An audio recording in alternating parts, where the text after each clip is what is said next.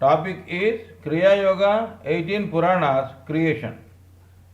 The purpose of Puranas, totaling 18, is to educate the sadhak about creation, incarnation and sadhana. Vyasa, the author himself, has said that the meaning and essence of all these 18 Puranas can be summed as Paropakaraya Punyaya Papaya Parapidanaya, meaning that the one who does the things with righteousness, selflessness, and for the good of others will get heaven. And the one who does his duties with unrighteousness, selfishness, and for the bad of others will lead to hell. The Puranas are not real. In ancient times, this was how the truths were narrated and taught by the learned ones to the needed tastefully. Even now, it is in vogue to create incentive for studies. Parents offer chocolates and sugar candy, etc. to children. Puranas are akin to this. Try to read between the lines to realize the wonderful spiritual truths behind the stories. The seers, that means the rishis, have foreseen that the Rakshasas, that is the negative minded people, may destroy the truths that are documented for the benefit of future generations. Hence, they have fabricated the stories in such a way that the real truths are hidden behind them. Only the real truth seekers only can understand the hidden truths behind these or those stories.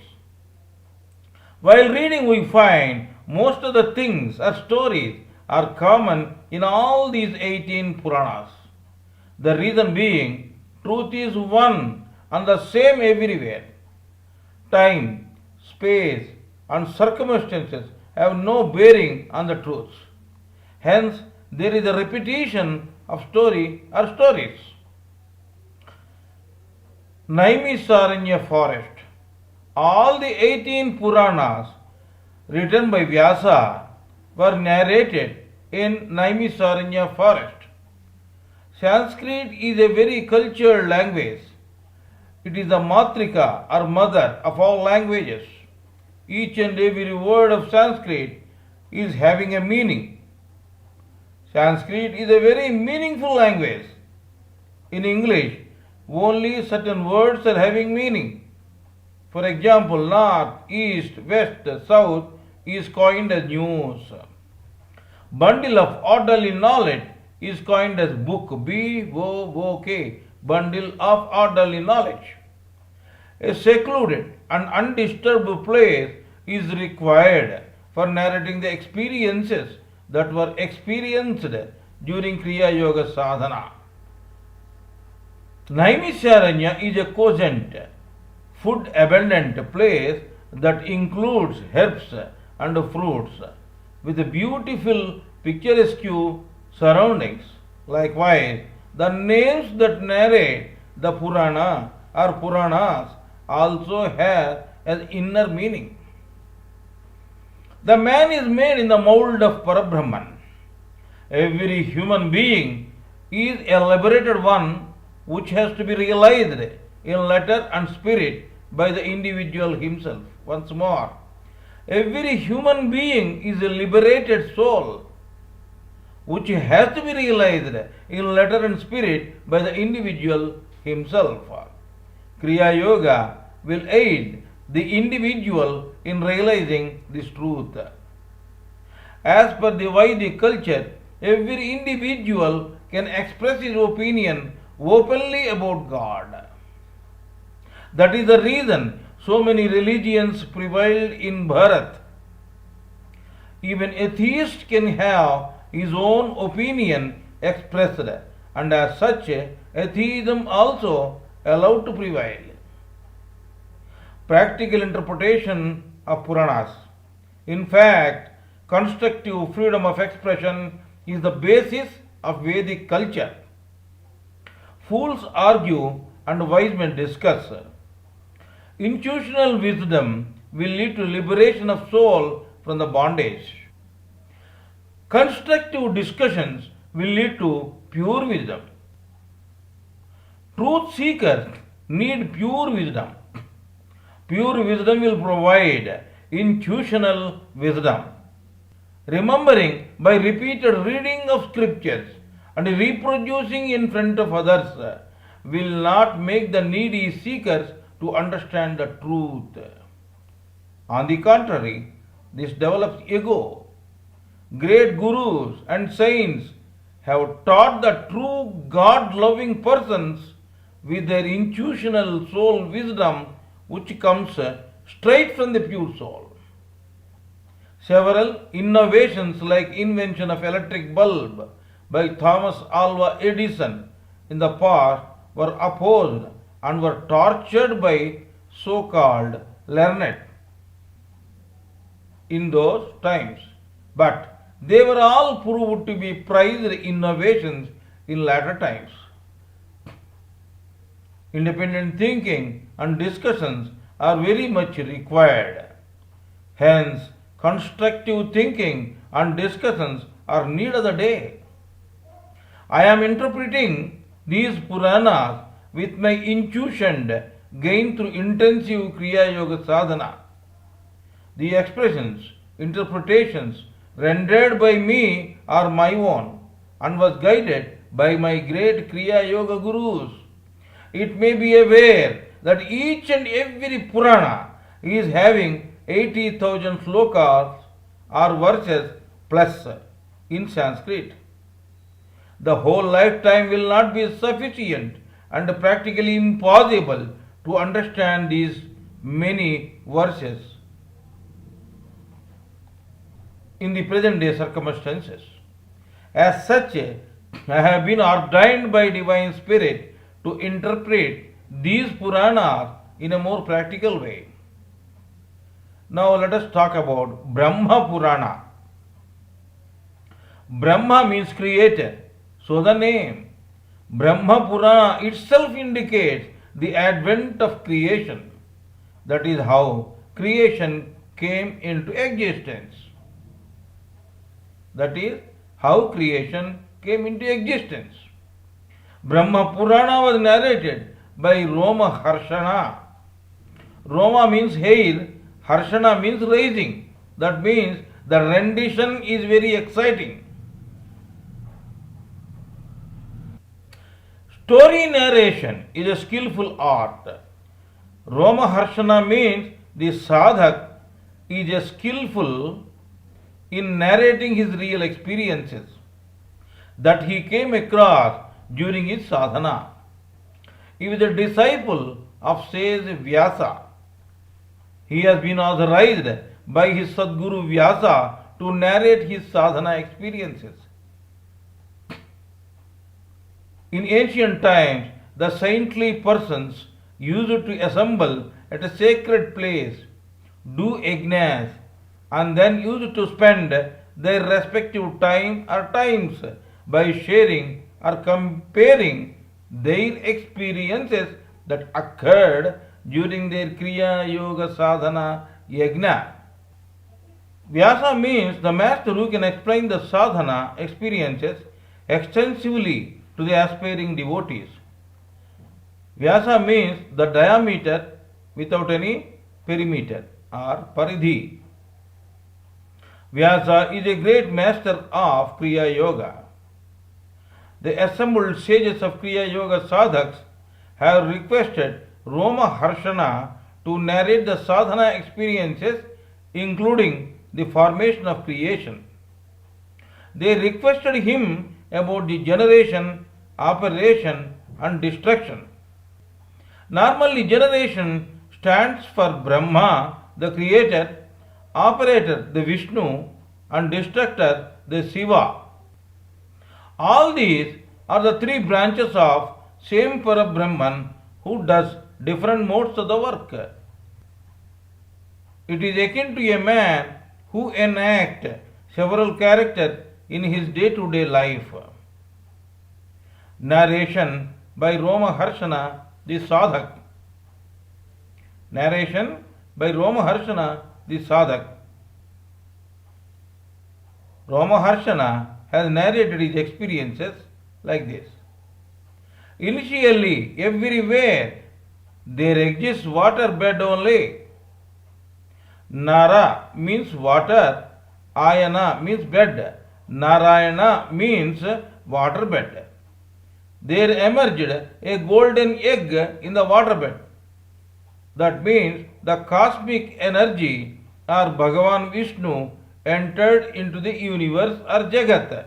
The golden egg was split into two parts. This indicates cell division. Cell division and cell multiplication is a must for creation of living beings. Protoplasm is the matter and the inherent life force is the parter which or who does the part or parts or living matter. Positive and negative forces are the first cell division. Positive and negative forces are the first cell division. These are heaven and the earth. Creation.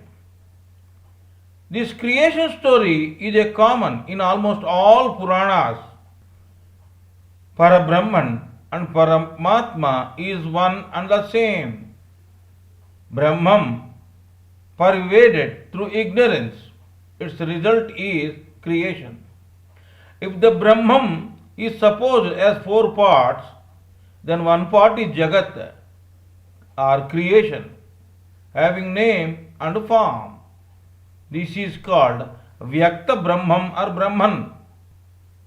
This is visible to the senses.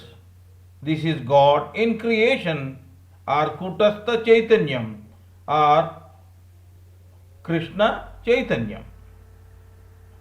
The remaining three parts of the Brahman is Avyakta Brahman or Nirakara or Avyakrita Brahman. This is not visible to the senses.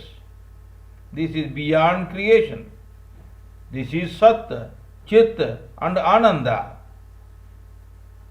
This Brahman is omnipotent, omnipresent and omniscient. This is ever energetic, ever conscious and ever blissful. This is truth, goodness and beauty. Atitam. Suppose you sat in a room. The room is in you as well as beyond you. This is called Atitam. But you cannot be beyond room.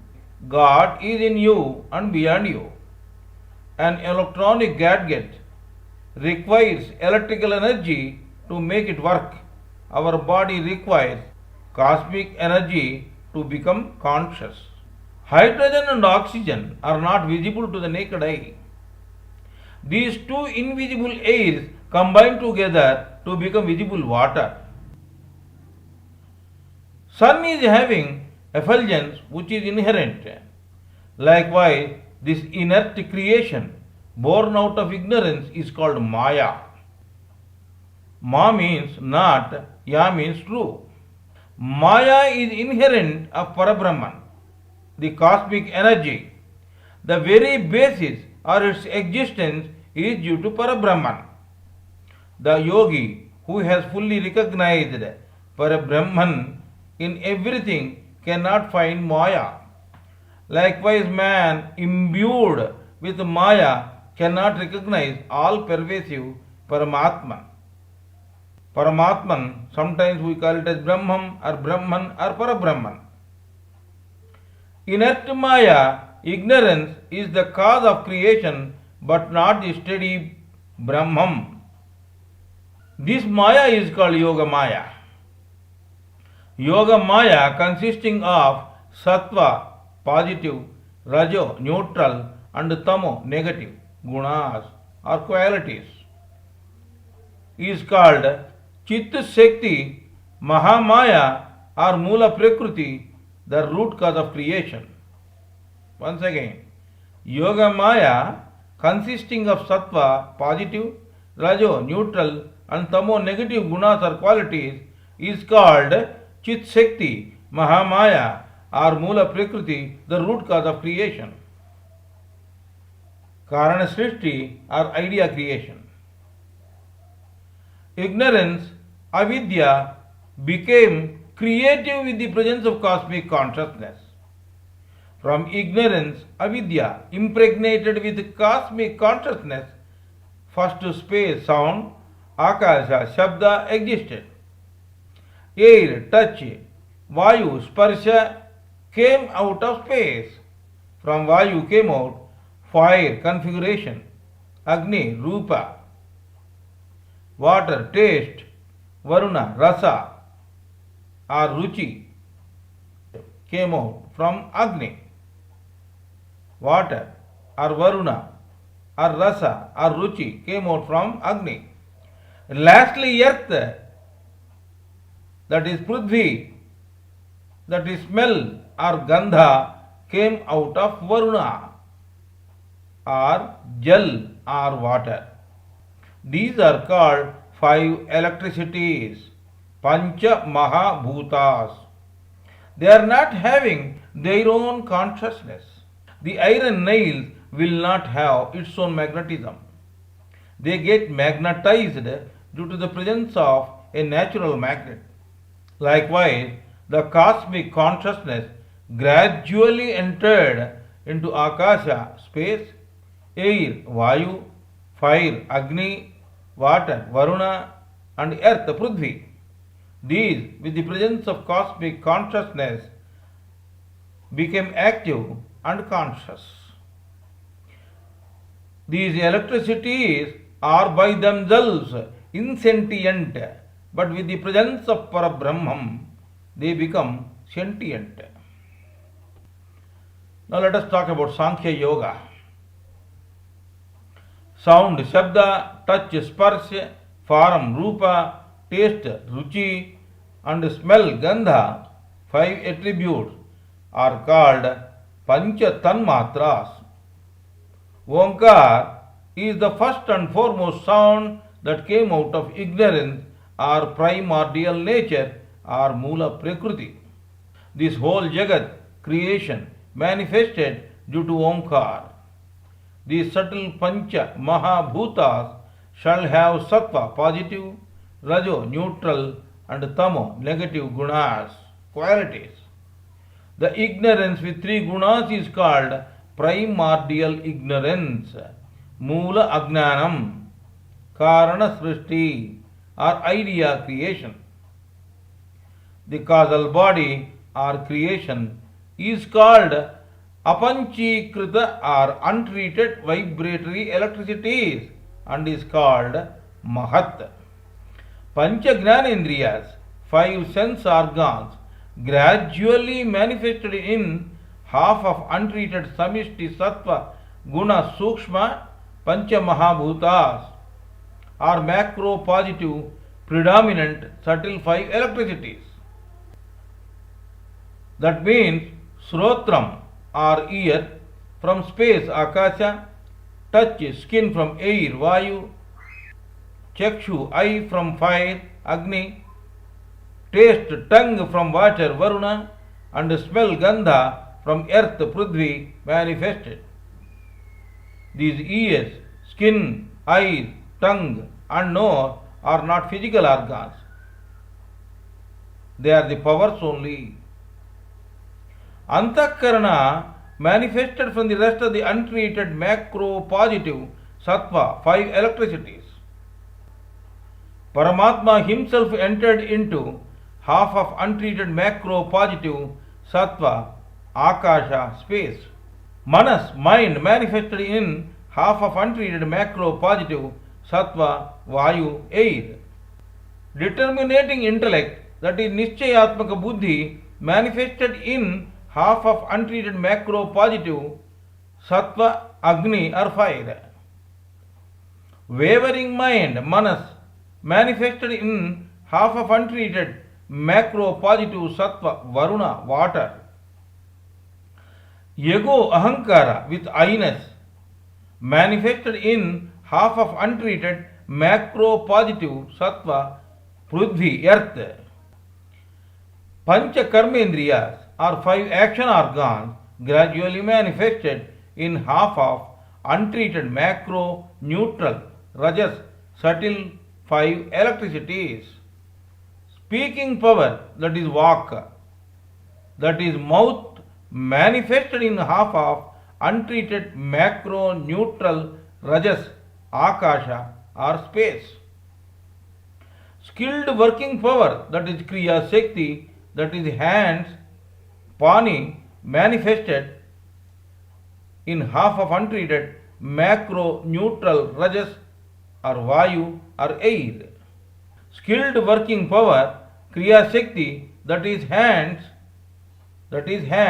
manifested in half of untreated macro neutral rajas, vayu or air.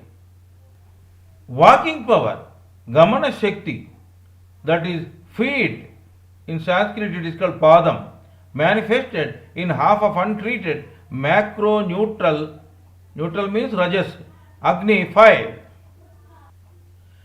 Eliminating power, visarjana shakti, that is payu in Sanskrit or anus, manifested in half of untreated macro neutral, that is rajas, varuna or water. Enjoying power, that is ananda shakti, that is phallus or lingam, manifested in half of untreated macro neutral, that is rajas, prithvi or earth. Mukhya prana, prime chief life force, manifested from the rest half of untreated subtle rajo guna, that is neutral, macro pancha mahabhutas, five electricities. Macro is called samishti in Sanskrit. Micro is called vyashti in Sanskrit. This chief life force is divided gradually into five pranas. This chief life force is divided gradually into five pranas, that is pancha pranas, because of the works it does. Pranavayu, location heart, manifested from untreated apanchikrita macro samishti neutral subtle akasha. From untreated, that is apanchikrita macro, that is samishti neutral subtle vayu, apana vayu, location anus, manifested. From untreated apanchikrita macro samishti neutral subtle agni, vyana vayu, location whole body, sarva sharira, manifested. From untreated, apanchīkrita, macro, that is samishti, neutral, subtle, varuna, udana vayu, location gullet, that is kanta, manifested. From untreated, apanchīkrita, macro, samishti, neutral, subtle, prithvi, samana vayu, location navel, nabhi, manifested. Ignorance, avidya, with its three qualities, sattva, rajo and tamo, that is positive, neutral and negative, and akasha, vayu, agni, varuna and prithvi together is called karana srushti or idea creation. From half of untreated positive predominant 5 electricities, antakarana is manifested. From the remaining positive predominant 5 electricities, sense organs manifested. These are not physical organs, they are powers only. From half of untreated neutral rajo guna predominant 5 electricities, sense organs are manifested. Once again, neutral is rajo guna and positive is sattva guna and negative is tamo guna. These are not physical organs. From half of untreated neutral rajo guna predominant 5 electricities, sense organs are manifested. These are not physical organs, they are powers only. From the remaining neutral rajo guna predominant 5 electricities, pancha pranas manifested. Subtle creation consists of 19 elements or tattvas. There are 5 sense organs, 5 organs of action, 5 pranas and 4 antakarana.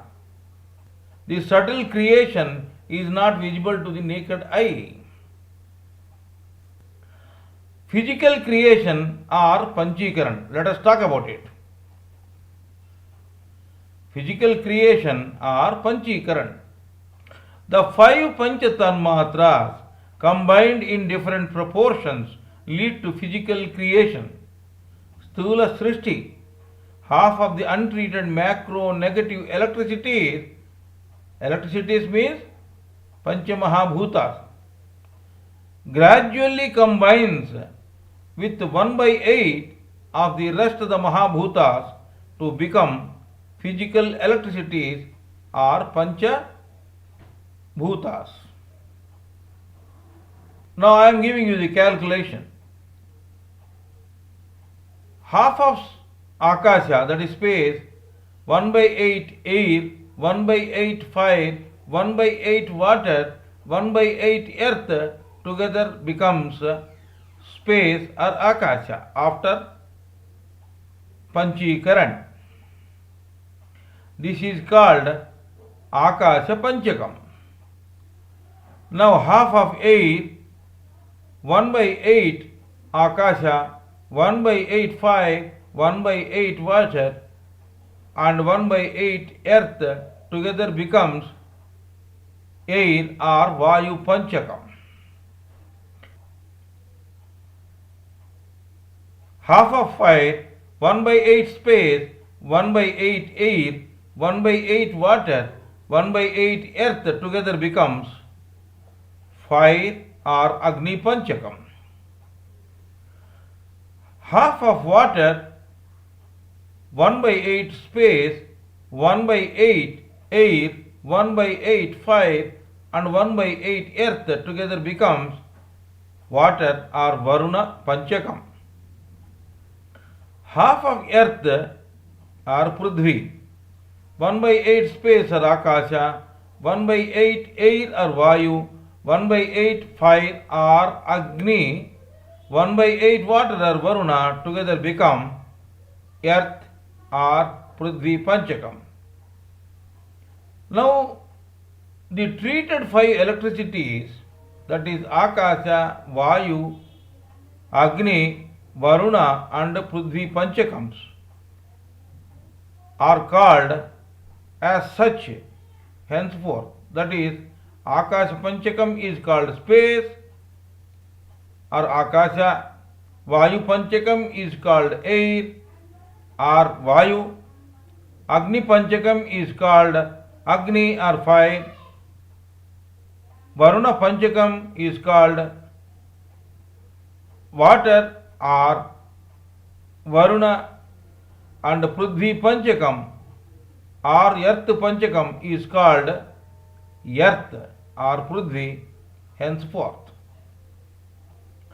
The positively predominant subtle five electricities is manifested from primordial ignorance, avidya, Mula Prakriti, with three qualities, that is gunas, sattva, positive, rajo, neutral, and tamo, negative. These positively predominant five electricities were each having only one attribute respectively. That is, positively predominant Akasha, space, had Shabda, sound, Vayu, air, and Sparsha, touch, Agni, fire, Rupa, configuration, Varuna, water, had Rasa, taste, and Prithvi, earth, had Gandha, smell. These Shabda, Sparsha, Rupa, Rasa, and Gandha are called Tanmatras, powers, but not fleshy organs that are visible to naked eye. The physical creation, Stula Srishti, is not like this. Physical Akasha had Shabda, that is sound. Physical Vayu had Shabda and Sparsha. Physical Agni had Shabda, Sparsha and Rupa. Physical Varuna had Shabda, Sparsha, Rupa and Rasa. Physical Prithvi had Shabda, Sparsha, Rupa, Rasa and Gandha. Akasha means space, Vayu means air, Agni means fire, Varuna or Jalam means water, and Prithvi means earth. Shabda is equal to sound, Sparsha is equal to touch, Rupa is equal to configuration, Rasa is equal to taste, and Gandha is equal to smell. Stula or Bhautika is equal to physical, Sukshma is equal to subtle, Karana is equal to idea, Chaitanyam is equal to consciousness. From these five physical electricities, the following manifested: Jarayu, animals with four legs; Andajam, the beings that come out of eggs like birds and crawling creatures like snakes, etc. Svedajam, that is mosquitoes, worms, etc. that come out of perspirations; and Udbijam, that is trees and plants that cannot move and confined to a fixed place. The physical Antakarana, consisting of Mano, that is mind, Buddhi, intellect, Chitta and Ahankara, ego. Chitta means feeling and Ahankara means ego, is manifested from physical five electricities called Akasha Panchakam. Akasha means space, Pancha means or Panchakam means five. Pancha or Panchakam means five. Stula, that is physical Pancha Pranas, from Stula Vayu, Panchakam. Stula Pancha Gnanendriyas, five physical sense organs, from Stula Agni Panchakam. Stula Pancha Tanmatras, five physical powers, from Stula Jala Panchakam. And last but not the least, Stula Pancha Karmendriyas, five physical organs of action, are manifested from Prithvi or Earth Panchakam. Paramatma or cosmic consciousness entered itself into half of Stula Akasha, space. Nothing is self-effulgent. They effulge due to the presence of cosmic consciousness. In the remaining half of Stula Akasha, that is space, number 1, Samishti Stula Ahankara, macro-physical ego; Samishti Stula Chittam, macro-physical feeling; Samishti Stula Buddhi, macro physical determinating intellect, and samishti stula manas, that is macro physical wavering mind with attractions and repulsions were manifested. Half samishti stula akasha, that is macro physical space, antakarana, cosmic consciousness or Paramatma Chaitanya entered into that. 1/8 physical space, that is Stula Akasha, plus 1/8 physical earth, that is Stula Prithvi, combined together in that physical and macro ego has formed Stula Samishti Ahankara. 1/8 physical Akasha plus 1/8 water Stula Varuna, they combine together in that Stula, that is physical macro or Samishti Chitta, that is feeling, entered. 1/8 physical Akasha plus 1/8 Stula Agni, that is physical fire, combined together in which physical macro intellect or Stula Samishti Buddhi entered. 1/8 physical Akasha plus 1/8 physical air, that is Stula Vayu, combined together in which physical macro mind, that is Stula Samishti Manas, entered. Physical is 5 pranas. Physical is 5 pranas. Half of Samishti Stula Vayu, macro physical air, is manifested as Samishti or macro Vyana Vayu. In the remaining half Stula Vayu, physical air, the rest of the Samishti, that is macro physical airs, Stula Samishti Samana, Udana, Apana and Prana, are manifested. Vyana is a catalyst for Prana and Apana Vayu to make them flow wherever required. Half Samishti Stula Vayu, that is macro physical air, Samishti Stula Vyana Vayu, that is macro physical, entered. 1/8 Stula Vayu plus 1/8 Stula Akasha combined together in which Samishti Stula, that is macro physical, Samana Vayu, entered. 1/8 Stula Vayu plus 1/8 Stula Agni combined together and they have given birth to Udana Vayu, Samishti Stula, macro physical Udana Vayu. 1/8 Stula Vayu plus 1/8 Stula Agni combined together Udana Vayu, Samishti Stula Udana Vayu or macro physical, entered into that. 1/8 Stula Vayu plus 1/8 Stula Varuna combined together to become a location for Samishti Stula, macro physical Prana Vayu. 1/8 Stula Vayu plus 1/8 Stula Prithvi combined together in which Samishti Stula or macro physical Apana Vayu is located. Physical Gnanendriyas, 5 sense organs. Half of Samishti Stula Agni, that is macro physical fire, is manifested as eye, seeing power, optical. In the remaining half Samishti Stula Agni, macro physical fire, the rest of the physical sense organs, Samishti Srotra, macro hearing power, auditory, Tvak, that is macro power of touch, Samishti Rasa, power of taste, and Samishti Grana, that is macro smelling or olfactory power. Half Stula Agni, macro physical fire, Samishti Stula Netram, that is physical eye, is located.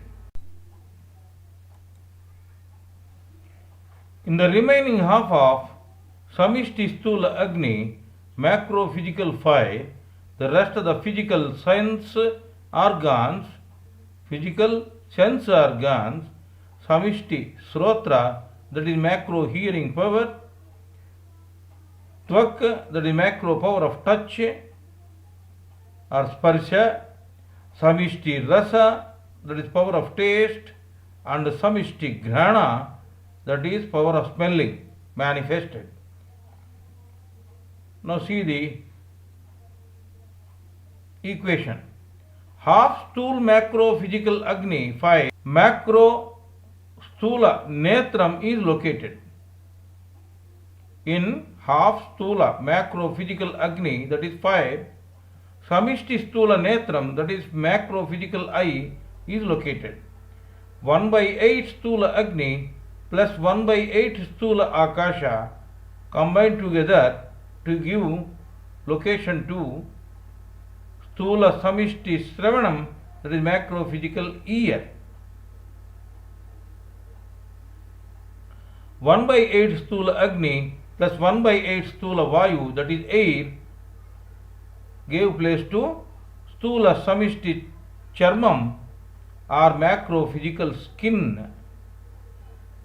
1/8 stula agni plus 1/8 stula varuna, that is water, stula became stula samishti jihva, that is macro physical tongue.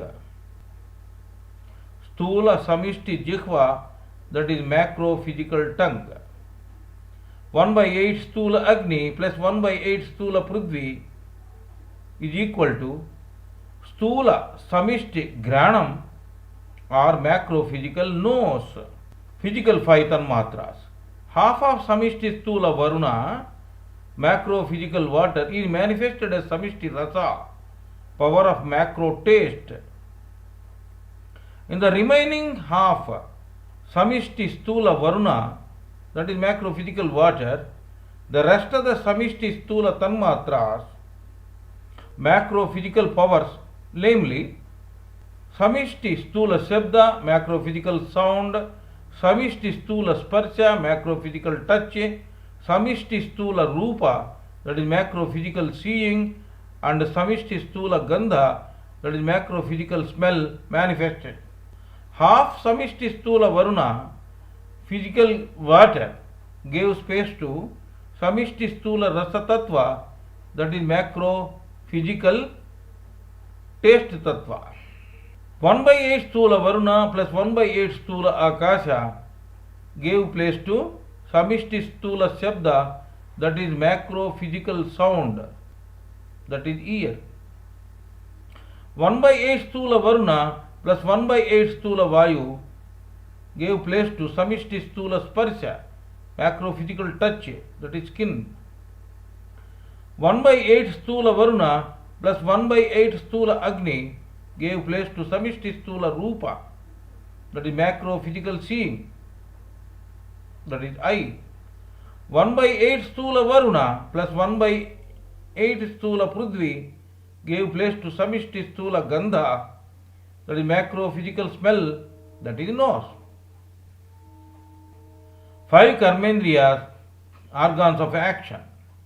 Half of samishti stula prithvi, macro physical earth, is manifested as stula samishti payu, that is macro physical anus, for excretion. In the remaining half samishti stula prithvi, that is macro physical earth, the rest of the karmendriyas, organs of action, namely stula samishti macro physical mouth or walk or talk, stula samishti pani, that is macro physical hands, manual skill or kriya shakti, stula samishti padam, that is macro physical feet, walk or gamana shakti, walk or gamana shakti, and stula samishti upastha or shishnam or lingam, macro physical phallus to procreate or ananda shakti manifested. Now see the equation. Half samishti stula prithvi, that is macro physical earth, gave place to stula samishti payu, that is macro physical anus, for excretion. 1/8 stula prithvi plus 1/8 stula akasha gave place to stula samishti macro physical mouth, talk, T-A-L-K, talk. In Sanskrit it is called walk. 1 by 8 Stula Prithvi plus 1 by 8 Stula Vayu gave place to Stula Samishti Pani or macro physical hands or manual skill. 1 by 8 Stula Prithvi plus 1 by 8 Stula Agni gave place to 1 by 8 Stula Prithvi plus 1 by 8 Stula Agni gave place to Stula Samishti Padam, macro physical feet or walk. 1 by 8 Stula Prithvi plus 1 by 8 Stula Varuna gave place to Stula Samishti Upastha or Sisinam, macro physical phallus for procreation or Ananda Shakti. The physical creation consists of 24 elements, tattvas. There are 5 sense organs or Jnanendriyas, 5 organs of action or Karmendriyas, 5 pranas, that is prana, apana, vyana, samana, udana, 5 tanmatras, powers, and 4 antakarana, mano, buddhi, chitta, ahankara. The consciousness or energy that comes out of Parabrahman is termed as Sri Krishna consciousness or the God in creation. The God in creation has divided itself into 6 types of consciousness. These 6 consciousnesses and Sri Krishna consciousness, totaling 7 consciousnesses, are not to be seen with ordinary eye.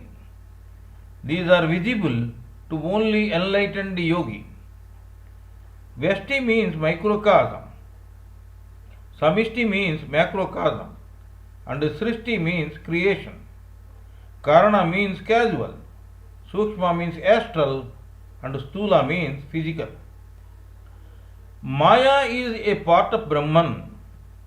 The rest 3 parts are Nirguna Parabrahman. Maharshyas Sapta Purve Chatvaro Manavastada Madbhava Manasa Jata Yesham Loka Ima Praja. Gita 10:16, 10th chapter, 6th sloka. The 7 great rishis are the progenitors of the mankind. The primeval 4 of Sanaka, Sananda, etc., 14 Manus with their godly qualities are born of my thought. That's what Sri Krishna Paramatma has said in Gita. The whole creation is manifested because of the presence of Sat, Parabrahman, which is beyond the creation. From Sat only the God in creation manifested. This is nothing but omnipotent, pure consciousness of Parabrahman. This only is manifested as Kutastha Chaitanya, Krishna consciousness, Mahaprakriti, and its 6 different consciousnesses, namely Samishti, Karana, that is macro idea, Vyashti, Karana, that is micro idea, Samishti Sukshma or macro subtle, Vyashti Sukshma, that is micro subtle, Samishti Stula or macro physical, and Vyashti Stula, that is micro physical. Sapta Maharshis, Mahaprakriti, and all the above 6 consciousnesses together are called Sapta Rishis. They are named as Marichi, Atri, Angirasa, Pulaha, Kratu, Pulastya, and Vasishta. Sanaka, Sananda, Sanatana, and Sanat Kumara are the mental offsprings or feelings from Brahma, the generator part. From them came out pure constructive Mahaprakriti or Parabrahman. Sanaka, the first and foremost. Sananda, the one with happiness. Sanatana, eternal. Sanat Kumara, ever youthful. These four mentally conceived children produced by the acting Brahma, which or who is within the purview of Parabrahman with his mere power of will. They are pure and innocent. They have not shown any inclination for offspring. This is something like marriage part is over, but it is not consummated. But the combination of eternally happy Paramatma and the happiness inherent in Mahaprakriti lead to three gunas. These three gunas are like stilled water in a lake where one can clearly behold his face. Rajoguna is having a catalyst quality of moving or vibrating, or can move or vibrate. This has made the stilled sattva existent and tamo destruction gunas also to move and vibrate. Rajoguna with its vibratory quality has become of creation, and hence it is called Brahma, the creator. The existence quality of sattva is Vishnu. Now to continue with the process of creation, the generator part gave birth to X chromosomes and Y chromosomes. Every human being, whether male or female, contains both X chromosomes and Y chromosomes. A chromosome is either an X or a Y. When an X chromosome and a Y chromosome combine to form a pair, the resulting sex of the baby is male. The female's eggs contain an X chromosome. However, the male's sperm can contain either an X or a Y chromosome. Therefore, the individual sperm cell that reaches the egg first to fertilize it will determine the sex of the embryo. If two X chromosomes combine, the sex is female. The Y chromosome contains specific DNA that give instructions for the male characteristics and physical features. This is how the generator continued his creation process with the medium X chromosomes and Y chromosomes. The male's sperm can contain either an X or a Y chromosome. This is known as Swayambhuva, the one who or which itself can create. Man or Manu is Swayambhuva. The female's X contain an X chromosome. The sexual temperament of female is 7 times higher than that of male, and hence she is called Satrupa. More about creation. All 18 Puranas invariably mention about creation story as such the names of Brahma, creator, creation or Srushti, Vishnu, operator, existence or Sthiti, and Maheshwara, destructor, destruction or Laya, are often rolled up. Prachetas means pure consciousness, and Marisha, beautiful wife or desires. Prachetas means pure consciousness, and Marisha, beautiful wife or desires.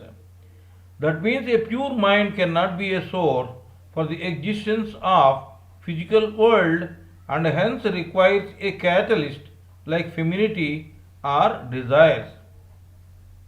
Then the offspring Daksha was born to continue the task of running the physical world. Later on, Daksha came to be known as Prajapati. Praja means subjects or people. Pati means its originator or master. Later on, several Prajapatis or masters were born. Hence, the father of each family is Daksha and his wife is Marishi.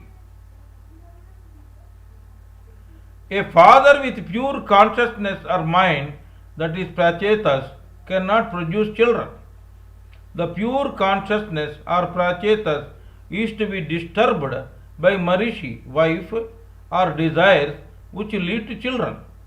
So the first Daksha was created by acting or working Brahma, the creator. Several followed this Daksha later on. 100 kilometers distance also is to be started with a first step, and the other several steps follow to accomplish the journey. In fact, working Brahma is nothing but mind only. Mind only creates everything. If the offspring is like Dhruva, then he will not have any inclination towards mundane world. Even if he does live in this world, he will rule this without any attachment. He will shine like a pole star. Manvantaras. A Manvantara is an era. There are 4 smaller eras or eons or yugas, and their names are Satya or Krita Yuga, Treta Yuga, Dwapara Yuga, and Kali Yuga. Each cycle of Satya Yuga, Treta Yuga, Dwapara Yuga, and Kali Yuga is called a Mahayuga. 71 Mahayugas constitute a Manvantara, and 14 Manvantaras constitute a cycle or Kalpa. One Kalpa is one of Brahma's days, and the universe is destroyed at the end of a Kalpa. Each Manvantara is ruled over by a Manu.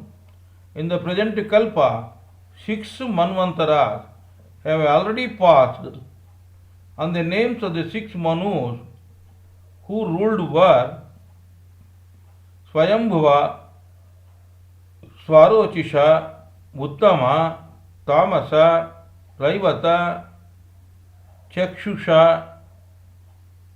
The name of the 7th Manu who rules over the 7th Manvantara of the present Kalpa is Vaivasvata. The titles of the 7 great sages, Sapta Rishis, as well as the title of Indra change from Manvantara to another Manvantara. Manus are 14. They are Swayambhuva, Swarochisha, Autami, Tamasa,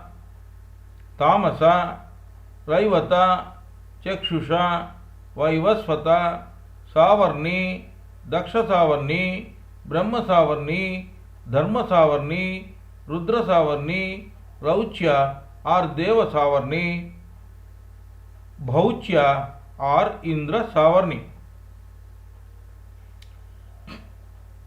Each Manu is the first citizen, Adi Purusha, of each Manvantaram, the time period of Manu. After each Manvantaram, that is the completion of one Manu time period, there will be a dissolution. After completion of this dissolution, Pralay or deluge, it will usher to the next Manvantaram of another Manu. Presently, the Vaivasvata Manvantaram, the time period of 7th Manu Vaivasvata is running. Vaivasvata means effulgence, Manu means mind. The gods also change. In the present Vaivasvata Manvantara, the 7 great sages are Atri, Vasishta, Kashyapa, Gautama, Bharadvaja, Vishwamitra and Jamadagni. The gods now are the Sadhyas, the Rudras, the Vishwadevas, the Vasus, the Marus, the Adityas and the 2 Ashwinis. Sadhyas means the ones who can do. Rudras means 5 organs of action or Karmendriyas, 5 sense organs or Gyanendriyas and mind, total 11. Vishwadevas means the positive forces that stay in the body. Vasu means energy. 2 Ashwinis means Ida and Pingala subtle nadis. Marus means the 49 marus in the body. Adityas means 12 effulgent beings. Akasha is the source of Shabda. Vayu is the source of Sparsha and Shabda. Agni is the source of Rupa, Sparsha and Shabda. Varuna is the source of Rasa, Rupa, Sparsha and Shabda. Prudhi is the source of Gandha, Rasa, Rupa, Sparsha and Shabda. Gandha, smell, Rasa, taste, Rupa, form, Sparsha, touch and Shabda, sound are nothing but different spandanas or vibrations or frequencies. Om is the source of all these vibrations or frequencies. This Om is called Sukshma Prana Shakti or subtle life force or Mukhya Prana. This Sukshma Prana Shakti or subtle life force, that is Om, will be manifesting as a Prana Shakti after entering the human body. This life force is called Prana, Apana, Vyana, Samana and Udana as per its works at different places in the body. All these along with Mukhya Prana or life force is further manifested as 50 sub-airs or maruts. Marut means air. Each marut shall be doing a particular function in the body. 50 Sanskrit aksharas, alphabets, are nothing but these 50 marus or airs only. It is to be noted, by chanting these respective letters of each chakra shall remove the adverse effects or negative energies. When a mobile cell is dead, then we recharge the battery. The cell will start functioning healthily. So chanting these aksharas will make the battery to function healthily. Lahiri Mahashaya has given the functioning of each and every air in the respective chakras. Remember that all the other chakras are unipolar chakras, no negative and positive. Agna chakra is like a shaft. This chakra is the only bipolar chakra having negative and positive ends. That is the reason this Agna chakra is having two aksharas, namely Ha and Ksha. But these two aksharas are to be considered as one akshara only. That is the reason Agna negative chakra and Agna positive chakra are not two chakras. Both together are called Agna chakra. Hence the total Agna chakra together is having two petals. Ha is at negative, that is medulla center, through which the cosmic energy or consciousness enters to working creation. The other positive end is Sha akshar, through which this consciousness reaches the Sahasrara chakra, which is a reservoir. That is the reason Om is called Mukhya Prana Shakti. Alphabet is not the equivalent word or letter for akshara. There are no equivalent words that express Sanskrit aksharas in English. Mooladhara 4 aksharas, Swadhisthana 6 aksharas, Manipura 10 aksharas, Anahata 12 aksharas, Visuddha 16 aksharas, Agna Chakra or Kutastha 2 aksharas, total 50 aksharas. Om is the main akshara, so we can vibrate that chakra in center and around by chanting those many times of those aksharas of that chakra and the center syllable of that chakra. For example, Mooladhara chakra is having 4 aksharas: Va, Se, Sha, Sa. The center syllable is Lam. So chant Lam 4 times plus Va, Se, Sha, Sa 4 times. Sukshma Prana Shakti or subtle life force or Mukhya Prana, he is having consciousness and energy both. It enters through medulla center and through Kutastha, the place between the eyebrows in the forehead reaches Sahasrara Chakra.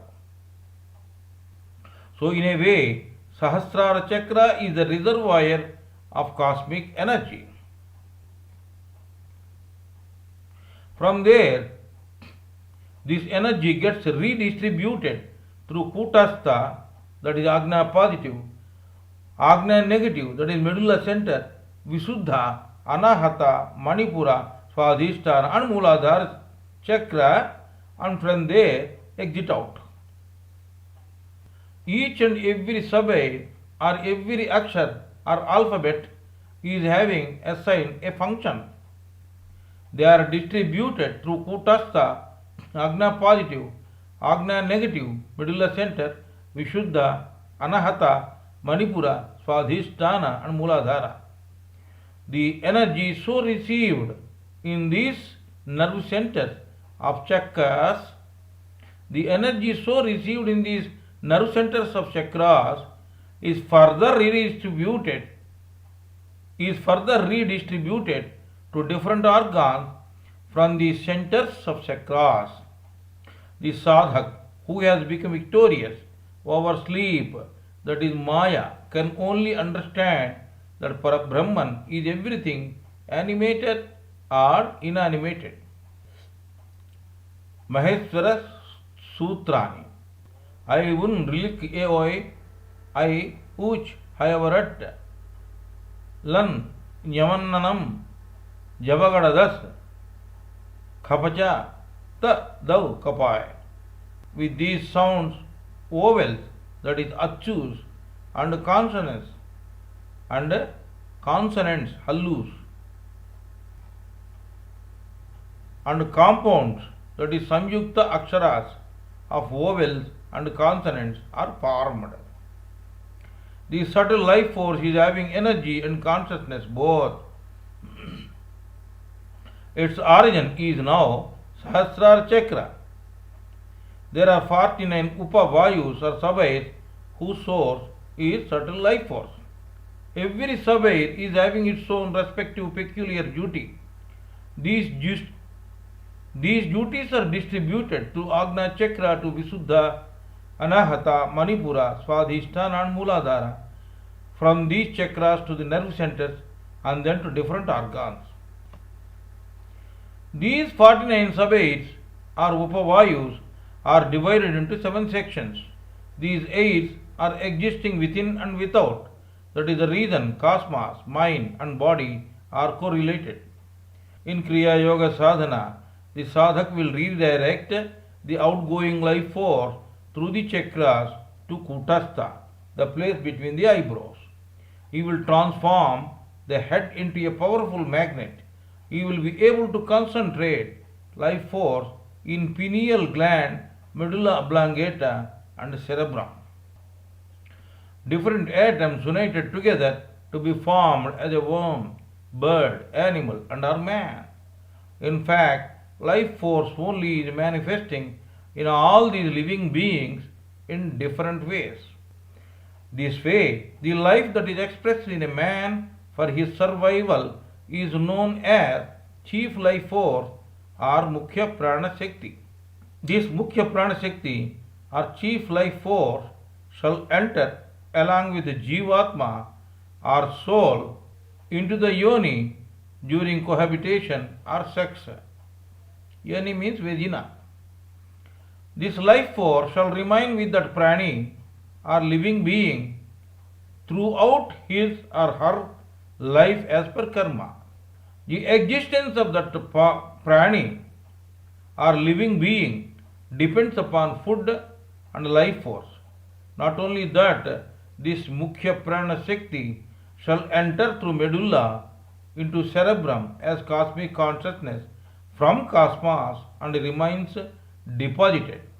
From there it is redistributed to different chakras or plexus as per their respective needs. This life force shall get or be christened with different names as per the function or functioning. 5 pranas. Prana is crystallization, Apanavayu for elimination, Vyana Vayu for circulation, Samara Vayu for assimilation, and Udana Vayu for metabolism. Pranavayu protects the decay of the body.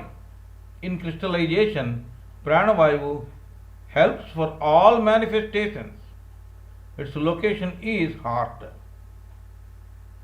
Vyanavayu protects the body from anemia and low and high blood pressures.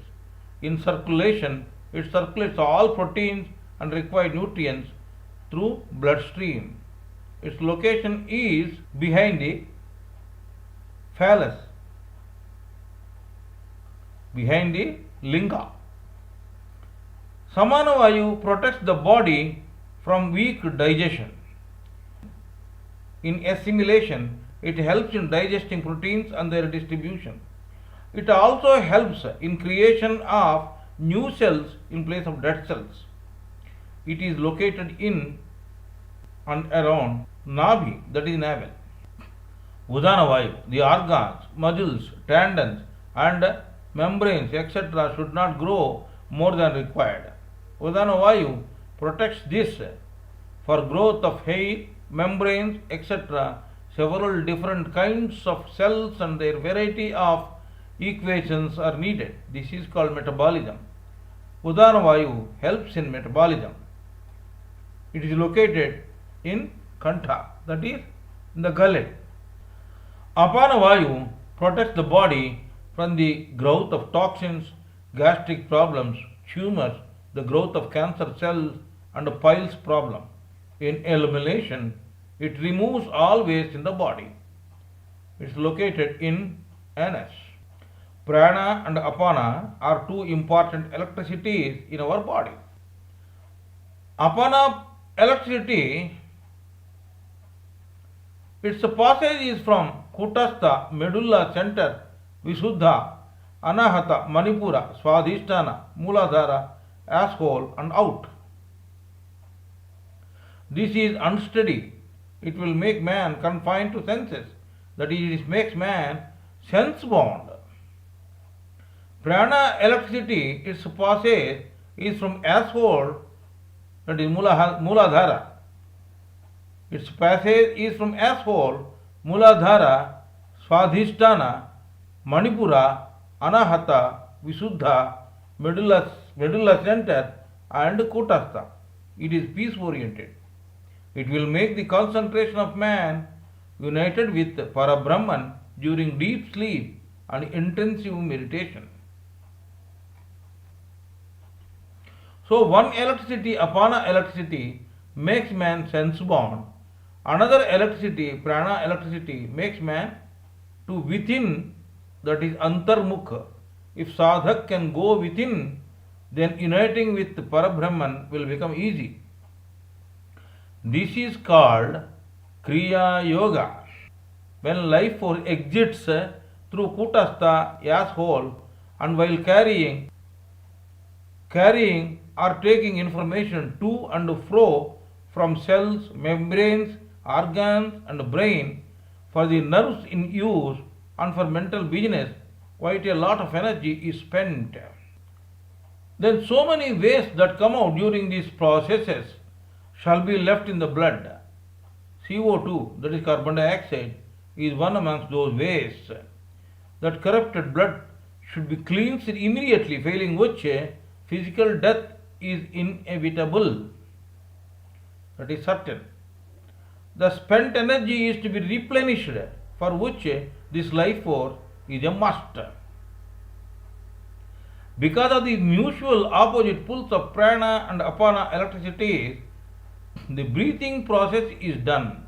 When life force is taken into the lungs, then the oxygen in the life force shall remove or oxidize carbon dioxide in the blood immediately. This is called breathing process. It will take longer time to cleanse the solids and liquids in the stomach. Again here also, the cleansed energy is pumped into the cells is through life force only. This cleansed energy shall be replenishing the energy in all the chakras, kutastha and cerebrum. The remaining energy shall be carried to all the body parts. There, these 5 electricities shall be utilizing that energy in a required manner. The sadhak, who has become victorious over sleep, that is Maya, can only understand that Parabrahman is everything animated or inanimated. Adityanam aham Vishnu, Jyotisham Ravi Ansuman, Marichir Marutam Asmi, Nakshatranam aham Sesi. Gita 10:21. Among the Adityas, 12 effulgence beings, I am Vishnu. Among luminaries, I am the radiating sun. Among the Maruts, that is 49 wind gods, I am Marichi. Among heavenly bodies, I am the moon. The whole cosmos is emerged out of cosmic consciousness only. Devatas means wonderful subtle forces, and Asuras means the most harmful subtle forces. Both of them cannot know him. Devatas means one who is having subtle and idea body but no physical body. He is man of virtue or virtuous bodies. 5 Panchat Maha Tattvas. 5 Pancha Mahatattvas, air, Vayu, fire, water, and earth are also called Devatas. They are the ones who help the beings for nourishment, etc. Asuras means one who is having subtle and idea body but no physical body. Mesha, Aries, Vrishabha, Taurus, Mithuna, Gemini, Kataka, Cancer, Simha, Leo, Kanya, Virgo, Tula, Libra, Vrishchikam, Scorpio, Dhanush, that is Sagittarius, Makara, Capricorn, Kumbha, Aquarius, and Meena, Pisces are 12 Rashis in ascending order. 12 Adityas. Sun travels at the rate of 1 month in each and every Rashi or sign of zodiac. This travelling of Sun in each and every Rashi is called Sankramanam. This way, Sun will have 12 Sankramanams in 1 year. These 12 Sankramanams are 12 different effulgences or 12 different forms of Aditya. They are described as 12 Adityas. They are the sons of Aditi, the cosmic energy.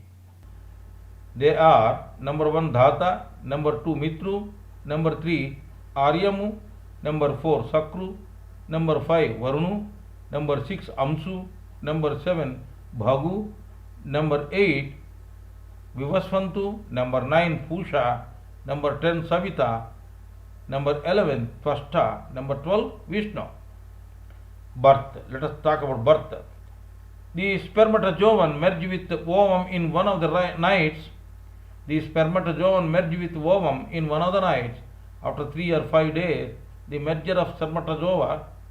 After 3 or 5 days, the merger of spermatozoa and ovum leads to zygote. After 10 days, the zygote looks like an egg. After 30 days, the Akasha Tattva, that is sound, that is ears, will be formed. After the completion of 2nd month, Vayu Tattva, that is touch, that is the whole body will be formed. After the completion of 3rd month, the Agni Tattva, that is sight, that is the eyes will be formed. After the completion of 4th month, the Varuna Tattva, that is taste, that is the tongue will be formed. After the completion of 5th month, the Prithvi Tattva, that is smell, that is the nose will be formed. In 6th month, the soul enters the fetus. This fetus will have a protective covering that will insulate it from the pungent acids in the stomach of the mother. The fetus shall be breathing through the mother till the soul enters the fetus. So the baby in the womb shall depend on its mother's breath for its sustenance. So the baby in the womb shall depend on its mother's breath for its sustenance. along with the soul enters life force, subtle and causal bodies, results of karma, vasanas, that is unfulfilled desires, etc. also enter photos in the 7th month. In 8th and 9th month, the photos will have the knowledge or memory of past births. The photos has its face or head upside down.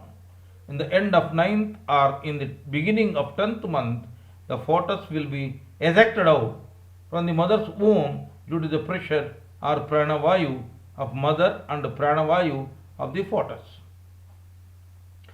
7 dvipas are islands. The following 7 dvipas mentioned in the Brahma Purana in fact pertain to 7 chakras.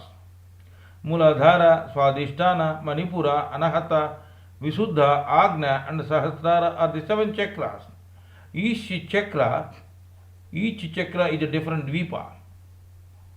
The Kriya Yoga sadhak come across several experiences when his awakened Kundalini touches the respective chakras. Each type of experience is different from the previous one. There are 7 dvipas or islands mentioned in this Brahma Purana. They are number 1 Jambu, number 2 Plaksha, number 3 Salmali, number 4 Kusha, number 5 Krauncha, number 6 Shaka, and number 7 Pushkara. Now let us talk about number 1, Jambu Dvipa or island. Jambu is the center dvipa or island of all these dvipas. Jambu is surrounded by salt water on all sides. 1 lakh yojanas is its area. 1 yojanam is equal to 8 miles or 12.18 kilometers. This island is divided into 9 khandas or parts, namely Indra, Kaseru, Tamra, Gavastimat, Naga, Saumya, Gandharva, Varuna and Bharata. Bharata is a peninsula surrounded by salt water on 3 sides and adorned with Himalayan mountains on the north side. This Bharata or this Bharat peninsula contains Ganga, Yamuna, Saraswati, Sindhu, Godavari, Narmada, Krishnaveni, Kaveri, Kritamala or Tamrapani, Tamraparni, etc. In this birth varsha, some will be satisfying the positive forces with yajnas, kriya yoga or sacrifices. People do charity works. The soul will enter into the house of man due to the result of good work. Bharat is called Karma Bhumi. Number 2, Plaksha Dvipa. This also is surrounded by salt water on all sides. 2 lakh yojanas is its area. They don't suffer from mental agonies and diseases. There is no time dimension here. Medha Tidhi is the first king. Medha Tidhi means dharana or concentration. What is meditation? Becoming one with soul. It means banishing the consciousness of being related to the body and to human limitations and trying to remember that one is a soul. Shantamaya, Shashira, Sukhodaya, Ananda, Shiva, Kshemaka and Dhruva are his sons. That means peace, coolness, happiness, auspicious, safety and pole star. Number 3, Salmali Dvipa. Its ruler is Veera, the warrior. That is the sadhaka.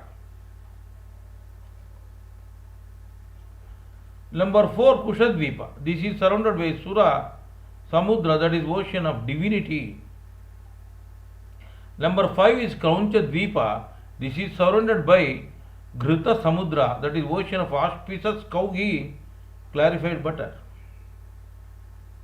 Number 6, Shaka Dvipa. The dwellers of this Dvipa will be quite energetic. They will not have idleness, inertness, and diseases. They will have bodies shining with sunlight.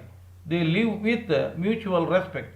Here the people do not aware of injustice, misery, and disease. They live with eternal happiness.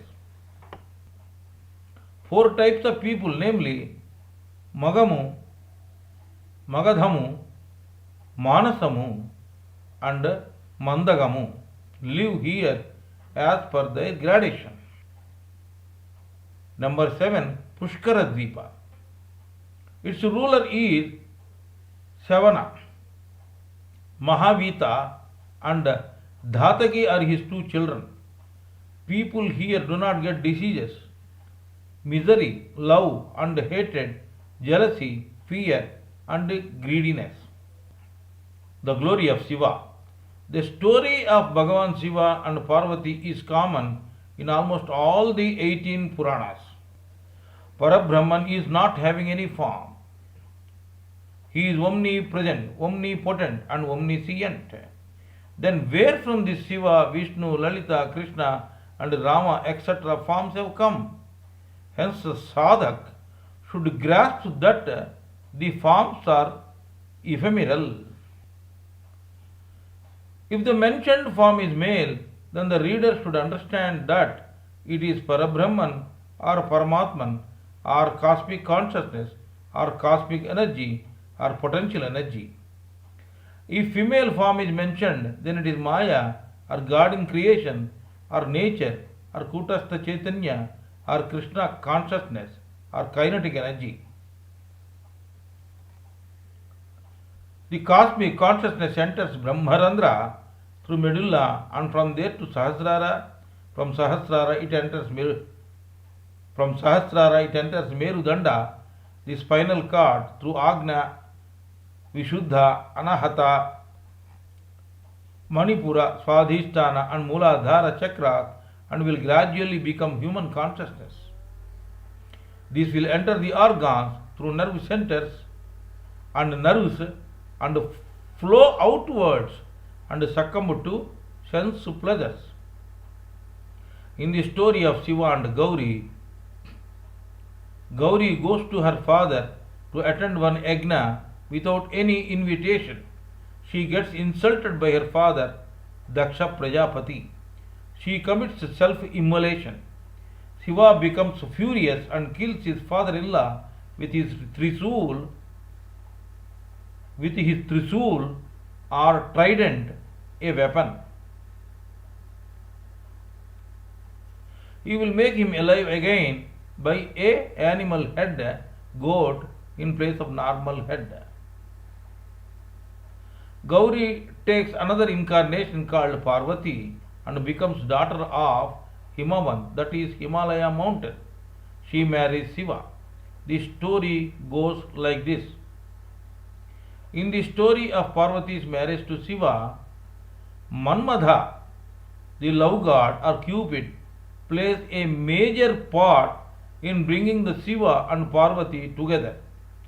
Shiva in the beginning does not want his penance to be disturbed, so he gets annoyed on Cupid and burns him. On request of Cupid's wife, Rati, Lord Shiva makes him alive again. On request of Cupid's wife, that is Manmada's wife, that is Rati, Lord Shiva makes him alive again with the condition that Cupid will not have any form in future. The inner meaning is as follows. Daksha, the sadhak, became egoistic. So his sattvic or positive nature, that is Gauri, becomes the victim and dies. The tamasic or negative nature becomes predominant in the sadhak. It is akin to wearing a face of animal. After a while, the sadhak realizes and again does continue his sadhana. He wanted to go beyond all these three gunas: tamasic, negative; rajasic, neutral; and sattvic, positive. The sattvic nature is called Parvati. This also is a part and parcel of Maya. Maya always tries to confine the sadhak to nature. He will not get liberated without going beyond all these three gunas.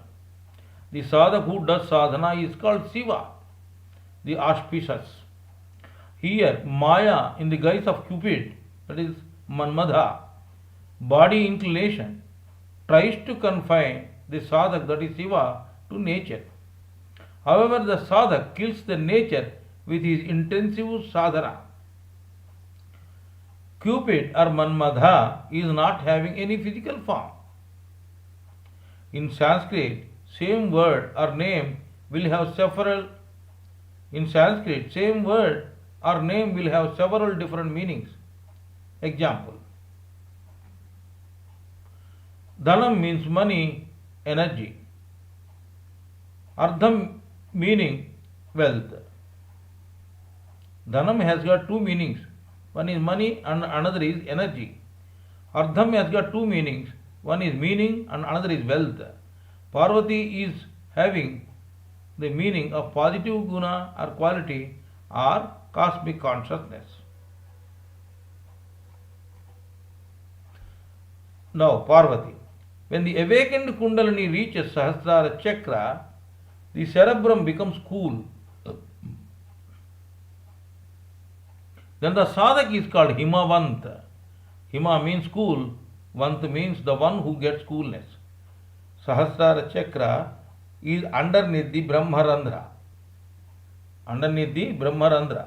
Then the cosmic energy or Parashakti or Paravati, that is Parvati, is born.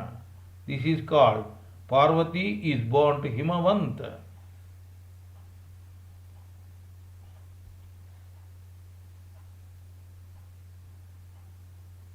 Krishna and his stories narrated in this Puran or epic are also common in several other Puranas. The Sankhya Yoga narrated in this Puran or epic is also common in several other Puranas. Jai Guru.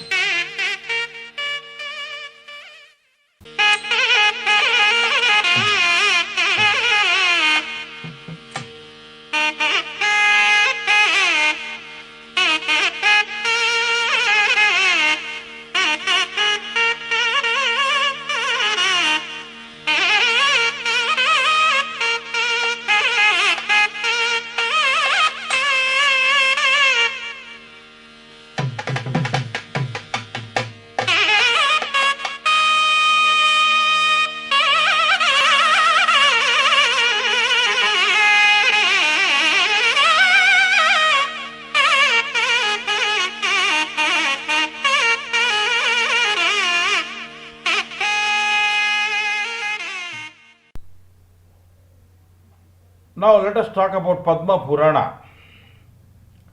Padma means lotus.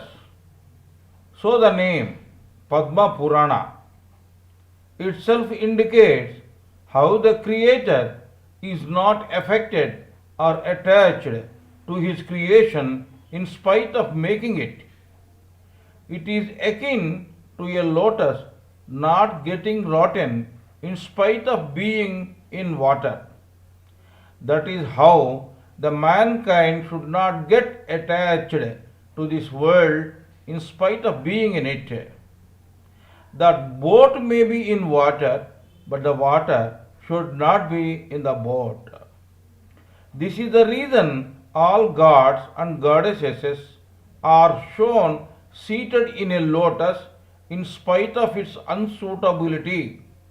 In fact, a lotus is so tender and it cannot be sufficient or proper for sitting. Tripura Asura Samharam, killing of demon Tripura. The story is as follows. There was a demon called Banasura. He had obtained an auspicious Tribhuvaneswara Lingam. He had 3 revolving towns roaming in the space like aeroplanes. Banasura was a ferocious demon and was destroying the sacrifices or yajnas and penances that were being performed by the sages or the ancient rishis. He was being protected by the meditation that was done by his consorts. Lord Shiva has directed Narada to divert the attention of his wives from meditation so that he can be killed. Then Shiva has killed the 3 towns of Banasura by making Meru as his bow, Vishnu as his arrow, and Brahma as his charioteer. The internal meaning is killing of 3 bodies, namely causal, astral and physical bodies within the sadhak. Then the sadhak will get liberated. 4 things will play a great part in sadhana. They are mind, breath, sperm and life force. Cosmic consciousness, thoughts, effulgence, life force, electrons, protons, molecules, nature, earth, man. This is the chain. Transformation of food into semen. Transformation of food into semen. The food will take 7 changes to become semen ultimately. Number 1, food. Number 2, blood. Number 3, flesh. Number 4, nerves. Number 5, bones. Number 6, bone marrow. And number 7, semen. Food takes 15 or fortnight days to transform into blood. The blood will take 27 days to become useful blood. That is why there are 27 asterisks or stars or nakshatras. This blood takes 41 days to transform into flesh. For a mantra siddhi, 41 days are required. Flesh takes 52 days to transform into nerves. There are 52 Sanskrit aksharas or alphabets. Nerves take 64 days to transform into bones. There are 64 types of arts. Bones take 84 days to transform into bone marrow. There are 84 types of living beings. 84 lakhs are there. Types of living beings are 84 lakhs. Bone marrow take 96 days. Bone marrow takes 96 days to transform into semen. This body is made of 96 elements or ideas as per Sankhya Shastra. Semen takes 108 days to transform into Ojas Shakti. Hindu Ashtottara Satanamavali is having 108 names. There are 72,000 subtle nadis exist in human body. Amongst them, 3 subtle nadis, Ida, Pingala and Sushumna are very important. Inside Sushumna, Sukshma Nadi exists Vajra Nadi. Inside Vajra Nadi, Chitra Nadi exists. Inside this Chitra Sukshma Nadi exists Brahma Sukshma Nadi. Sukshma means subtle. Ida subtle Nadi exists on the left side of spinal cord. Pingala Sukshma Nadi exists on the right side of spinal cord and in the middle spinal cord Sushumna Sukshma Nadi exists. These 3 nadis travel up to Kutastha, the space between the 2 eyebrows. Together from Mooladhara chakra underneath the anus. Ida and Pingala halt at Kutastha.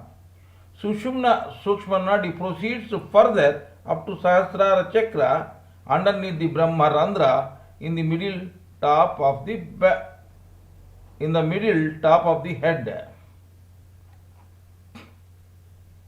The Kundalini illusion is the individualized Maya or delusion. It is called Draupadi in Mahabharata, Sita in Ramayana and Padmavati in Sri Tirupati Venkateswara Swami Charitra or Balaji Charitra. Kundalini, the outgoing life force, is like a snake.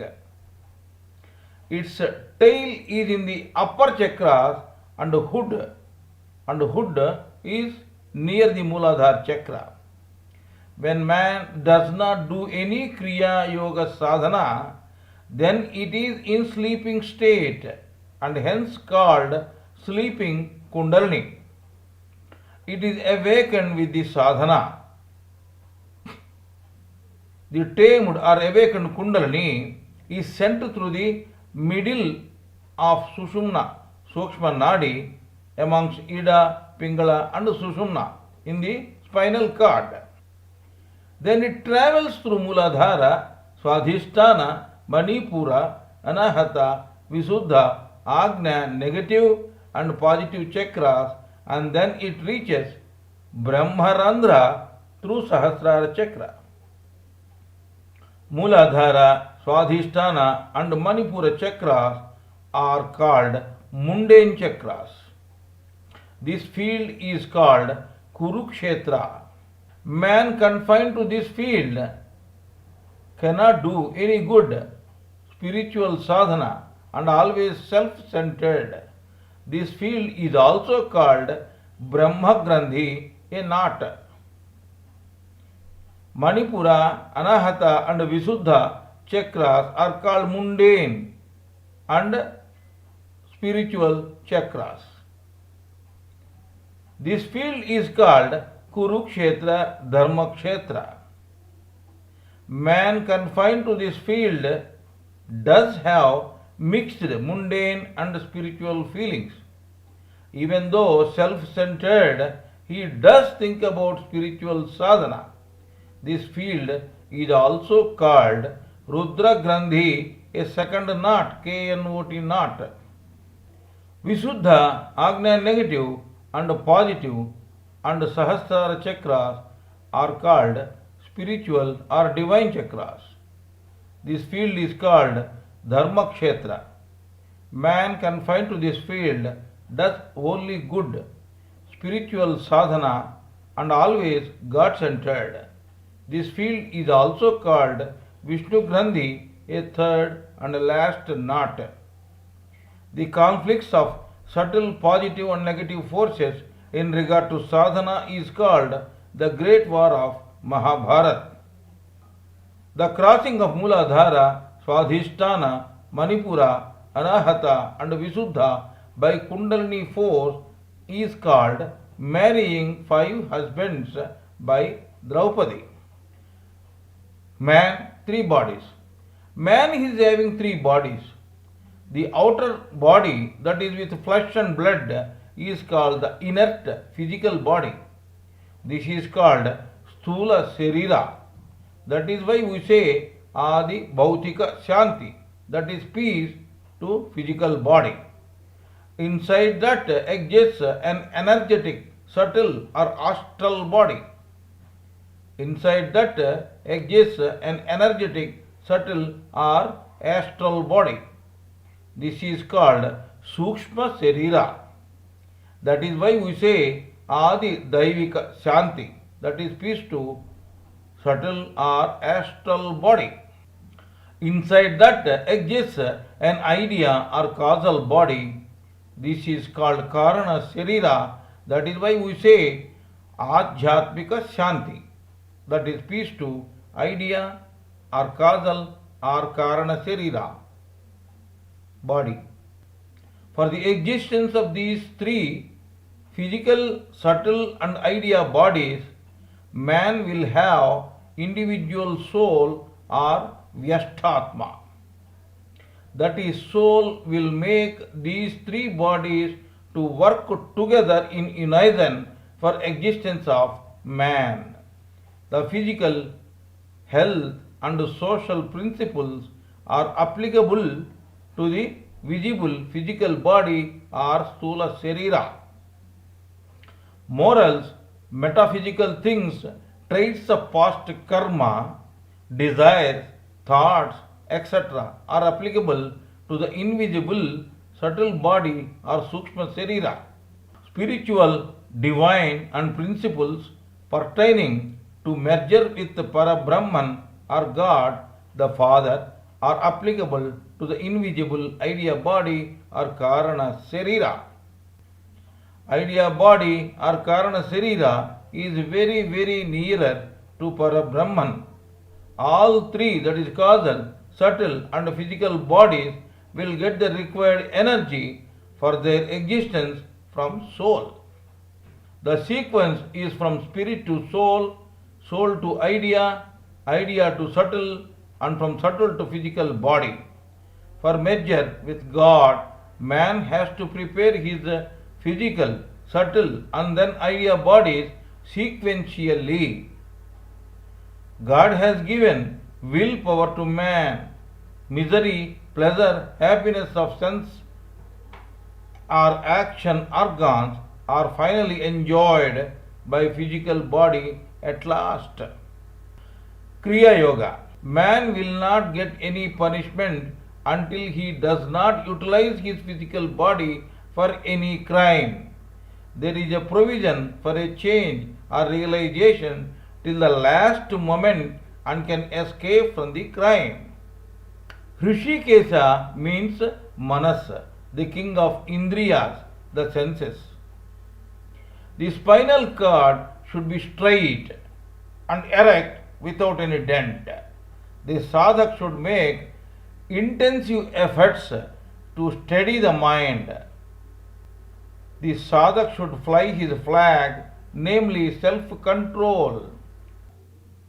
Kapi, that is, apply Khechari Mudra before contemplating for meditation or Kriya Yoga Sadhana.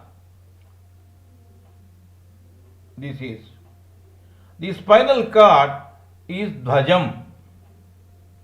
The gaze is to be fixed on the chakras lest the unwanted thoughts will engulf the thoughts and drag the sadhak to the senses.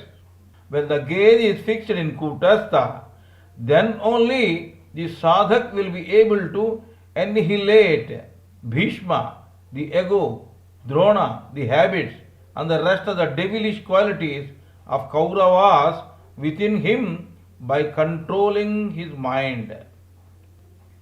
Sadhak has to break 3 grandhis, Brahma, Rudra and Vishnu.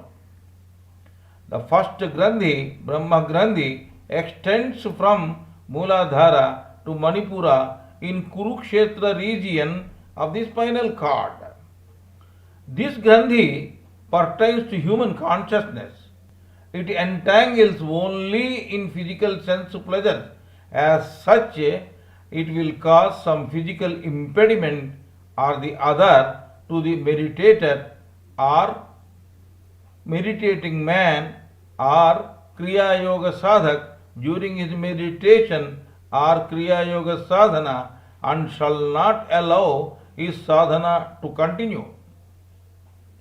Since the inception of the physical problems exist, as such we chant Adi Bhautika Shanti. For Adi Bhautika Shanti, right posture is required. The second Grandhi, that is Rudra Grandhi, extends from top of the Manipura to Visuddha Chakra in the Kantha. This is Kurukshetra, Dharmakshetra region of the spinal cord. This Grandhi leads the mind to thoughts and shall not allow the sadhak to continue his sadhana. The one that is without physical body, Sthula Sharira, but having subtle, that is Sukshma, and idea, that is Karana, bodies or Shariras, is called Devi or Devata. Is having good qualities, it is called Devi, and devil if it is having bad qualities. Mind is also subtle body. From the time of inception of mind, it is having thoughts. So these thoughts obstruct sadhana. That is the reason we say Adi Daivika Shanti. Mental stability is essential for Adi Daivika Shanti. The third and last Grandhi is Vishnu Grandhi. This extends from top of Visuddha and up to Sahasrara in Dharmakshetra region. This is called Dharmakshetra region. When the awakened Kundalini goes further from Visuddha, the body will have levitating effect. The meditator gets up from sadhana out of fear. From the time of inception of Karana Sharira, these obstructions are natural to this body. That is the reason we say Adhyatmika Shanti. The grace and kindness of God, the Almighty, is essential for Adhyatmika Shanti. Now let us talk about sheaths or koshas in Sanskrit. Annamaya Kosham, the manifestation of 24 tattvas from tainted Pancha Mahabhutas lead to Sthula Sharira or physical body. This is called the Annamaya Kosha. 5 sense organs, Gnanendriyas, 5 organs of action, Karmendriyas, 5 pranas, Pancha Tanmatras, and Antakarana are together constitute the physical body. Tanmatra means power. Akasha has Shabda, sound. Vayu or air has Sparsha, that is touch. Agni or fire has Rupa, that is configuration. Jal or water has Rasa, that is taste. And Prithvi or earth has Gandha, that is smell.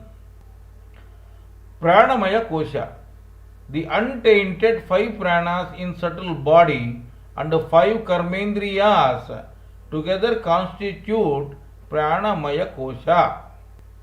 Manomaya Kosha, 5 sense organs in the subtle body, Manas, that is mind, and Chittam, that is feelings, together constitute Manomaya Kosha.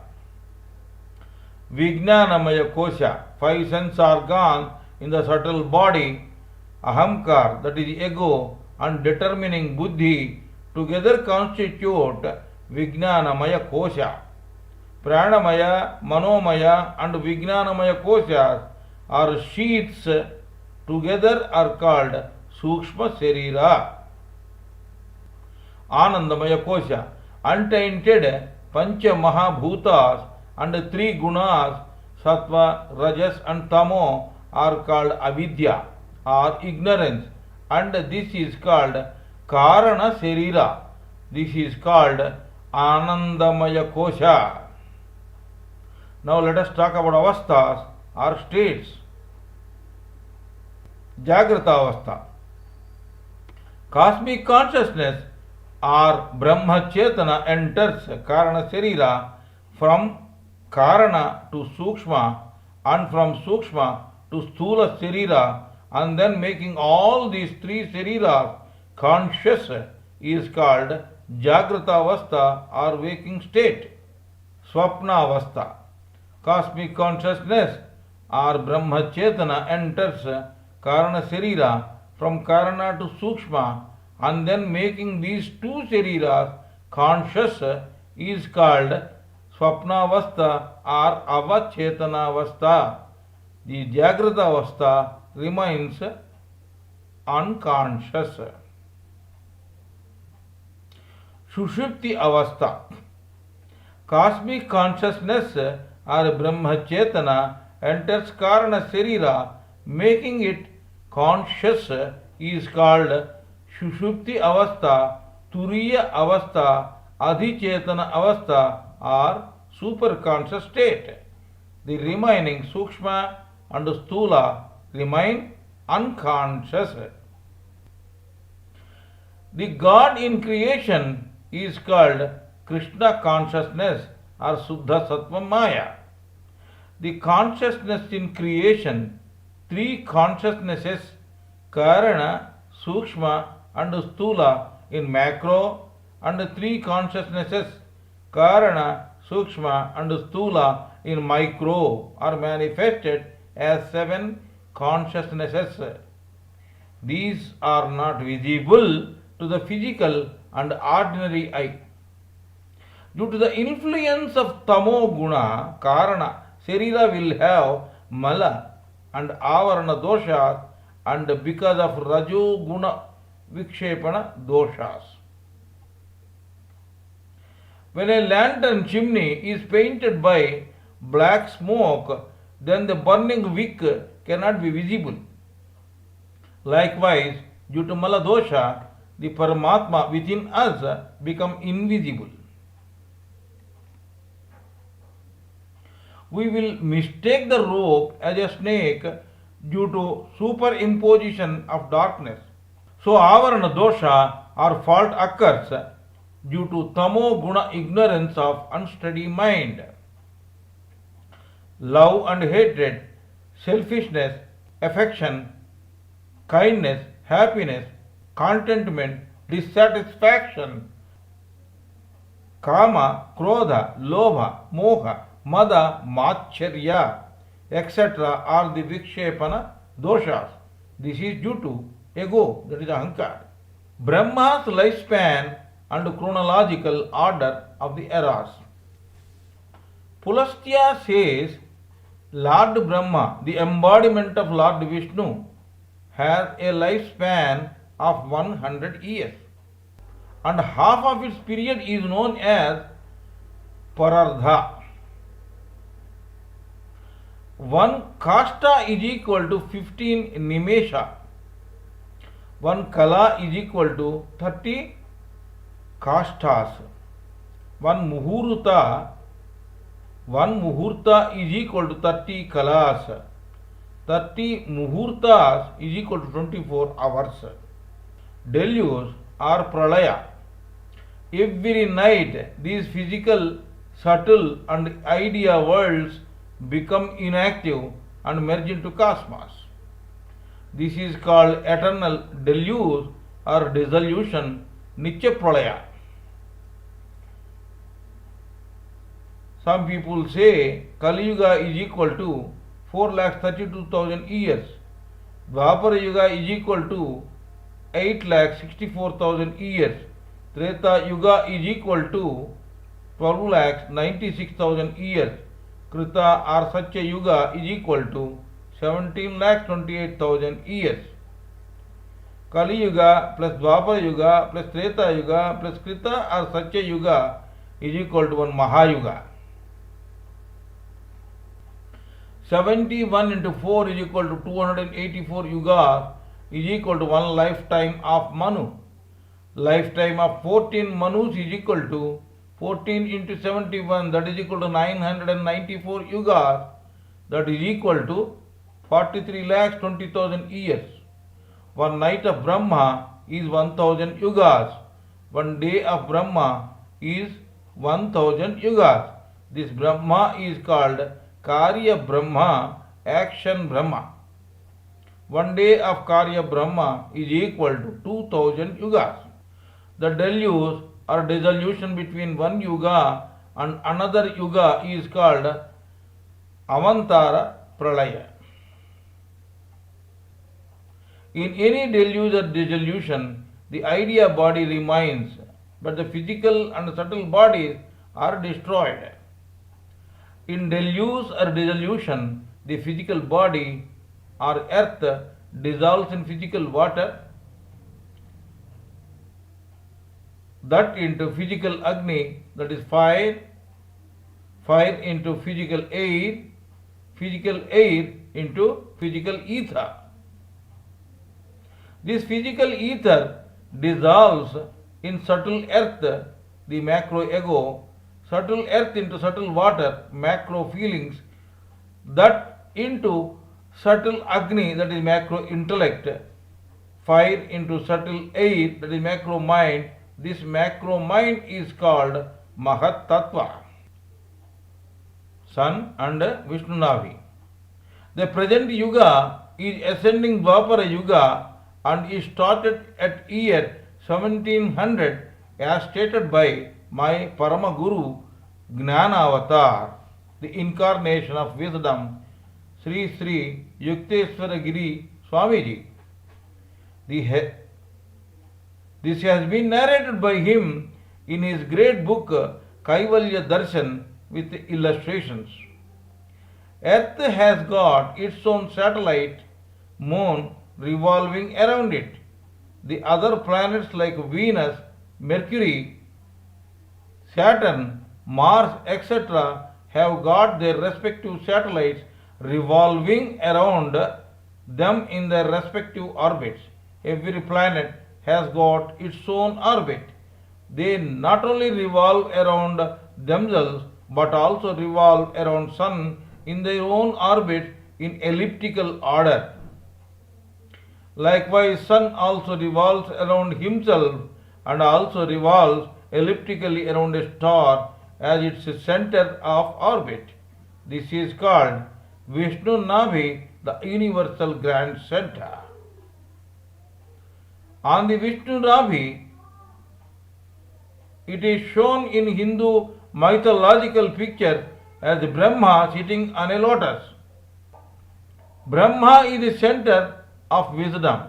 Lotus, in spite of being in water, will not get rotten. So in spite of being in this water, like sansar, mundane world, one will not lose balance and remain anchored to God and should continue his Kriya Yoga sadhana without forgetting God. That is real wisdom. To make one resolution around Vishnu Navi, Sun will make 24,000 years. 12,000 years is half ripple. The full circle consists of two half ripples ascending and descending. The vernal equinox, Mesha Sankranti, falls on 21st March of every year. The autumnal equinox, Tula Sankranti, falls on 23rd September of every year. On that day, day and night will be equal. When Sun enters into Makara Rasi, then it is called Makara Sankranti. This is the start of summer solstice or Uttarayana. Around 21st June every year, Sun travels away from equator 23.5 degrees towards north. Then winter starts. When Sun enters into Karkataka Rasi, then it is called Karkataka Sankranti. This is the start of winter solstice or Dakshinayana. Around 21st December every year, sun travels towards equator 23.5 degrees towards south. Then summer starts. In the 24,000 years of travel course of sun around Vishnu Navi, the universal grand center, the first 12,000 years ascending ripple contains Kali, Dwapara, Treta and Satya Yugas. They are called ascending Yugas. The next 12,000 years descending ripple contains Satya, Treta, Dwapara and Kali Yugas. Every Yuga contains mutation period at the rate of 100 years for every 1000 years in the beginning and in the end. Kali Yuga is equal to 100 plus 1000 plus 100, that is equal to 1200 years. Dwapara Yuga is equal to 200 plus 2000 plus 200, that is equal to 2400 years. Treta Yuga is equal to 300 plus 3000 plus 300, that is equal to 3600 years. Satya Yuga is equal to 400 plus 4000 plus 400, that is equal to 4800 years. Total 12,000 years. 1700 AD is the start of ascending Dwapara Yuga. If the initial 200 years mutation is added, then 1900 AD is the start of real ascending Dwapara Yuga. 116 years real Dwapara Yuga elapsed till this year, that is 2016. In the year 4100 AD, the ascending Treta Yuga starts. Pandavas handed over the kingdom to Raja Parikshit and they went together with the learned people to Himalayas for penance. At the time of Raja Parikshit, the descending 2400 years completed and descending Kali Yuga already started. But nobody dared to tell this fact that descending Kali Yuga has already started to the king as the start of Kali Yuga is deemed to be bad thing. Due to the death of learned people, the existing timid people at that period of time told Parikshit that the Dwapara Yuga, that is descending Dwapara Yuga, is continuing by erroneously extending it. That way, 2401 descending Dwapara Yuga existed.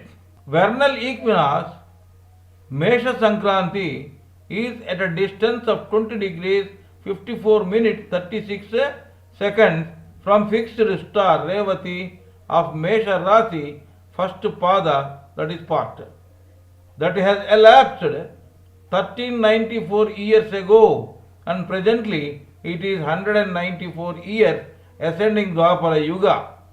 This is what Swami Sri Yukteswara Giriji said in 1894 AD.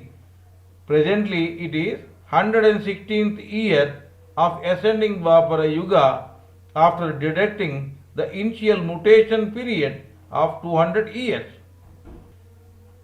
The qualities of Yugas. Kali Yuga.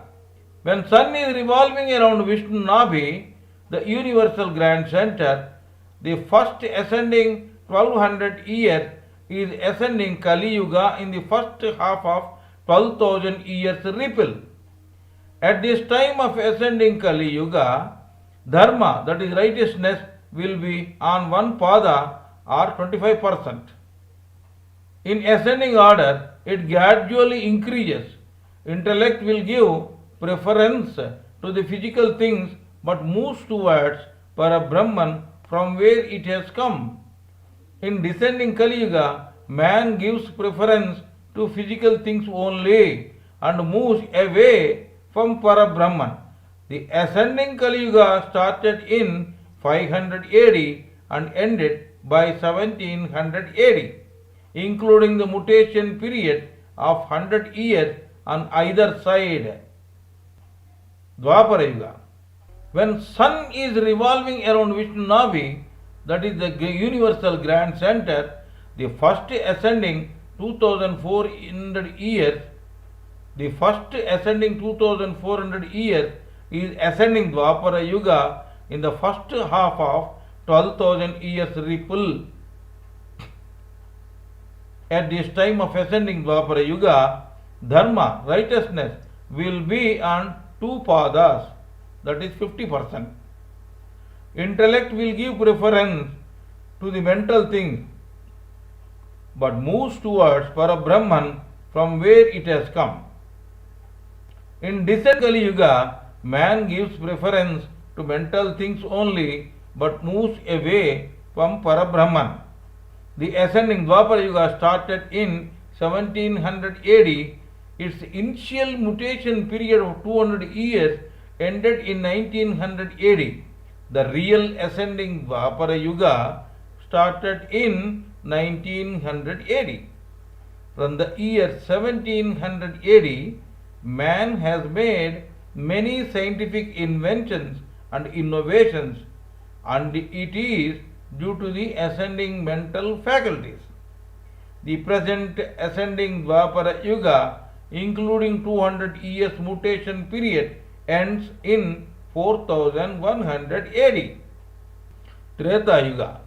When Sun is revolving around Vishnu Navi, the first ascending 3600 years is ascending Treta Yuga in the first half of 12,000 years ripple.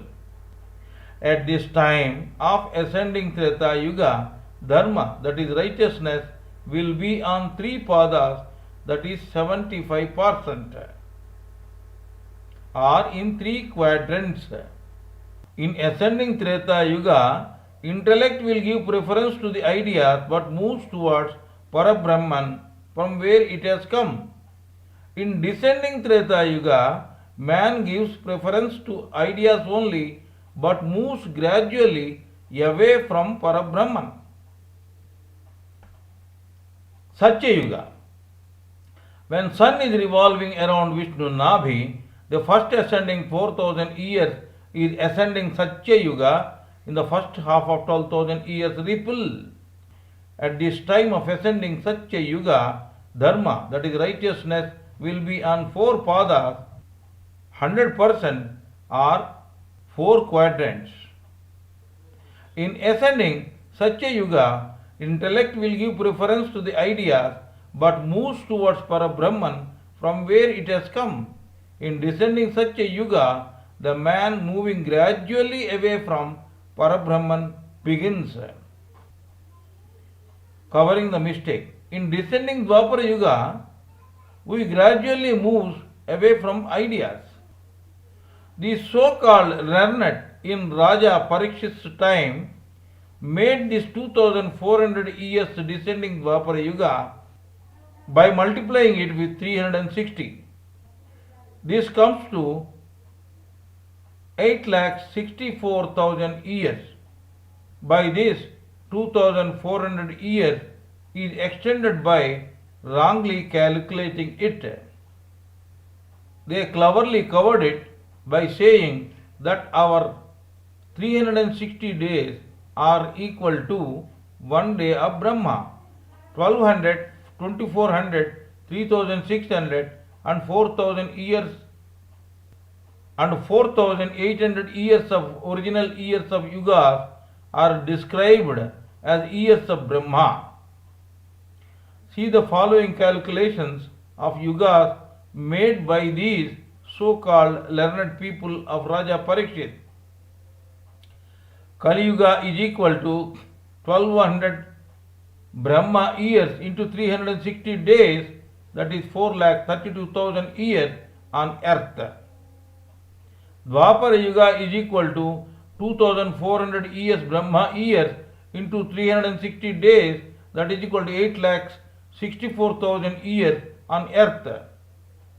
Treta Yuga is equal to 3600 Brahma years into 360 days, that is equal to 12,96,000 years on earth. Satya Yuga is equal to 4,800 Brahma years into 360 days, that is equal to 17,28,000 years on earth.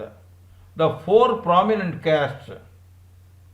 On being asked by Bhishma about the origin of the four prominent castes, sage Pulastya said, Lord Brahma created the Brahmins and the Kshatriyas from his mouth and chest respectively. Similarly, Vaishyas and Sudras manifested from Lord Brahma's thighs and feet respectively. Brahmins are created from his mouth means the wisdom pertains to head. Kshatriyas are created from his chest means the courage pertains to heart. Vaishyas are manifested from Lord Brahma's thighs means cultivating and trade pertains to strength. Thighs represent strength. Shudras manifested from Lord Brahma's feet means unskilled labor pertains to feet. Feet represents movement. Chaturvanyam maya srishtam gunakarma vibhagina. Gita 4th chapter 13th verse. Brahman, Vaishya, Kshatriya and Sudra divisions have been designed as per their respective gunas, qualities and the karmas or actions that are being done by those divisions are manifested by me. Though they are manifested by me, but I am not the karta, the doer, as I am beyond them. Know me as changeless, decayless and undoer. This is what Krishna Paramatma has said in Gita. The one who does not do Kriya Yoga sadhana at all, he will have 100% doubt about the existence of God. He is in Sudra state of Kali Yuga, having dark and unmoved heart. When such a man starts Kriya Yoga sadhana, his outgoing Kundalini force will turn inwards and touches Muladhara chakra.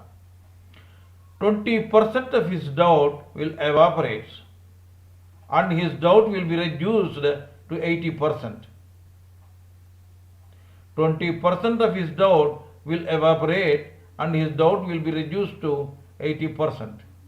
He is still considered to be in Kali Yuga, but he will transform himself into Kshatriya, a warrior class ready to fight the internal force, and his is a propelled heart. If he continues his sadhana, then his awakened Kundalini touches Swadhisthana chakra. 20% of his doubt will further evaporate and his doubt will be reduced to 60%. He is considered to be in Dvapara Yuga. He will transform himself into Dvija or Vaishya. Here he starts realizing about doubting the existence of God, and hence he is said to be born again or twice born. Now with a steady heart he will pursue sadhana. With further continuance of sadhana, his awakened Kundalini touches Manipura chakra. 20% of his doubt will further evaporate and his doubt will be reduced to 40%. He is considered to be in Treta Yuga. He will transform himself into Vipra, that is, he is eligible to study Vedas, the scriptures. In fact, Veda means to hear. Hence, he is eligible to hear the Pranava sound of Om. Now, with devoted or dedicated heart, he will pursue sadhana.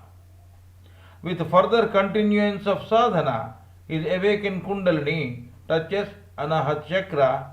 20% of his doubt will further evaporate and his doubt will be reduced to 20%. He is considered to be in such a yuga. He will transform himself into Brahman who starts listening Pranava sound, that is Om. Now with a clear heart he will pursue sadhana. The son of a prime minister need not be a prime minister. He can be a peon also. The son of an eminent doctor need not be a doctor. He can be some other fellow. Colonel, brigadier, etc. are not names, they are designations. They have to be acquired with qualifications, abilities, and experience, etc. The caste is like a designation, it has to be acquired. So no one is Brahmin by birth. Lord Brahma had created his Manasaputras with the objective of increasing the population, and their names were Bhrigu, Pulaha, Kratu, Angira, Marichi, Daksha, Atri, and Vasishta. But all of them were free from worldly desires and extremely virtuous. Mukhya Prana or chief Prana Shakti was divided into 49 Marus of 7 chief categories. They are Mukhya Prana plus Avaha, Pravaha, Vivaha, Paravaha, Udvaha, Samvaha and Parivaha. The same Marus are expressed as Bhrigu, Pulah, Kratu, Angira, Marichi, Daksha, Atri and Vasishta. These Marus are existing within and without. That is the reason of relationship of existence in cosmos, mind and body. Lack of this wisdom is leading us to ignorance. Seeing his effort go in vain, Lord Brahma became furious. He manifested Rudra from his forehead. 5 sense organs, that is 5 Jnanendriyas, 5 organs of action, that is 5 Karmendriyas, and mind together are called Rudra. These are required for the continuance of creation. Half of Rudra's body resembled like a male, while the remaining half appeared like a female. Lord Brahma instructed Rudra to detach the female form from his body and commence copulative creation. Following his advice, Rudra detached the female part of his body and created 11 male entities. Similarly, he created various female entities from the female part of his body. Similarly, he created various female entities from the female part of his body. This means for creation both chromosomes, male and female, namely X and Y chromosomes, are required. The story of creation was narrated with different names in different Puranas, but the substance remains the same. In these Puranas, the names of Rudra, Lakshmi, Daksha, Prajapati, Kamadev and his wife Harsha, etc. will be coming. Rudra represents mind and 10 senses, 5 Karmendriyas and 5 Jnanendriyas. Lakshmi or Dhanam means energy. Without energy, nothing can move.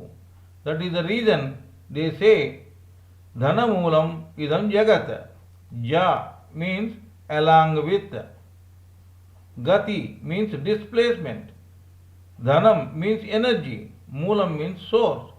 So Jagat, that is this universe, is having displacement due to the source of energy.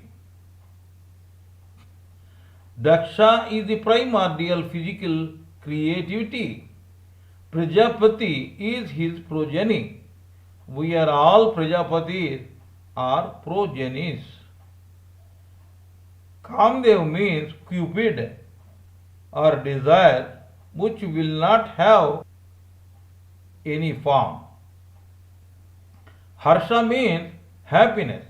Desire and pleasure leads to progeny. The manifestation of goddess Lakshmi.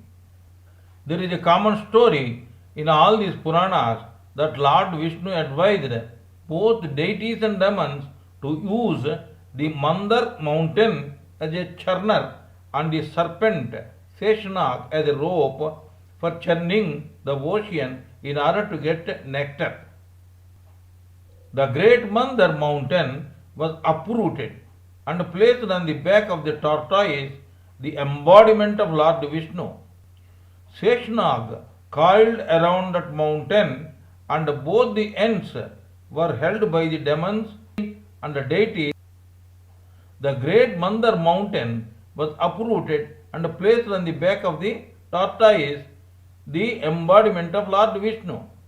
Seshanag coiled around that mountain, and both the ends were held by the deities at the tail and demons at the hood.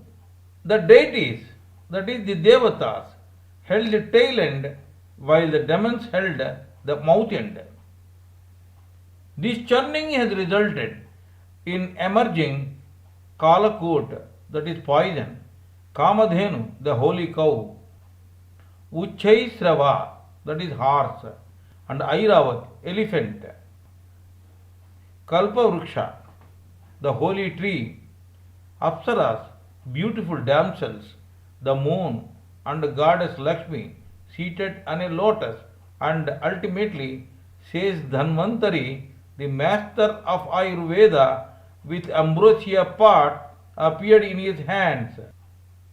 This churning has resulted in emerging Kalkot, that is poison, Kamadhenu, the holy cow, Uchchaisrava, that is horse, and Airavat, elephant, Kalparuksha, the holy tree, Apsaras, that is beautiful damsels, the moon, and goddess Lakshmi seated on a lotus, and ultimately, says Dhanvantari, the master of Ayurveda, with ambrosia pot appeared in his hands.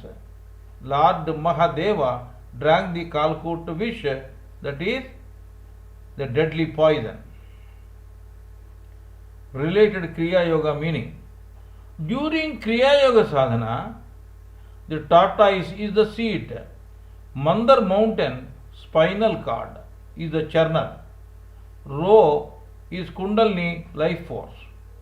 Here the upgoing life force is Vasuki and the downgoing life force is called Kundalini.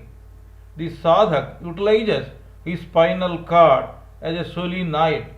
When the man is not doing this Kriya Yoga sadhana, he will have his Kundalini sleeping. The sleeping Kundalini will have its hood down in the lower chakras and tail in the upper chakras. When he starts his sadhana, the Kundalini awakens. The awakened Kundalini will have its hood up and tail down. The man who does not do sadhana at all will be having more negativity and has to hold the hood at the Muladhara. The man who does sadhana will be attaining more and more positivity. He has to hold the hood at the Sahasrara. The downgoing life force is Kundalini, the upgoing life force is Vasuki. This is the meaning of Seshanag coiled around that mountain and the deities at the tail. During Kriya Yoga sadhana with Khechari Mudra, the sadhak directs his upgoing and downgoing life force through the middle of Sushumna, subtle Sukshma Nadi. His spinal cord is like a solenoid, upgoing and downgoing life forces through the solenoid is like a spinal cord, makes it a magnet. Upgoing and downgoing life forces through the solenoid, that is spinal cord, makes it a magnet. This will draw all the other eddy currents towards the spinal cord and makes it fortified. The long and intense sadhana of Kriya Yoga sadhak removes the poison like Arishad Vargas, that is Kama, desires, Krodha, anger, Lobha, greediness, Moha, illusion, Mada, pride, and Matsarya, jealousy.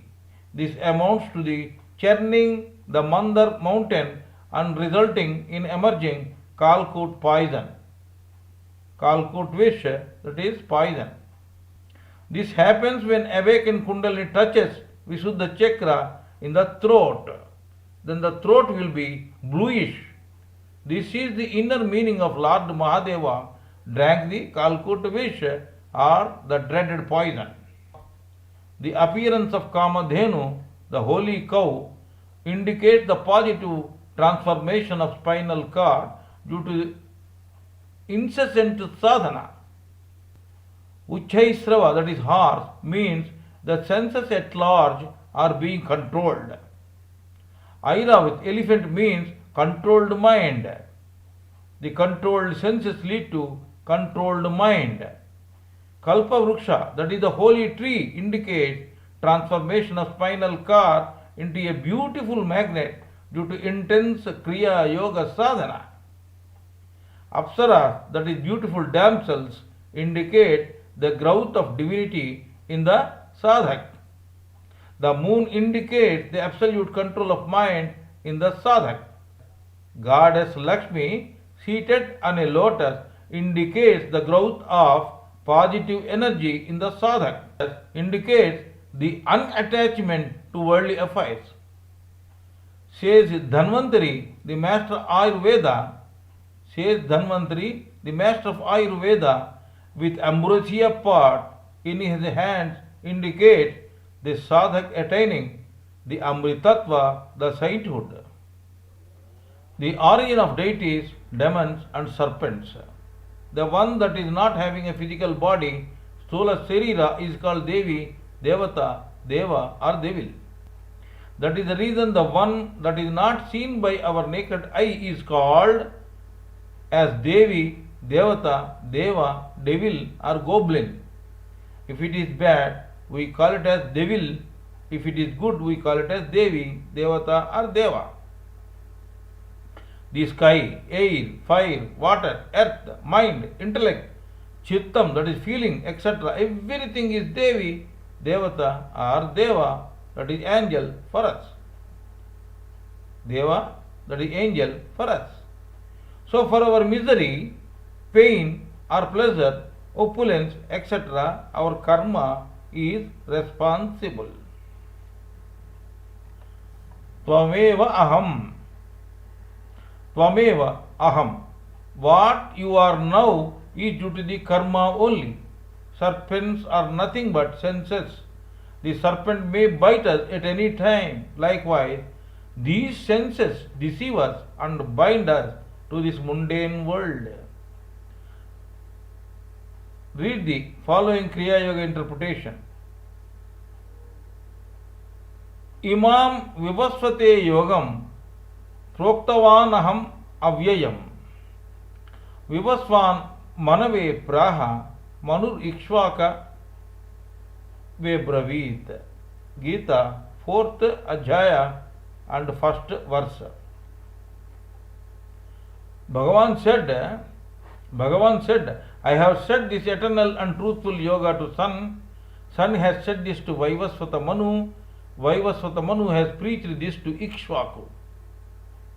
When a sadhak is settled in yoga, then he will behold the third eye in Kutastha, the place between the eyebrows in the forehead. He will hear the auspicious sound of Om. Sound travels at a speed of 344 meters per second at 22 degrees centigrade. Light travels at a speed of 3 into 10 to the power of 8 meters per second. The first manifestation of Parabrahman is his effulgence, that is cosmic consciousness.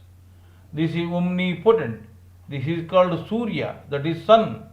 This appears in the third eye as a 5-pointed star.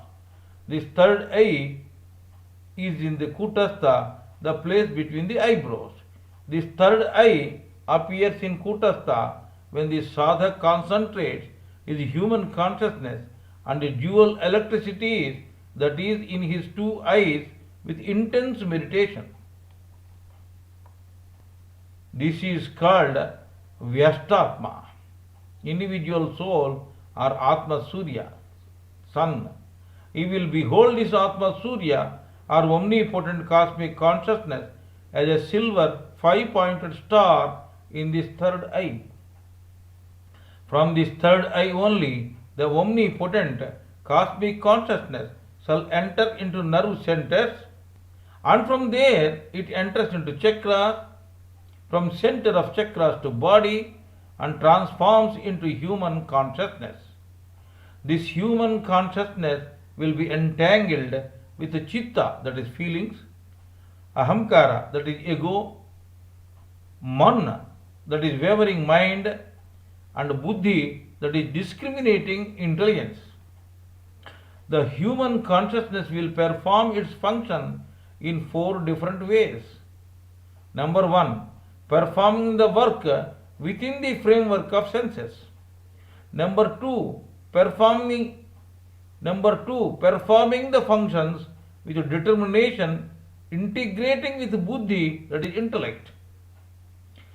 Number three, manifesting desire with the association of senses. And number four, to give up or move away from Parabrahman with the wrong conception of Maya, delusion, as real.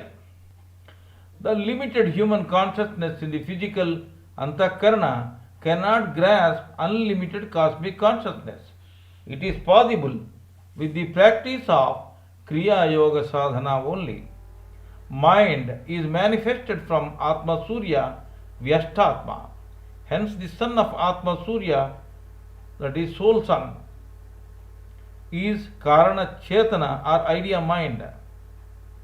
The son of Atma Surya is Karana Chetana or idea mind. Karana Chetana is the son of the soul, you can say. So idea mind is the son of Vaivasvata, that is sun. Therefore, Vaivasvata Manu is idea mind. Cosmic consciousness, sun or Vaivasvata, is the source of life force. Through mind only, this life force is manifested in the subtle body. Mind and life force are interdependent, are complementary to each other in the human body. Hence, if mind is stabilized, then life force becomes stabilized and vice versa.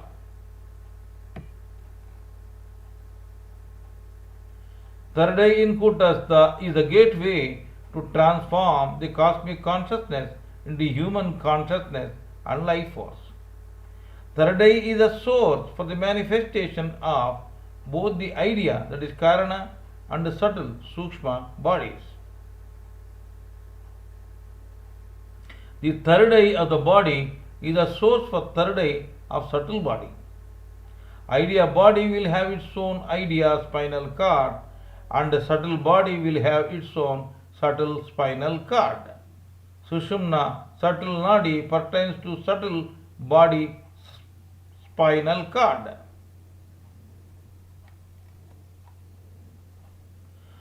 Vajra in Sushumna, Chitri in Vajra, and Brahmanadi in Chitri pertain to idea spinal cord.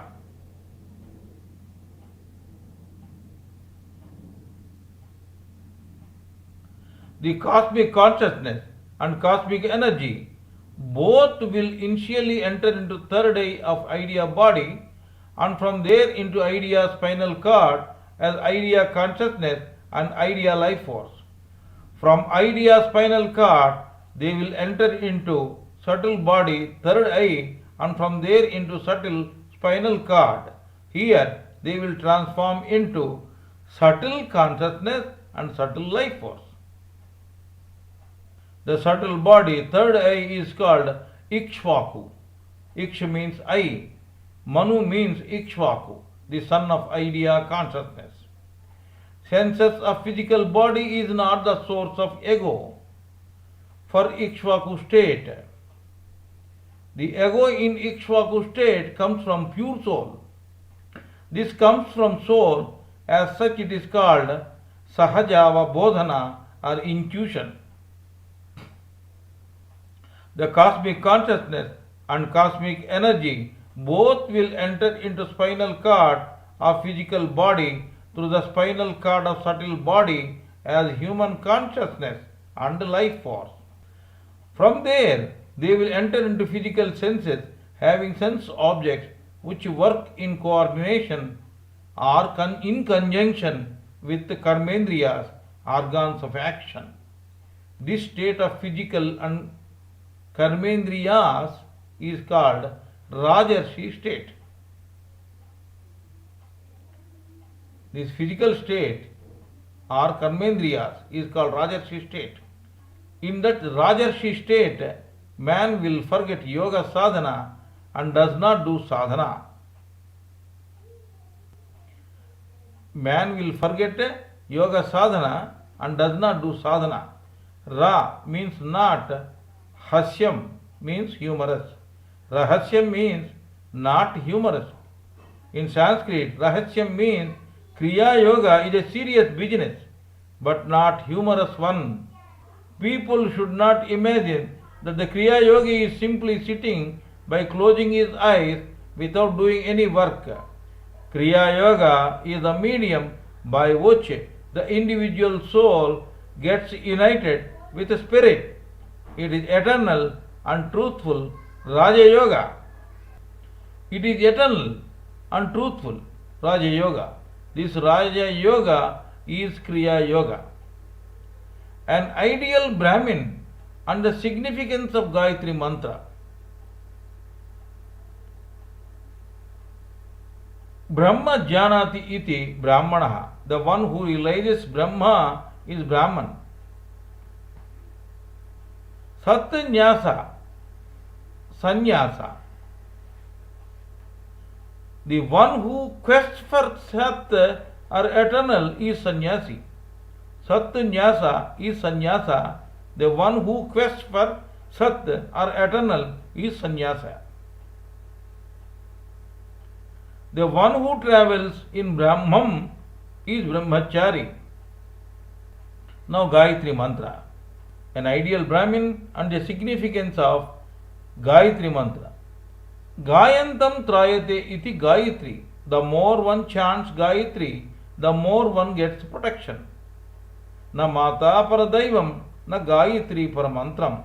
There is no substitute for mother. Likewise, no other mantra is a substitute for Gayatri Mantra. Bhurbhavasvaha tatsavitarvarenyam bhargo devasya dhimahi dhiyo yo na prachodayat. Om Brahma, Bhuh, embodiment of Pranava, Bhuvaha, eradicates sorrow, Swaha means embodiment of happiness, Tat, with that, Savitu, effulgence, Devasya, of God, Varenyam, the best and greatest, Varenyam, the best and the greatest, Vargaha, that effulgence which is the destroyer of our sins, Dhimahi, we pray, Yaha, which, Naha, ours, Dhiyaha, intellect, Prachodayat, provoke. O Brahma, you are the embodiment of Pranava, you are the eradicator of sorrow, you are the embodiment of happiness. We pray that effulgence of God, the best and the greatest, which is the destroyer of our sin, so as to enhance our intellect for doing good deeds. Om Tat Sat.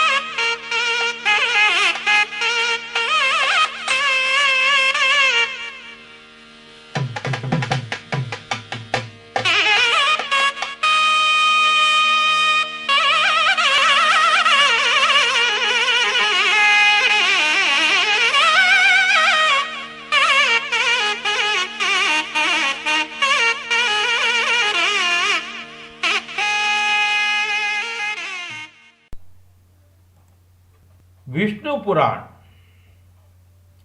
How the created universe gets sustained is the meaning of Vishnu Puran. There is a story of Jada Bharata narrated in this Vishnu Puran. Bharata was a Kriya Yoga sadhak. He was ardently loving a deer and died. Then he himself became a deer. Having realized his mistake of moha or attachment on deer, he was always remembering God during this incarnation of deer. After death, the Bharata in deer incarnation born in a pious Brahmin family. Due to the remembrance of past memory, he was not interested in anything except Kriya Yoga meditation. He does not want to commit the mistake of having attachment on anything except Parabrahman. People used to consider him as illiterate. That is why he was named as Jada Bharata. Jada means inert, Bharata means effulgence. Jada Bharata means inert effulgence. One day he was asked to carry the palkin of a king. Having got disturbed due to his uneven pall bearing, the king admonished him. Jadabharata told the king that everything is myth. His pall bearing as well as the king was being carried. King got astonished with his answers and later became the disciple of Jadabharata. King becomes a liberated with the guidance of Jadabharata. Here, Jada means inert, Bharata means effulgence, so too much attachment makes the man to be a slave to senses. Yato va imani bhutani jayante yena jatani jivanti yat prayantyabhi sam visamtiti iti. Taittiriya Upanishad Bhruvalli. All these beings are coming from where? Who is supporting them? At the end, where these things are going? Where these beings are meeting? Vishnu Puran explains about the existence of creation. Vishnu, Narayan or Vasudev are one and the same thing. He exists in each and everything, movable or immovable. Movable means chara and immovable means achara in Sanskrit. Naram means water. Ayanam means movement.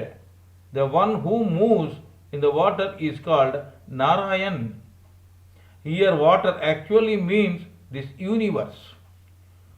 So, Kamayata Bahushyam Prajayeti Sa Tapo Tapyata Sa Tapas Tattva Idagum Sarva Masrujata Edidam Kincha Tat Sruštva Tadvedanu Pravishyat Tadanu Pravishya Satyachya Bhavat.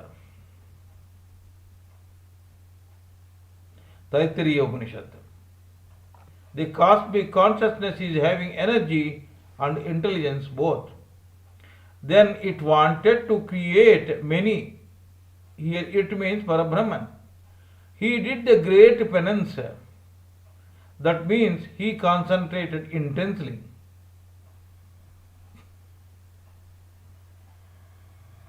Then he made this creation. He created and entered himself into it. The manifestation of Panchamahabhutas or five electricities, three gunas are the root cause of creation. This has resulted in Karana, subtle and physical creation. This was already explained in earlier lectures. Here, some more explanation I am going to give in regard to creation. Now, existence of creation, relation with Kriya Yoga, and 5 pranas. The life force is supplied to all the living beings in a required manner. The life force that is supplied to the man in a required manner and magnitude is called chief life force or Mukhya Prana Shakti. This Mukhya Prana Shakti enters the fortress along with Jivatma or self. It will remain with that being till death pertinent to his karma. Food will depend upon life force. Apart from this, this chief life force enters from the universe as a cosmic consciousness into cerebrum through medulla oblongata. From there it will be distributed to the remaining chakras proportionally. Oxygen will have energy only. The life force will have both consciousness and energy. Life force will be available throughout the body. It will be doing different works in different organs or parts of the body, and hence it will have different names pertinent to its function. In the name of Pranavayu, it does crystallization. Crystallization means manifestation of several functions. In the name of Apana Vayu, it does elimination. Elimination means removal of all waste products. In the name of Samana Vayu, it does assimilation. Assimilation means digesting the food and then distributing the proteins required by different organs and helps in production of new cells in place of dead cells. In the name of Udana Vayu, it does metabolism. Hair growth, flesh and skin requires different cells. For nourishment and different equations will be happening for this. This is called metabolism. Prana and Apana are two important electricities in our body. Apana current will travel from Kutastha to anus through Agna, Visuddha, Anahata, Manipura, Swadhisthana and Mooladhara chakras via spinal cord, and from there it goes out through the anus. This is not steady and hence makes the man slave to senses and sense objects. The Pranavayu travels from anus to Kutastha via Mooladhara, Swadhisthana, Manipura, Anahata, Visuddha and Agna negative chakra up to Kutastha. This is peaceful. It will unite itself with the Parabrahman during sleep and yoga meditation or dhyana. Apana pulls the consciousness of man to worldly things and prana pulls it towards Parabrahman. So one current pulls without and another pulls within. For sadhana, going within is very essential. This is called making the sadhak antarmukha.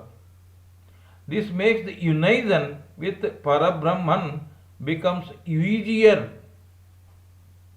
Making the consciousness inward to get united with God is called Kriya Yoga. When Mukhya Prana in the guise of Apana Vayu goes out of anus, exits anus, energy will be spent for cells, tendons, for transmitting the messages to the brain and from the brain to the required organ through the sensor and motor nerves and for mental thinking, etc. In this process, several waste products will be left in the blood. Carbon dioxide is one such waste product. That impure blood has to be cleansed immediately, failing which the physical death occurs. To restore the spent energy and rejuvenation, Mukhya prana is required with the pulse of prana and apana, quite opposite in nature in spinal cord. This way, the breathing process exists. When the life force goes up, it will carry life force consisting of pranavayu into the lungs, and there the carbon dioxide is removed. This is called breathing. To purify the liquid and solid things in the stomach, more time is required. That cleansed or purified energy is pumped into the cells by this life force only. This purified life energy or life force will be reinvigorating the chakras in spinal cord, kutastha and cerebrum. The residual energy from the breath is carried to all parts of the body by the blood. Then Pancha Pranas, 5 A's, shall be utilizing that life energy in a required fashion. Kriya Yoga Nadi system. The physical body consists of physical spinal cord, physical brain, and physical places for chakras. Subtle body has subtle spinal cord, subtle brain, subtle location for chakras, and subtle nervous system. Subtle nerves are called Sukshma Nadis. Nerve is a physical term which is tangible, and subtle, that is Sukshma Nadis, are not tangible. Nerve is called Nadi in Sanskrit. The energy needed for Pancha Karmendriyas and Pancha Gnanendriyas of the physical body is supplied by subtle body. Subtle body supplies the required energy to Pancha Pranas through subtle nadis. The subtle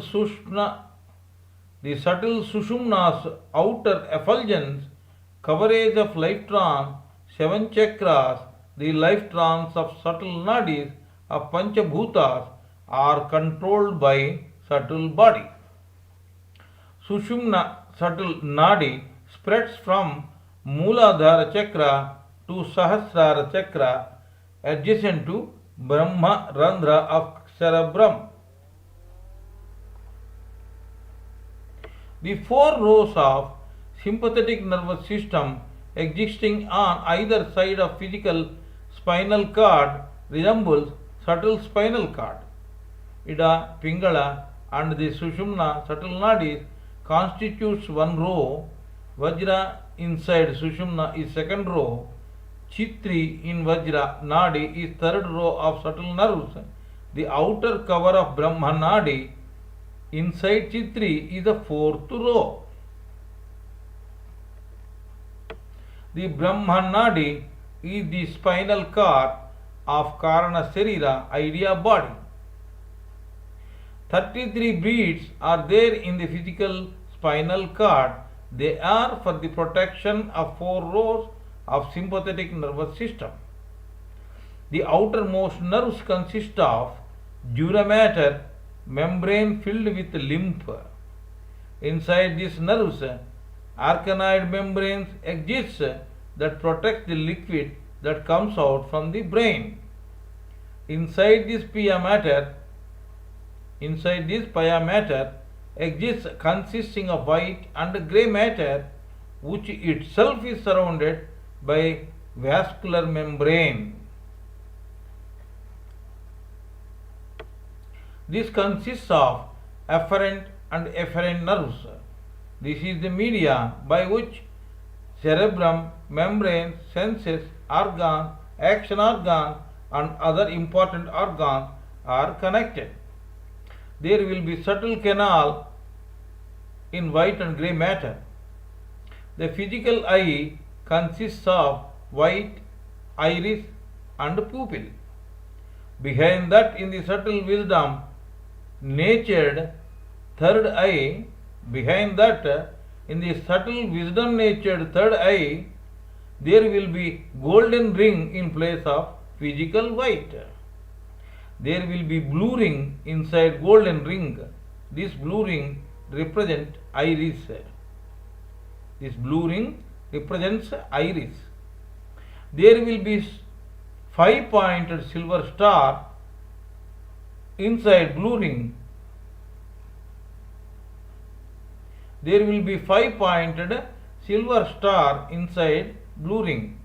This 5-pointed silver star represents pupil. The extended hands to the sides, head and 2 feet in standing position of a man represents the star. Head represents Akash, the extended hands represent Vayu and Agni, 2 feet represents Jal and Prithvi.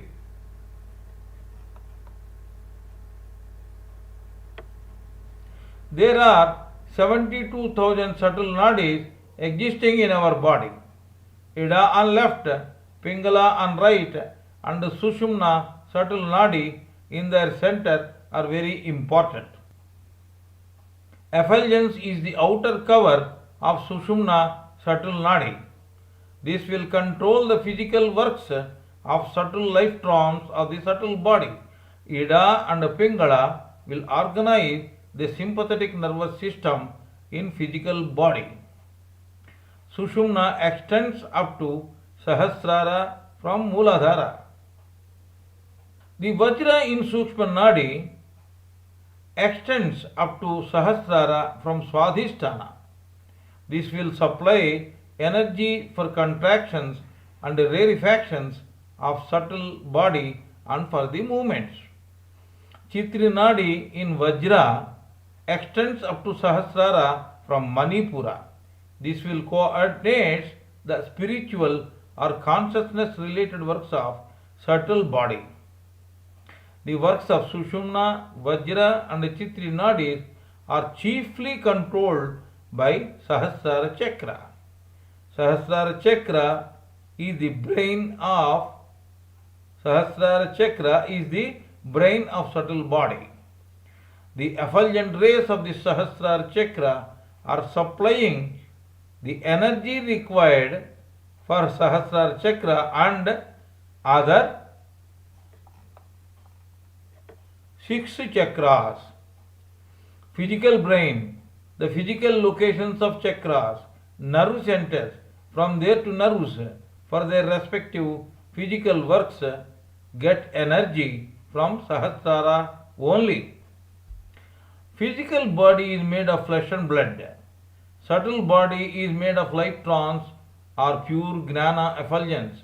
Idea body or Karana Sarira is filled with only consciousness or thought trance. Karana Sarira is a source for the existence of human consciousness. Karana Sarira has brain of pure wisdom and a spinal cord, namely spiritual Brahma Nadi. This will be enveloped in Chitri subtle Nadi. Chitri is of only consciousness personified. Stula Sarira, physical body, has physical chakra locations. Likewise, subtle body has subtle chakra locations. Likewise, idea body has idea chakra locations. They are all mutually juxtaposed. Idea body has 7 idea chakras. Physical chakra locations, physical brain, subtle chakras, subtle brain, idea chakras and idea brain work together. In nutshell, all physical, subtle and idea bodies work together as a whole unit. Physical and subtle bodies both are like tools and will cooperate with idea body in respect of recognition, desires and experience. The brain of idea body is a reservoir of cosmic consciousness that is filled with eternal energy, eternal consciousness and eternal happiness. The manifestation of spirit or Paramatma is Vyashtatma, individual soul. When cosmic consciousness is entering into idea body, chakras, then it will express itself as pure wisdom in the idea cerebrum, intuition in medulla, peace and tranquility in idea Visuddha chakra, as controller of life force in idea anahata, self-controller in idea manipura, as fortitude in idea swadhisthana, and as power of resistance as well as epicenter of incessant thought in idea Mooladhara chakras. Pranavayu protects the decay of the body. Vyanavayu protects the body from anemia and low and high blood pressures. Samanavayu protects the body from weak digestion. Samanavayu protects the body from weak digestion. The organs, muscles, tendons and membranes etc. should not grow more than required. Udanavayu protects this. Apanavayu protects the body from the growth of toxins, gastric problems, tumors, the growth of cancer cells and piles problem. When the cosmic consciousness enters idea body, it is transformed into idea consciousness. When this idea consciousness enters into subtle body, it is transformed into subtle consciousness. When this subtle consciousness enters into physical body, then this subtle consciousness is transformed into physical consciousness. The spirituality of cosmic consciousness will be getting distorted due to these transformations. The physical consciousness is the lowest amongst all the consciousnesses, physical, subtle and idea. The pure wisdom is manifested as discriminating intelligence, that is buddhi. That buddhi is manifested as a blind mind, the slave of senses. Lastly, that mind is manifested as inert physical body. The story of Dhruva. Now, let us talk about the story of Dhruva. Dhruva is one of the sons of King Uttanapada. He was having two wives. The younger wife is dearer to the king. Dhruva was insulted by his stepmother. He started doing Kriya Yoga sadhana at a very young age as advised by Narada, the intuition. He was about 5 years at the time. He becomes self-realized.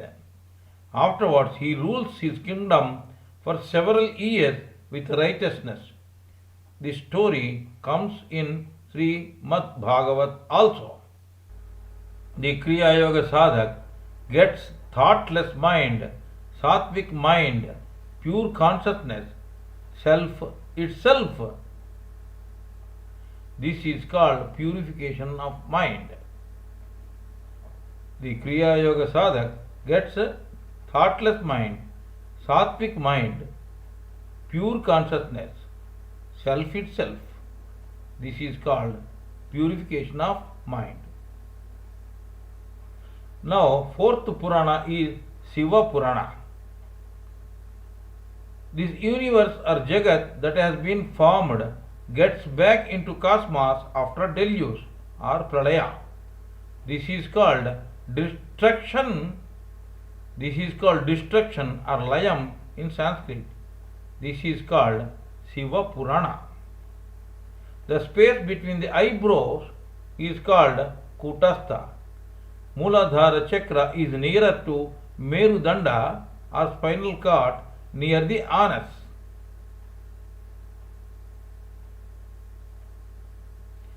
Mooladhara chakra is nearer to anus in Merudanda or spinal cord. Underneath the Merudanda or spinal cord exists negative or south poles.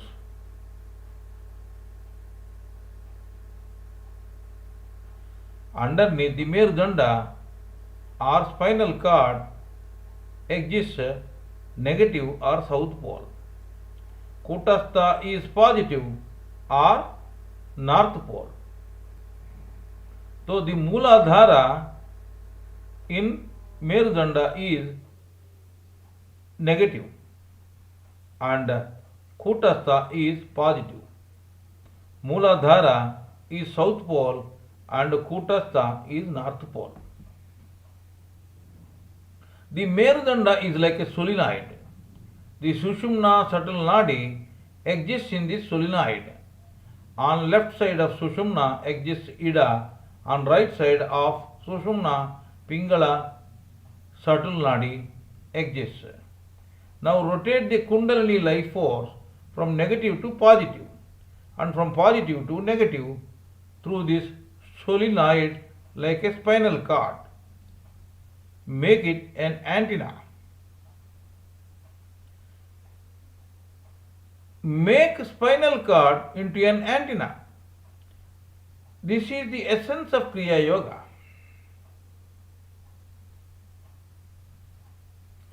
All the eddy currents are attracted towards this antenna. Some mudras and bandhams done with this will aid this. This will make this solenoid into a powerful magnet.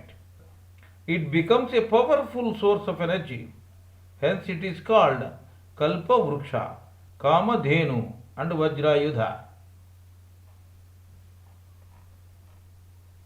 All meaning a powerful source of energy. Then these currents will be directed towards Sahasrara Chakra underneath the Brahmarandra. Underneath the Brahmarandra, in the middle of the skull. This pranayama makes sadhak to experience indescribable bliss. Oxygen is having energy only. Prana Shakti or life force is having both energy and intelligence. Kriya Yoga is a funeral of all sorrows, physical, astral and causal.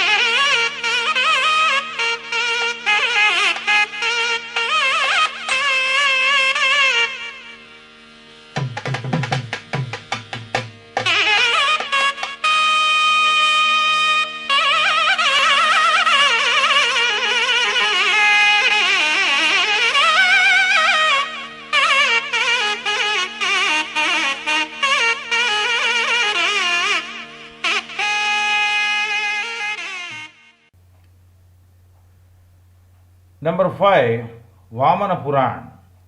Va means Varishta, the great or steady. Mana means mind.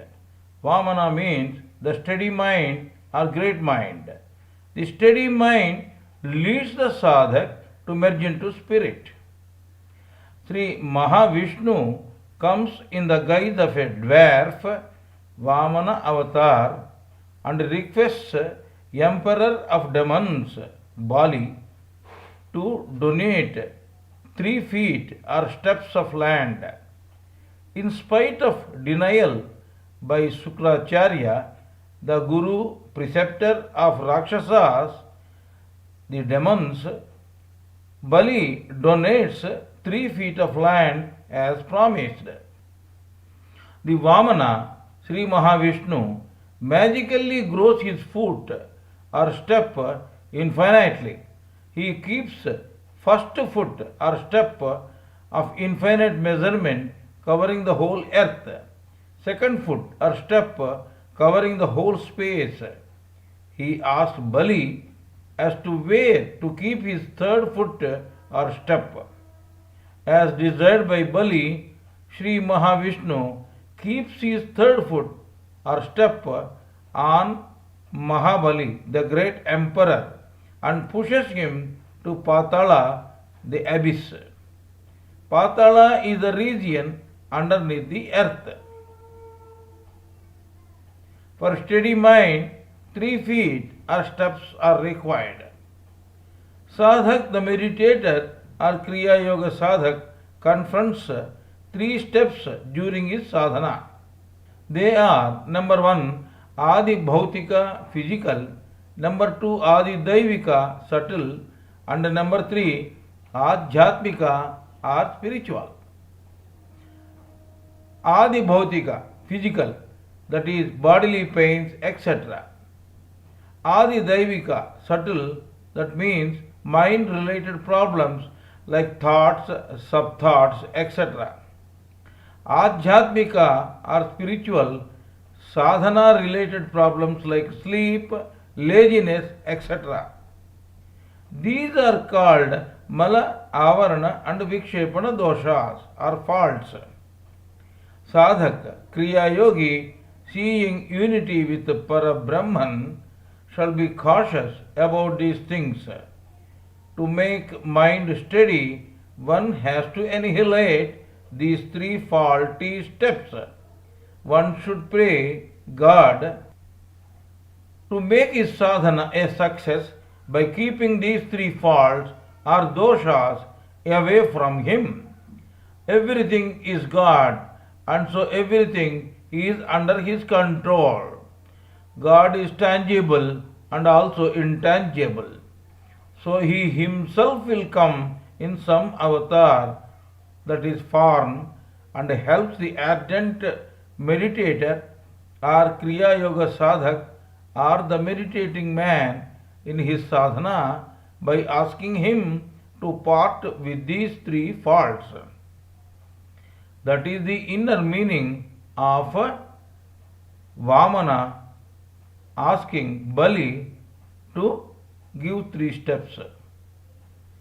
Sadhak shall find his own replica in a miniature form measuring up to his thumb in Kutastha, the space between the eyebrows on the forehead.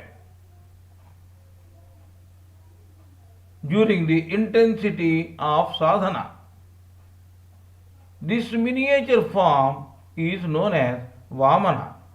Bali means to do away the wants with dispassion. Chakra means thought circles. Varti means business or profession. Chakravarti means the mind professed with wants and thought circles.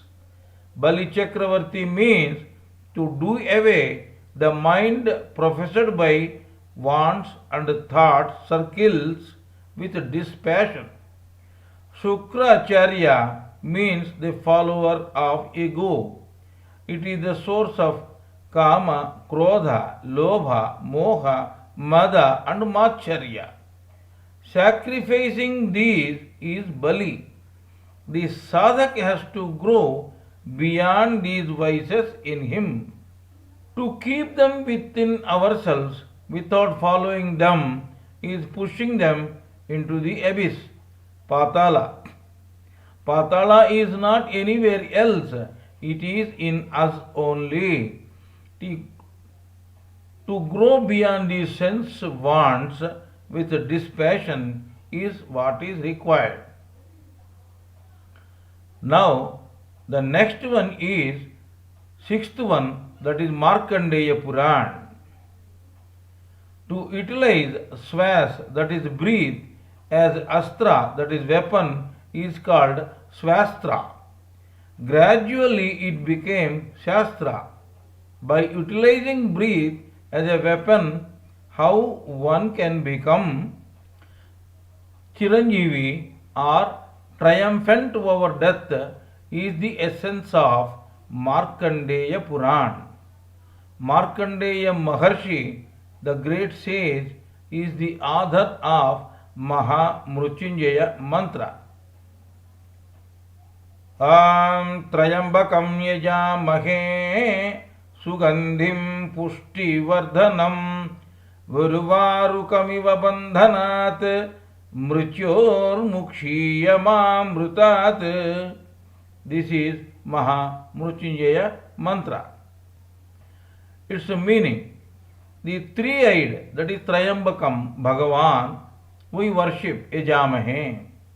Shiva, who is fragrant, that is Sugandhim, and nourishes Pushti and grows Vardhanam, all beings. Let God liberate us from bondage, that is Bandhanan, like ripened cucumber, that is Uruvarukamiva, from the creeper, and bestow us salvation, that is moksha.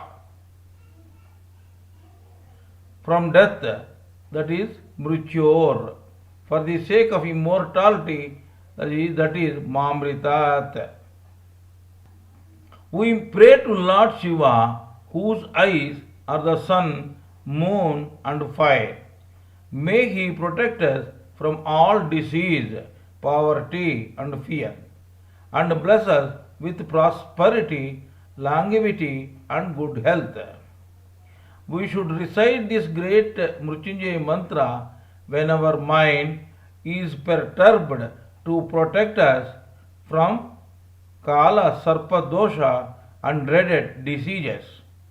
We must fix our gaze and mind in Kutastha, the place between the eyebrows on the forehead, and then recite this in multiples of 12. At least 108 times we must recite this mantra. The next Puran is Varaha Puran, 7th Puran. 7th one is Varaha Puran. Va means Varishta or the great. Raha means way. Varaha means the great way. The great way is practicing Kriya Yoga Sadhana. Do your duties with devotion and discipline. The literary meaning of Varaha is pig.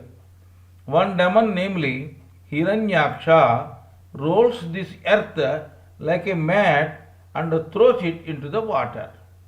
Lord Vishnu gets into the avatar or incarnation of Varaha, that is pig.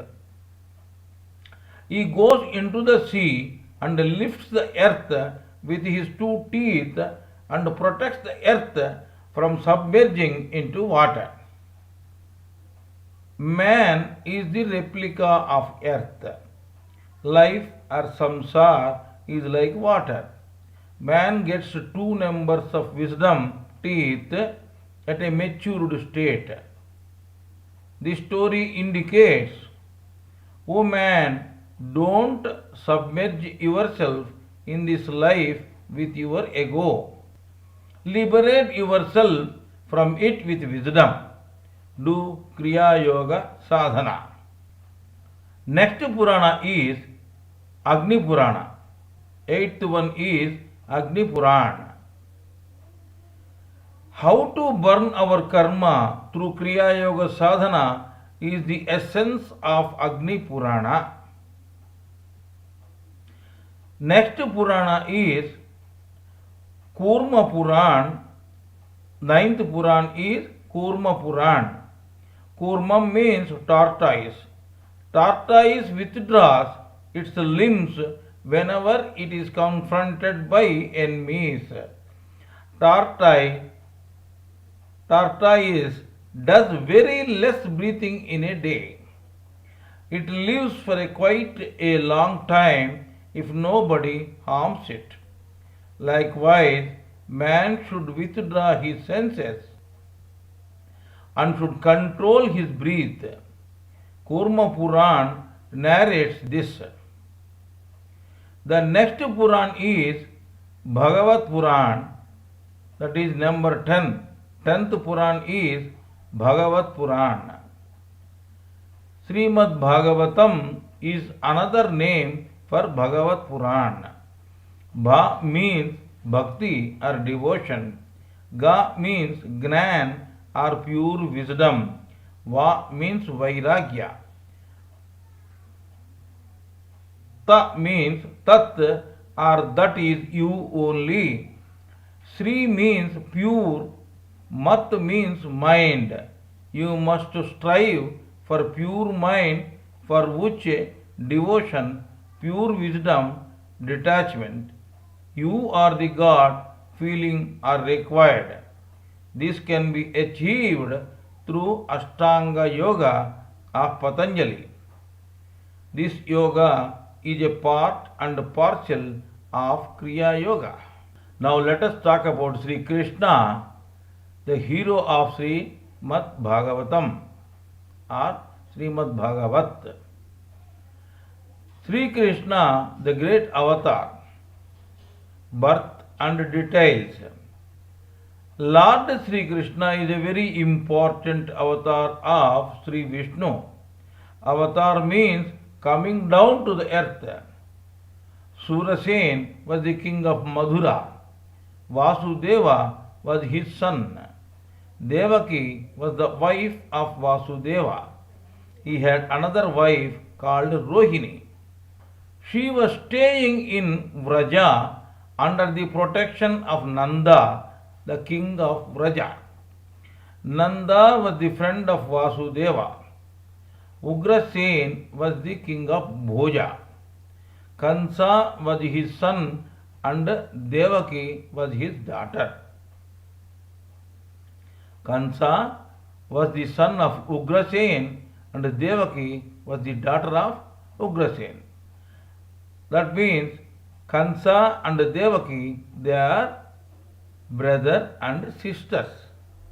One day Kansa was riding his chariot with his sister Devaki and brother-in-law Vasudeva on the roads of his Bhoja kingdom. Then he heard a voice telling him that the eighth offspring of his sister Devaki will be the cause of his death. Hearing this, the evil-minded Kansa became furious and wanted to kill his sister and brother-in-law. Devaki persuades him in not killing them with the promise that each and every offspring shall be handed over to him to do whatever he likes. Kansa puts both his sister and his brother-in-law in jail. Thereafter he kills 6 of Devaki's children, one after another, brutally. Nanda was the king of Raja or Vrindavan. Yasoda was his wife. Yoga Maya keeps the Adi Seshu in the womb of Rohini, another wife of Vasudeva, with the orders of Lord Sri Mahavishnu. Remember that Yoga Maya and Maya are one and the same. Maya works within the purview of Parabrahman. Adi Seshu is the part of Lord Sri Mahavishnu. People think that the 7th offspring of Yasoda was a miscarriage. Yoga Maya herself takes birth in the womb of Yasoda, the wife of Nanda, as ordained by Lord Sri Mahavishnu. Vishnu himself enters the womb of Devaki. After the birth of Vishnu, ordained by Lord, Vasudeva carries the child in a basket, crosses the river Yamuna and goes to Vrindavan. Yamuna herself gives the way so that Vasudeva can easily cross the river. He keeps the Lord in the bed of Yasoda. He returns the just born Yoga Maya of Yasoda back to jail and keeps the infant on Devaki's bed. Till that time, all the caretakers of the jail were in a sleeping mood, just like dead people. Even the doors were opened automatically. Hearing the cries of the child, Kansa comes by running to kill the eighth child. When he was about to kill the child, the Yoga Maya flies away and tells that the real male child is already born and is being brought up in Vrindavan. Nanda names the son of Yasoda as Sri Krishna and Rohini's son as Balarama. Balarama is a part of Paramatma, that is Adi Seshu. Sri Krishna started showing his power right from the state of infancy. He kills a demon called Putana who came in the guise of giving milk to Sri Krishna by sucking the milk of poison from her breasts. He kills a demon called Putana who came in the guise of feeding milk to Sri Krishna. Sri Krishna kills her by sucking the milk of poison from her breasts. In fact, this is a symbolism of sucking the poison of an evil heart by removing tamasa guna. Pu means full of, tana means materialism. Putana means full of materialism, embodiment of materialism. Thereafter, he kills Sakatasura, symbolizing fickle mind. Likewise, he kills Trunavarta, symbolizing tamasa guna or negative quality. Nanda, in fact, was a divine person called Drona. He is one of the 8 divine Vasus. His wife was Dhara, meaning earth.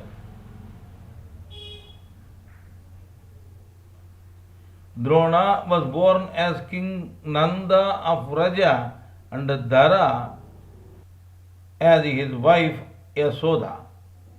Sri Krishna was born on Shravana Bahula Ashtami, indicating the importance of practice of Ashtanga Yoga so that the darkness of ignorance can be uprooted. That day is famous as Janmashtami. The great acts of Sri Krishna. Now let us discuss about the great acts of Sri Krishna. Sri Krishna means Sri Krishna consciousness or Kutastha Chaitanyam. It is like a designation or rank. Example, captain, colonel, brigadier or major general, etc. The sadhak has to attain this Sri Krishna consciousness or Kutastha Chaitanyam with his incessant Kriya Yoga sadhana. Sri Krishna, the incarnation of God, started showing his prowess right from the beginning of his birth. He cherishes cow milk, butter and curd. These are the symbols of purity that are required by a yogi. Fed up with his acts, one day Yasoda ties Sri Krishna to a big stone grinder that was used in those times for grinding paddy. Whenever she wanted to put a knot, the rope becomes shorter by 2 inches. Seeing his mother tired of tying the knot, Sri Krishna obliges and gets tied to the stone. This is to show the surrendering of God to his devotee. He rolls down the grinding stone by crawling through two big trees. The trees fell down with their roots. Two divine people come out of the felled trees. Their names are Nalakubara and Manigriva. They are the arrogant sons of Kubera, the money god. Cursed by Narada, the great wandering saint, they become trees. He kills the demon who comes in the form of whirlwind. Mind is like a whirlwind. Likewise, he kills a demon called Bakasura and also Aghasura, who comes in the form of a python in Gokulam. These killings indicate that the devotee should be beyond gunas and have a fixed mind. The heads of cows and all the cow heads were started missing in Gokulam at some period of time. Gokulam is a place near the banks of Yamuna of Vrindavan. Yamuna is a river. Then Sri Krishna himself takes all the forms of cows and cow heads for full 1 year so as to remove the sorrow as well as doubts in the minds of their parents and masters of the cows. This is the indication of Sri Krishna's all-pervasiveness. He also kills a poisonous snake called Kaliya in the lake of Kalindi. This symbolizes the removal of desire, anger, greed, attachment, pride, and envy so as to become divine. Gopi means thought or thoughts. The consciousness between the thoughts is called Krishna consciousness. Sri Krishna steals the attires of the Gopikas, the bellies of Gokulam. This symbolizes bear all before God. The thoughts of sadhaka should be totally on God, and all other things shall be secondary to him. He sends his friends to the Brahmins who were doing yajna for food. The Brahmins ridicule the Gopalas, the friends of Sri Krishna. Then the wives of those Brahmins bring food for Sri Krishna and his friends with utmost devotion. This indicates that the sadhaka must do his act with concentration on God only, but not on the methodical procedures or rituals. Sri Krishna lifts up Govardhan mountain with his little finger and holds it on his little finger for 7 days to protect his friends and the cows from heavy rains ordered by Lord Indra. Here Indra symbolizes mind and rains indicates thoughts. The sadhaka must get rid of his thoughts on materialistic deeds and develop his bondage with Brahman more and more. Sri Krishna kills a demon Kesi in Vrindavan sent by Kansa. Kesi means hair. Hair represents tamo guna or negative quality. Kansa, the king of Bhoja, sends his minister Akrura to Vraja to pick up Krishna and Balarama. On the way to Bhoja kingdom, Sri Krishna kills Chanura and Balarama kills Mushtika. Both are the wrestlers sent by Kansa. At that time, the age of both Sri Krishna and Balarama was not more than 5 years. Later, Sri Krishna kills an elephant called Kuvalaya Pida. This indicates the mighty strength of God. Kubja, the servant maid of Kansa, besmears Sri Krishna with sandalwood powder adores him with a garland with utmost reverence and dedication. He not only removes her hump back and ugliness but also marries her, clearly indicates the affection of God towards his devotees. Sage Sandeepa is the master or guru of Sri Krishna and Balarama. The son of Sandeepa was swept away by the sea. Both Sri Krishna and Balarama enter into the sea of Prabhasa and bring back the son and present him to Sandeepa. This symbolizes the importance of Sadguru. Sri Krishna kills Kansa. Kansa means the body consciousness. Kansa's wives, that is, the wives of body consciousness, are nothing but lust and desire. Lust is asti and desire is prapti. They are the wives. Go to their father Jarasandha, the king of Magadha. Jarasandha is the king of Magadha. Jarasandha invades Madhura 17 times to kill Sri Krishna. Jarasandha means the source of lust, greed and desires. Every time he gets defeated and flees back to Magadha. Magadha means kingdom of Kama, desires, Krodha, that is anger, Lobha, that is greediness, Moha, delusion, Mada, pride, and Matsarya, jealousy. Sri Krishna leaves him every time with kindness and pity on him. Sri Krishna builds a town underneath the sea and keeps his folk there. He keeps Balram in Madhura.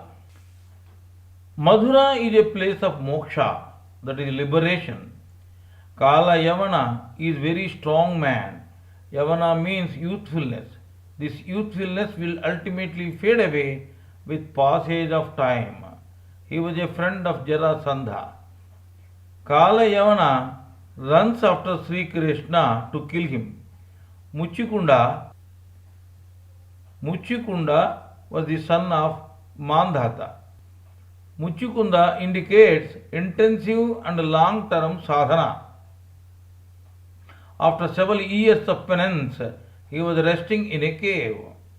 He was in Yoga Nidra, the ecstatic state of meditation. Sri Krishna enters this cave running and hides in a corner behind Muchikunda. The raging Kalayavana enters the cave and kicks Muchikunda, thinking that he was Sri Krishna. The disturbed Muchikund opens his yogic eyes. The rays of radiance from his eyes electrocutes Kalayavana, killing him instantly. This indicates not only the dexterity of Sri Krishna but also the power of yoga. Bhishmaka was the king of Vidarbha. Rukmi was his son and Rukmani was his daughter. Rukmini loves Sri Krishna. He marries Rukmini, forcibly taking her out from the clutches of her brother Rukmi. Rukmi indicates ahankara, ego. Ruk means mantras and Mani means the gem of mantras, that is Omkaram. Naturally, the Omkaram is the property of Sri Krishna consciousness. Sri Krishna marries Jambavati, the daughter of Jambavanta. Jamba means gold. Vati means who has that gold. When sadhak gets into samadhi, the ecstatic state of meditation, samadhi means the ecstatic state of meditation. In that state, he will find golden colored spear in third eye. This is the symbol of Omkara. Sri Krishna marries Satyabhama, the daughter of Satrajit. Satyabhama means truth, which is ever youthful or ever new, energetic. Sri Krishna marries Mitravinda, the sister of Avanti king. Mitra means friend, Vinda means knower. The knower of Sri Krishna consciousness is the friend of Sri Krishna. Satya, the daughter of Kosala king, Bhadra, the sister of Kekaya king Santartana Nand, Lakshmana, the daughter of Mudra king, were married to Krishna. All these show the universal love of God. Sri Krishna gets Jarasandha killed by Bhima, one of the five Pandavas, shows the dexterity of God. Later on, Sri Krishna kills Sisupala and Dantavaktra and liberates them. Sisu means childlike innocence of body attachment. Danta means teething stage, which also indicate the childlike innocence of body attachment. One should get rid of this attachment for liberation.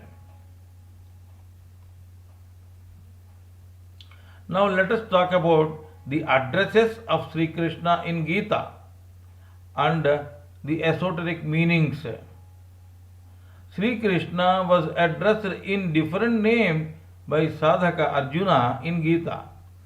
Let us understand the inner meanings of those names. Number 1, Achyuta means intangible. Number 2, Ananta means all pervading. Number 3, Ajya means the first amongst firsts. Number 4, Kesi Nishudhana means the killer of a demon Kesi or destroyer of negativity. Kesi means hair, which is replica of negativity in Sanskrit. Number 5, Kamala Patraksha means replica of wisdom. Number 6, Govinda, Govidampati Govinda, basis of all souls. Number 7, Apratima Prabhava means omnipotent. Number 8, Krishna, Akarshayati iti Krishna, the one who attracts all, animated or inanimated, is called Krishna. Number 9, Jagatpati means the one who bears the whole world. Number 10, Arisudhana means destroyer of inner and outer enemies. Number 11, Kesava means destroyer of inner and outer enemies. Number 12, Jagannivasa means the one who dwells in us and the worlds. Number 13, Janardana means the protector of devotees. 14, Bhuta Bhavana means the cause of living beings. Number 15, Varshneya means the destroyer of negativity. Number 16, Deva means Brahman. 17, Bhutesha means Lord of living beings. 18, Vasudeva means the son of Vasudeva. 19, Devadeva means Lord of Lords. Number 20, Madhusudhana means destroyer of vasanas or unfulfilled desires. 21, Vishwamurti, Lord of the worlds. Number 22, Devavara means the first amongst lords. Number 23, Mahatma means great soul. 24, Vishweswara means Lord of worlds. Number 25, Devesa means Lord of lords. Number 26, Mahabahu means omnipotent. Number 27, Vishnu. Vishnu means omnipresent. Number 28, Parameswara means Brahman. Number 29, Madhava means God the Father. Number 30, Sarva means each and everything is He only. 31, Purushottama means the greatest amongst souls. 32, Yadava means descendant of Yadu dynasty. 33, Sahasrabahu means strength personified. 34, Prabhu means the Lord. 35, Yogi. 36, Hrishikesa means Brahman. 37. Bhagavanta means embodiment of bhakti, gnana, that is pure wisdom, vairagya, that is detachment, and tattva, that is logic. 38. Yogeshwar means the greatest amongst yogis. Yoga giver Sri Krishna. Now let us talk about Sri Krishna, who is the yoga giver. Imam Vivasvati Yogam Proktavanaham Avyayam Vivasvan Manave Praha Manu Rikshvaka Vabravit. Gita, 4th Adhyaya, 1st verse. From above sloka it is clarified Sri Krishna is the giver of yoga. In this sloka, Krishna told Arjuna, the pure wisdom of union of soul and spirit is called Jiva Brahmaikya Gnanam and is unperishable. This knowledge is called Nishkama Karma Yoga. He says that he has imparted this knowledge to sun in the past. Sun is the replica of all-pervading light of the Brahman in Sahasrara Chakra on the top and center of head called Brahmarandram. This light of knowledge was imparted to Manu, means descended to Antakarana or mind. Then it was imparted to Ikshvaku. Iksha means eye. This eye is existing in the place called Kutastha between the two eyes of forehead. This is called third eye. This eye can be opened through long and intensive meditation. So this knowledge of uniting soul with spirit descended to the third eye. Then it was further descended to Rajarshis. Rajarshi means senses.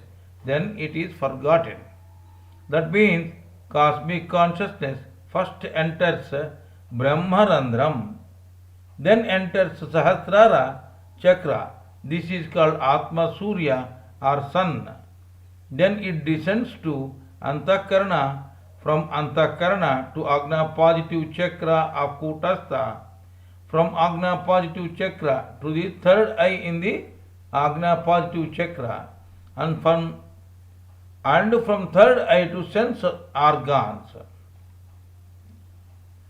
Then cosmic consciousness further percolates throughout the body. Because of Maya, we forget the source of energy by indulging fully in worldly affairs. As such, we suffer proportionate to our forgetfulness of the source energy, that is God the Father. After long sufferings, we turn to a Sadguru like Sri Sri Paramahansa Yogananda for learning yoga so as to return to our home, that is God the Father. In this Kriya Yoga Sadhana, the business of senses are to be halted first through pranayama techniques. Then the unsteady mind and life force are made steady. By this process, the third eye in the Agna positive chakra is opened.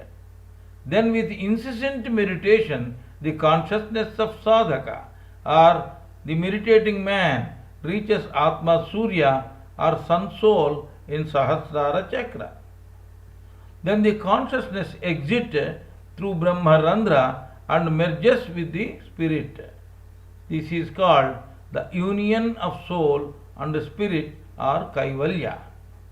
Sri Krishna, the greatest yogi, exhorted this knowledge in Gita through several types of pranayama techniques. Each and every technique is a yajna.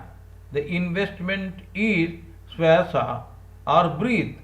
Butchering of an incessant element, butchering of an innocent animal for yajna is atrocious. The total period of existence of Sri Krishna, the greatest incarnation, is 125 years, 7 months and 8 days. He was 87 years old at the time of Gita knowledge to Arjuna. The next Purana is 11th Purana, that is Linga Purana. Linga means subtle. The creation will be inscripted in Parabrahman in subtle form after deluge or Mahapralaya. Then during creation, the subtle cosmos will be taking the physical form. This is narrated in Linga Purana. As already stated, this creation story is almost repeated in all Puranas. The next Purana, the 12th Purana, is Narada Purana. Na means not having, Radha means body, Narada means soul. The intuition is Narada Purana. The manifestation of this whole creation was due to the Sat, that is beyond creation. Due to this Sat only, the omnipotent pure wisdom was manifested as the God in creation or Mahaprakriti and its 6 different consciousnesses. They are macrocausal or Karana, microcausal or Karana, macro subtle or Sukshma, micro subtle or Sukshma, and macro physical or macro stula, micro physical or micro stula. Mahaprakriti and 6 consciousnesses together are called Sapta Rishis, namely Marichi, Atri, Angirasa, Pulaha, Kratu, Pulastya and Vasishta. Sanaka, Sananda, Sananta and Sanatkumara. Sanaka, Sananda, Sanatana and Sanatkumara are the mental offspring of Brahma, the creator. From them the Jiva Srishti are living beings manifested. They are nothing but the pure constructive Mahaprakriti. Sanaka means the primordial. Sananda means along with bliss. Sanatana means eternal. And Sanat Kumara means ever youthful. But Jiva Srishti or living beings cannot be manifested through these mental pure offspring of Brahma. The internal bliss of Mahaprakriti and the presence of cosmic consciousness together led to the 3 gunas, namely Sattva, Rajas and Tamo. Initially, these 3 gunas were still and peaceful like stilled water in a pond. Then the unsteady vibrations of Rajoguna worked like a catalyst and make both steady Sattva and destructive Tamoguna to vibrate. This Rajoguna is the root cause of creation and hence it is called Brahma, the creator. The steady Sattva Guna is called Vishnu. The destructive Tamo Guna is called Shiva. The internal desire of experiencing different forms, pleasure in Mahaprakriti has rubbed 4 different types of constructive ideas on the Sattva, Rajo and Tamo Gunas. They are vibration, time, space and atom that can be construed as superimposing the idea of division of one into many on the indivisible Parabrahman. Swayambhuva, Swarochisha, Autami, Raivata, Chakshusha, Vaivasvata, Savarni, Daksha Savarni, Brahma Savarni, Dharma Savarni, Rudra Savarni, Raucha or Deva Savarni, Bhautya or Indra Savarni are 14 different Manus. Each Manu is the primordial man of that Manvantaram. After the completion of one Manvantaram, deluge occurs. Next Manvantaram or era starts. Manu means mind. At present Vaivasvata Manvantar is running. 13th Purana is Skanda Puran. 13th Puran is Skanda Puran. Maheshwara dharmas are narrated in the Maheshwara dharmas are narrated in this Puran. Maha means the great, E means Ikshana or looks, and Swara means arrows. The great sadhak who utilizes his Kriya Yoga sadhana trained his looks as sorrows, and he himself will be called as a Maheshwara. Then his dharmas or duties are sacrosanct and shall be guiding factor to the followers of the great soul path. Kumara means the ever youthful or energetic. Swami means the one who knows himself. So Kumara Swami means the ever youthful or ever energetic sadhak who knows himself. Kriya Yoga sadhana gives the energy to sadhak to make all these universes known to him. The universe within each individual is called Vyashti. The universe without is called Samishti. Of course, Samishti is inclusive of Vyashti. Vyashti is always a part and parcel of Samishti. There are 14 universes within and without. They are now Bhuloka in macro, in micro it is called Patala or Muladhara Chakra. Bhuvarloka in macro or Samishti, Mahatala Loka or Swadhisthana Chakra in micro or Vyashti. Swarloka in Samishti or macro, Talatala Loka or Manipura Chakra in Vyashti or micro level. Maharloka in macro, Rasatala Loka or Anhat Chakra in Vyashti. Janaloka in Samishti, Samishti means, I already told you, macro. Sutala Visuddha Chakra in Vyashti. Vyashti means micro level. Tapoloka in Samishti, Vitala Loka or Agna Chakra in Vyashti. Satya Loka in Samishti and Atala Loka or Sahasrara Chakra in Vyashti or micro level. The next Puran, 14th Puran, is Garuda Purana. Garuda Puran. Ga means Gnana, Rudha means embodiment. Be an embodiment of Gnana or wisdom. To gain that pure wisdom, one has to do Kriya Yoga Sadhana. This is the essence of Garuda Purana. Kashyapa had two wives, namely Vinata and Kadruva. Kadruva was cunning, Vinata was honest and innocent. Kadruva had several snakes as her offspring. Garuda was the son of Vinata. They both go for airing and see a white horse from the distance. Vinata says the horse was white, including tail. Kadruva says the horse was white, excluding tail. They bet on each other on the color of tail. Kadruva cheats Vinata by asking her children, that is snakes, to hang around the tail of the horse so as to make its color of the tail as black.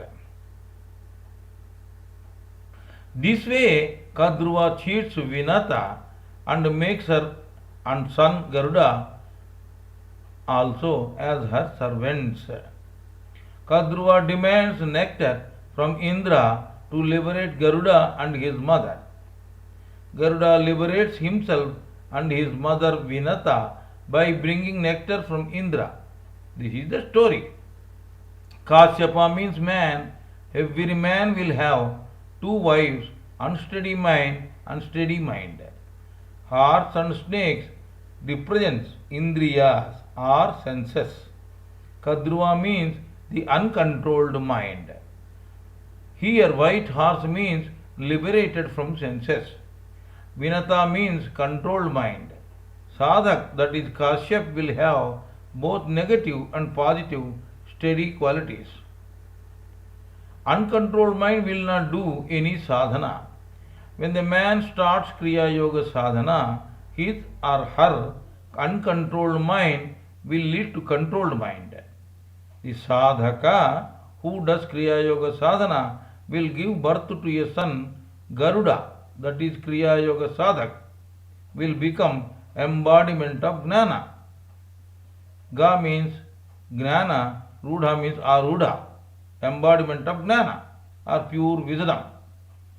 Gnana or pure wisdom can control Indra, the king of senses, the mind.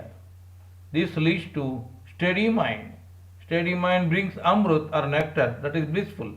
As such, the blind mind loses its sheen and will be deprived of poison. The next Purana is 15th Purana, Matsya Purana. 15th Puran, Matsya Puran. Matsyam means fish.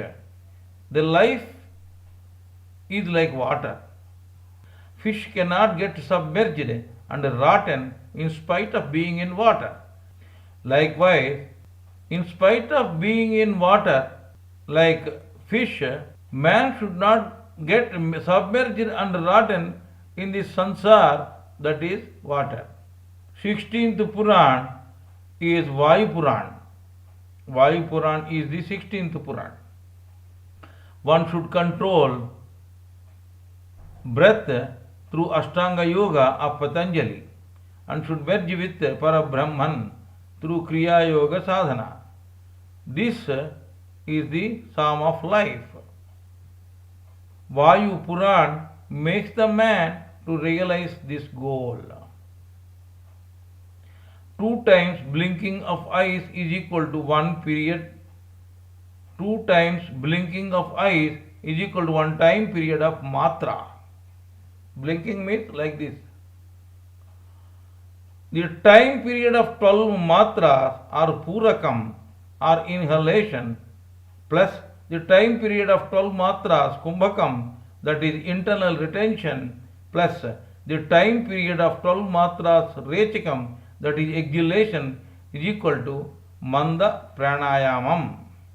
The time period of 21 matras purakam, that is inhalation, plus the time period of 21 matras kumbhakam, that is internal retention, plus the time period of 21 matras rechikam, that is exhalation, is equal to Majjhama Pranayamam.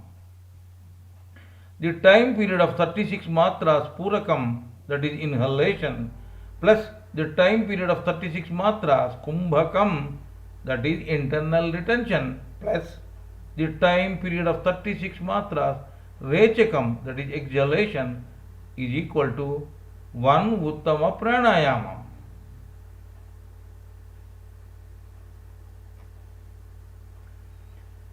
The next Puran is 17th Puran, that is Bhavishya Puran. Next Puran is Bhavishya Puran, 17th Puran. The nature of man who does not do sadhana at all shall be indicated by Bhavishya Puran. Brahmin, Vaisya, Kshatriya and Sudra castes are formed as per their qualities, not by birth. The one who depends only on his work and physical body, the slave of senses, is Sudra. The one who does cultivate good qualities and work for dharma while earning his livelihood is Vaisya. The one who strives hard for confronting his enemies within and without is Kshatriya. The one who does Kriya Yoga sadhana and interested in only pure knowledge is Brahmin. Everybody will have negative and positive forces. within him. The man should do yoga exercises and Kriya Yoga sadhana. He should remove the negative forces within him and improves positivity within him. He should improve the divinity within him. He should realize himself as God. Aham Brahmasmi. Lest the negativity within him grows by leaps and bounds. The man will become a beast. He will become a destructive force. He will destroy the temples, churches, and other auspicious places. He will become a terrorist. He will commit atrocities on the mankind. He will become a source of evil. Next Puran, 18th Puran, is Brahmanda Puran. Brahmanda Puran is 18th Puran. The creation of story, Vastu, caste systems, gunas, etc. are narrated in this Brahmanda Puran. Three basic realms of life, namely air, water, and light, are required for house construction.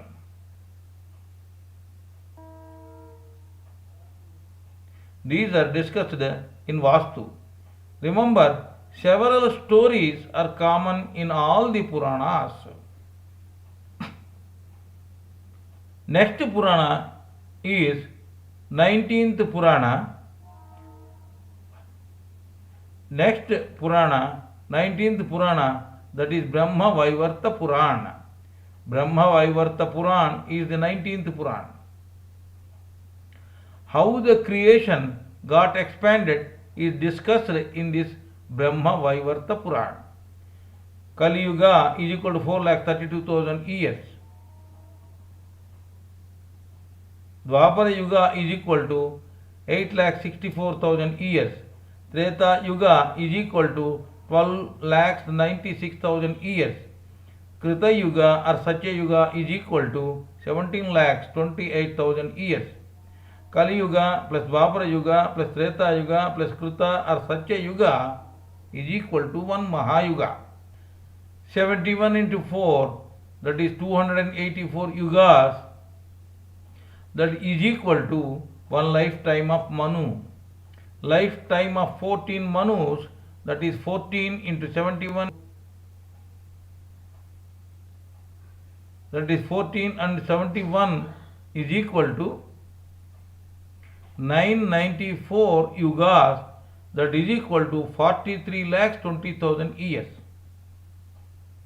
One night of Brahma is equal to 1,000 yugas. One day of Brahma is equal to 1,000 yugas. This Brahma is called Karya Brahma, action Brahma. One day of Karya Brahma is equal to 2,000 yugas. The deluge or dissolution between one yuga and another yuga is called Avantara Pralaya. In any deluge or dissolution, the idea body remains, but the physical and subtle bodies are destroyed.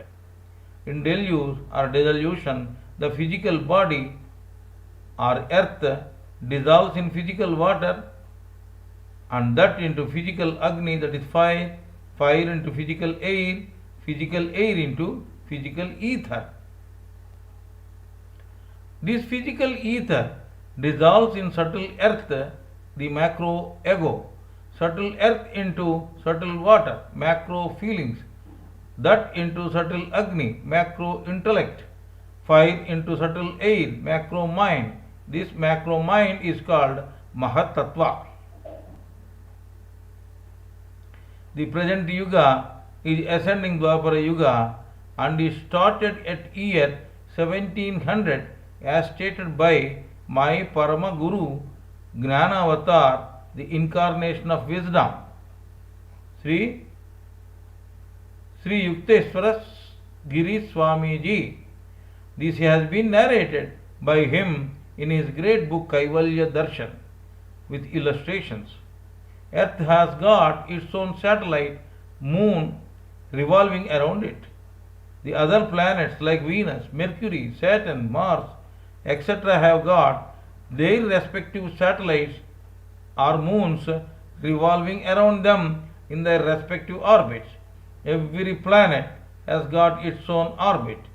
They not only revolve around themselves but also revolve around Sun in their own orbits in elliptical order. Likewise, Sun also revolves around himself and also revolves elliptically around a star as its center of orbit. This is called Vishnu Nabhi, the universal grand center. On the Vishnu Nabhi, it is shown in Hindu mythological pictures as Brahma sitting on a lotus. Brahma is the center of wisdom. Lotus, in spite of being in water, will not get rotten. So, in spite of being in this water, like sansar, that is mundane world, one will not lose balance and remain anchored to God and should continue his Kriya Yoga sadhana without forgetting him. That is real wisdom. To make one revolution around Vishnu Nabhi, Sun will take 24,000 years. 12,000 years is half ripple. The full circle consists of two half ripples ascending and descending. The vernal equinox, Mesha Sankranti, falls on 21st March of every year. The autumnal equinox, that is Tula Sankranti, falls on 23rd September of every year. On the day and night will be equal. When Sun enters into Makara Rasi, then it is called Makara Sankranti. This is the start of summer solstice or Uttarayana. Around 21st June every year, Sun travels away from equator 23.5 degrees towards north. That is why winter starts. When Sun enters into Karkataka Rasi, then it is called Karkataka Sankranti. This is the start of winter solstice or Dakshinayana. Around 21st December every year, Sun travels towards equator 23.5 degrees towards south. That is why summer starts. In the 24,000 years of travel course of Sun around Vishnu Nabhi, that is the universal grand center, the first 12,000 years ascending ripple contains Kali, Dwapara, Treta and Satya Yugas. They are called ascending Yugas. The next 12,000 years descending ripple contains Satya, Treta, Dwapara and Kali Yugas. Every Yuga contains mutation period at the rate of 100 years for every 1,000 years in the beginning and in the end. This way, Kali Yuga is equal to 100 plus 1000 plus 100 is equal to 1200 years. Dwapara Yuga is equal to 200 plus 2000 plus 200 is equal to 2400 years. Treta Yuga is equal to 300 plus 3000 plus 300 is equal to 3600 years. Satya Yuga is equal to 400 plus 4000 plus 400, that is equal to 4800 years, totaling 12,000 years. 1700 AD is the start of ascending Dwapara Yuga. If the initial 200 years mutation period is added, then 1900 AD is the start of real ascending Dwapara Yuga. 116 years real Dwapara Yuga elapsed till this year, that is 2016. In the year 4100 AD, the ascending Treta Yuga begins. Pandavas handed over the kingdom to Raja Parikshit and they went together with the learned people to Himalayas for penance. At the time of Raja Parikshit, the descending 2400 years of Dwapara Yuga already completed and descending Kali Yuga already started. But nobody dared to tell this fact to the king Parikshit, as the start of Kali Yuga is deemed to be bad thing due to the dearth of learned people. The existing timid people told Parikshit that the Dwapara Yuga is continuing by erroneously extending it. That way, 2401 descending Dwapara Yuga existed. Vernal equinox, Mesha Sankranti, is at a distance of 20 degrees 54 minutes 36 seconds from fixed star Revati or from fixed star Revati of Mesha Rasi, first Pada means part, that has elapsed 1394 years, and presently it is 194 years ascending Dwapara Yuga. This is what Swami Sri Yukteswar Giriji said in 1894 AD.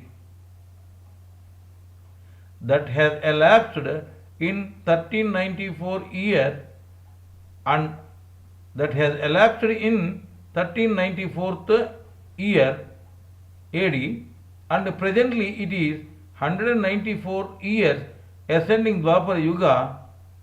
This is what Swami Sri Yukteswar Giriji said in 1894 AD. Presently in 2016 it is 116th year of ascending Dwapara Yuga after deducting the initial mutation period of 200 years. The qualities of yugas. Now let us talk about the qualities of yugas. Kali Yuga.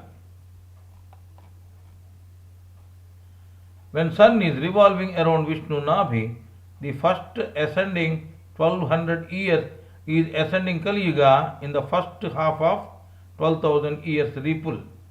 At this time of ascending Kali Yuga, Dharma will be on one pada, 25%, or first quadrant. In ascending order, it gradually increases. Intellect will give preference to the physical things but moves towards Parabrahman from where it has come. In descending Kali Yuga, man gives preference to physical things only but moves away from Parabrahman. Dwapara Yuga. When sun is revolving around Vishnu Nabhi, the first ascending 2400 years is ascending Dwapara Yuga in the first half of 12,000 years. At this time of ascending Dwapara Yuga, Dharma, righteousness, will be on two padas, that is 50%, or two quadrants. In ascending order, it gradually increases. Intellect will give preference to the mental things but moves towards Parabrahman from where it has come. In descending Dwapara Yuga, man gives preference to mental things only but moves away from Parabrahman. From the year 1700 AD, man has made many scientific innovations and inventions, and it is due to the ascending mental faculties. Treta Yuga. When the sun is revolving around Vishnu Nabhi, the first ascending 3600 years is ascending Treta Yuga in the first half of 12,000 years ripple. At this time of ascending Treta Yuga, Dharma, righteousness, will be on three padas, 75%, or three quadrants. In ascending order, it gradually increases. In ascending Treta Yuga, intellect will give preference to ideas but moves towards Parabrahman from where it has come. In descending Treta Yuga, man gives preference to ideas only but moves gradually away from Parabrahman. Satya Yuga. When sun is revolving around Vishnu Nabhi, The first ascending 4800 years is ascending Satya Yuga in the first half of 12,000 years ripple. At this time of ascending Satya Yuga, Dharma, that is righteousness, will be on four padas, 100%, that is all four quadrants. In ascending order, it gradually increases. In ascending Satya Yuga, intellect will give preference to the ideas but moves towards Parabrahman from where it has come. In descending Satya Yuga, the man moving gradually away from Parabrahman begins covering the mistake. They cleverly covered it by saying that our 360 days are equal to one day of Brahma. 1200, 2400, 3600, 4800 years of original years of yugas are described as years of Brahma. The so-called learned in Raja Parikshit's time. They multiplied these 2400 years descending Dwapara Yuga with 360 to cover the mistake.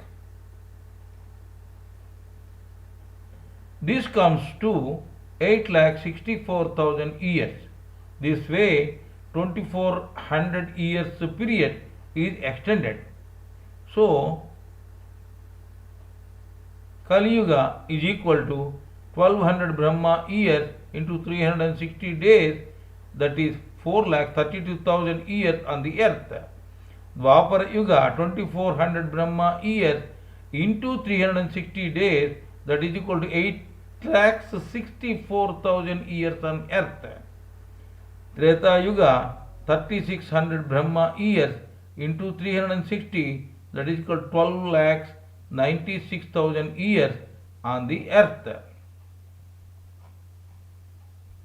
Satya Yuga is equal to 4800 Brahma years into 360 days, that is equal to 17,28,000 years on earth. In ascending order, the cosmos will be progressing gradually.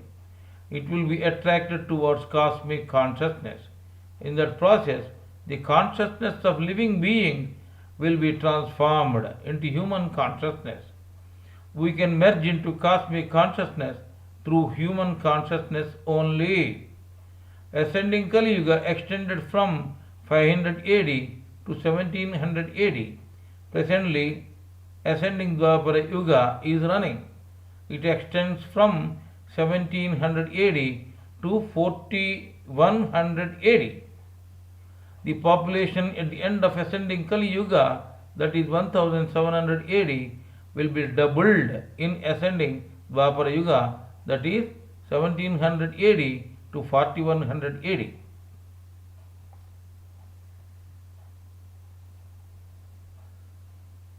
The population at the end of ascending Dwapara Yuga, that is during 1700 AD to 4100 AD, will be doubled in ascending Dwapara Yuga.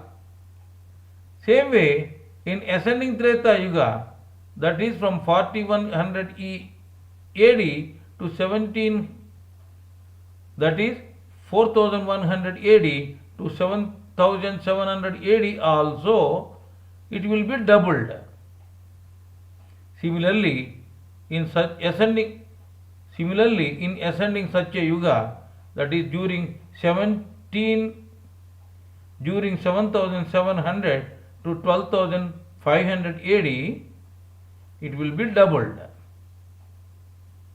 Now, from 500 AD to 12,500 AD, the ascending period of 12,000 half circle years revolving around Vishnu Navi or universal grand center will be completed. Then the descending half circle of 12,000 years will start. In descending half circle of 12,000 years, the gradual decrease of population starts. This is what exactly happened during Parikshit's time onwards. The Parikshit's time was a descending Kali Yuga. So it started from 1200 BD to 500 AD. It was from 1200 BD to 500 AD. During this period of time, the population was very less. The people during that period did not practice any family planning. During that period of time, there were no spread of diseases or dead bacteria. Even then, the population did not increase. On the contrary, it decreased. Even average lifetime was limited to 40 to 50 years. It is due to Yuga Dharma. The ascending order started from 500 AD. Ascending Kali Yuga is from 500 AD to 1700 AD. During this ascending Kali Yuga period of time, population started increasing. Even average lifetime was increased from 50 to 60 years. Big and cruel animals started disappearing. This is because of the development of human consciousness which is running towards Parabrahman. So, now presently the ascending Dwapara Yuga is running. It started from 1700 AD.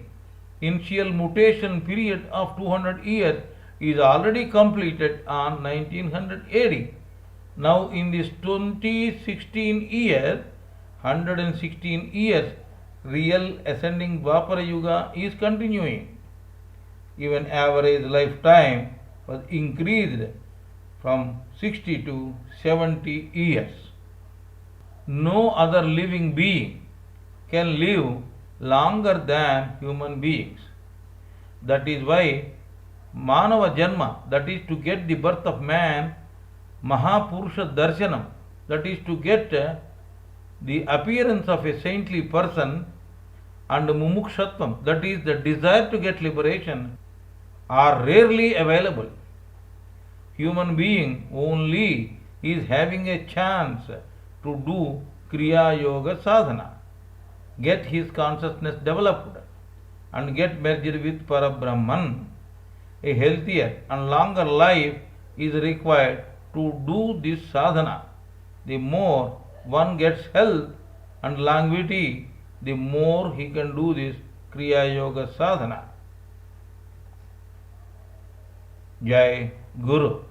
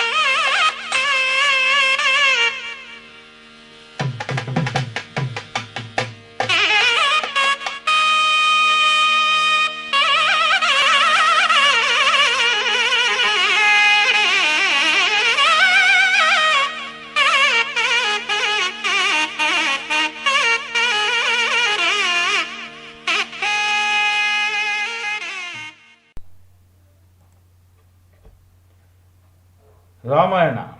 The story of Rama and Sita comes in several other Puranas also. The following is a story of Rama and a spiritual meaning behind it. Dasarath is the king of Ayodhya. He had 3 wives, Kausalya, Sumitra and Kaikeyi. He, with his 3 wives, performed Putra Kameshti Yagna, that is sacrifice. Due to this fire ceremony, first wife is blessed with Sri Rama. Second wife Sumitra is blessed with Lakshmana and Shatrughna. And third wife Kaikeyi is blessed with Bharata. And third wife Kaikeyi is blessed with Bharata. First wife Kausalya is blessed with Sri Rama. Second wife Sumitra is blessed with Lakshmana and Shatrughna. And third wife Kaikeyi is blessed with Bharata. Advised by his guru, Dasarath sends Sri Ram and Lakshman for the protection of Yajna that is being performed by sage Vishwamitra. Sri Ram kills the demon Tataki on the way. The sage was very happy with this. He gives Astras and Shastras to Sri Ram and Lakshman. Sri Ram kills the demons Subahu and Maricha, who came to destroy the Yajna of sage. The sage Vishwamitra takes Sri Ram and Lakshman along with him to Mithila Nagar for Sita Swayamvaram after the completion of Yajna.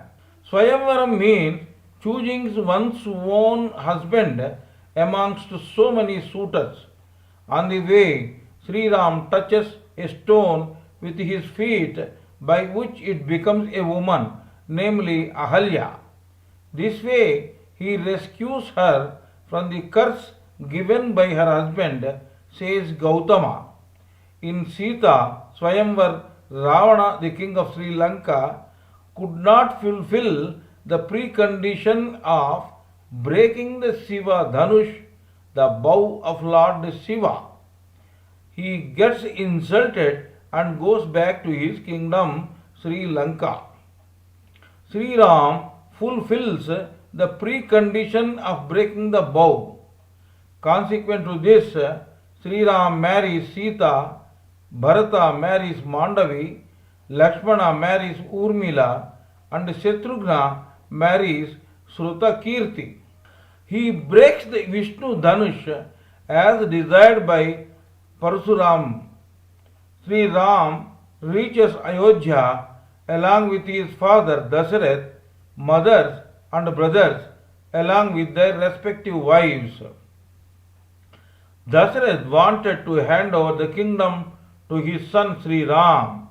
He will fix the time and date in consultation with his guru Sri Vasishtha Maharshi. Dasarath has promised 2 boons to his third wife Kaikeyi in the long past. His wife Kaikeyi, instigated by his servant maid Mandhara, demands to fulfill the 2 boons right now. Dasarath fulfills his 2 vows, namely 1 sending Ram to Aranyavas jungle for 14 years and 2 to hand over the reins of kingdom to Bharata. Sri Ram sets out for Aranyavas jungle. Sita also follows Sri Ram, saying that wherever her husband stays, that is her Ayodhya. Lakshmana also follows Sri Ram, saying that I will do servitude to my elder brother. Lakshmana leaves behind his Urmila for the service of his father and mothers. At the time of leaving for jungle, Bharata and Shatrughna were not present in Ayodhya. Unable to tolerate the separation from Sri Ram, Dasharatha leaves the physical body. Guha the boatman will help Sri Ram, Lakshman and Sita to cross the Sarayu river in his boat, saying that that is his great fortune to help them, to serve them. They reached the hermitage or ashramam of Sri Bharadwaj Maharshi, hermit. From there, they go to Chitrakuta area to visit the great Valmiki Maharshi or hermit. They make a small Parnasala or hermitage in Chitrakoot and start living there with peace and tranquility. Bharat will come to know about these affairs after returning from the house of his uncle. He gets perturbed and admonishes his mother Kaikeyi. He sets out to bring Sri Ram back to Ayodhya. He requests him to take over the reins of kingdom of Ayodhya, pardoning the fault of his mother. Sri Ram will not agree, saying that it is the bounden duty of the offsprings to fulfill the vows of their parents.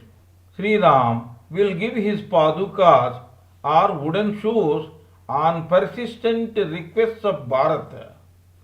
Bharat views them as a representative of Sri Ram. He tells Sri Ram to come and take over the Ayodhya kingdom after the completion of 14 years. Even a minute delay in his return will cost Bharat's life. Making this vow, Bharata establishes these padukas or wooden shoes in Nandigram and start ruling Ayodhya, treating them as the representative of Sri Ram. After some time, Sri Ram, Lakshman and Sita set out for Chitrakoot. They visit the hermitage of Sri Atri Maharshi. From there, they visit the hermitage of Sri Sutikshna Maharshi. From there, they start for the hermitage of Sri Agastya Maharshi. Maharshi means sage. On the way, they kill demon Viradha. Sage Agastya bestows them with a bow, arrows and a sword. From there, they reach Panchavati. There they will construct a hermitage, Parnachala, and start living peacefully there. They befriend with the bird Jatayu. That bird will be helping them as per their requirements. After some time, Surpanaka, the demon, comes to Panchavati area. She becomes attracted to Sri Ram. She wanted to cohabit with Sri Ram due to lust. Refused by Sri Ram, she begs Lakshman to fulfill her lustful desire. Annoyed by this, Lakshman cuts the nose and ears of Surpanaka. Enraged with insult, she narrates this to her brothers Kara and Dushana. They, along with 1400 other demons, try to kill Sri Ram and Lakshman. In turn, they themselves get killed by Sri Ram and Lakshman. In turn, they themselves get killed by Sri Ram and Lakshman. Hearing the demise of Kara and Dushana and insult meted out to Surpanaka, enraged Ravan sends the demon Maricha to deceive Sri Ram to take him away from his hermit. The demon Maricha takes the form of golden deer to attract the attention of Sita. Seeing the golden deer, Sita requests Sri Ram to fetch that somehow or other. Keeping Lakshman to protect Sita from evil forces, Sri Rama goes in search of that deer. Maricha takes Sri Ram away from the hermitage, distracting his attention. Sri Ram kills the demon with his arrow. Maricha dies, moaning, "Oh Sita, oh Sita." Lakshman tells Sita that it was some demon imitating the voice of Sri Ram. It was the plan of the demon. In spite of that, Sita compels Lakshman to search and help Sri Ram, thinking that it was the distress call of Sri Ram. Lakshman draws a circle, Lakshmana Rekha, around that hut and goes in search of Sri Ram. Meanwhile, Ravan comes in the guise of a sadhu, that is hermit, and asks for alms. Then he carries away Sita in a jumbo jet. In those days it is called Pushpaka Viman, to his Lanka kingdom. Jatayu, the friend bird, tries to save Sita. Ravan cuts the wings of that bird and flies her away to Sri Lanka. Sita throws down a bundle of jewels near Kishkinda on the way.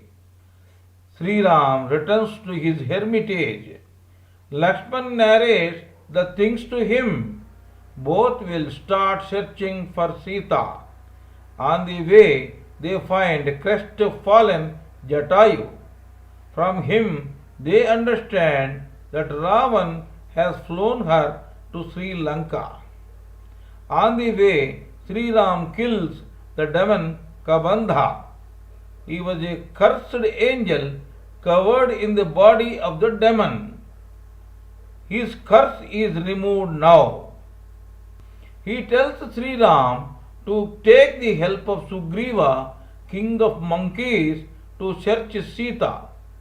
On the way, they meet Sabari, the great devotee of Sri Ram. After spending some time with her, they reach Rishyamukha Parvat. Parvat means mountain.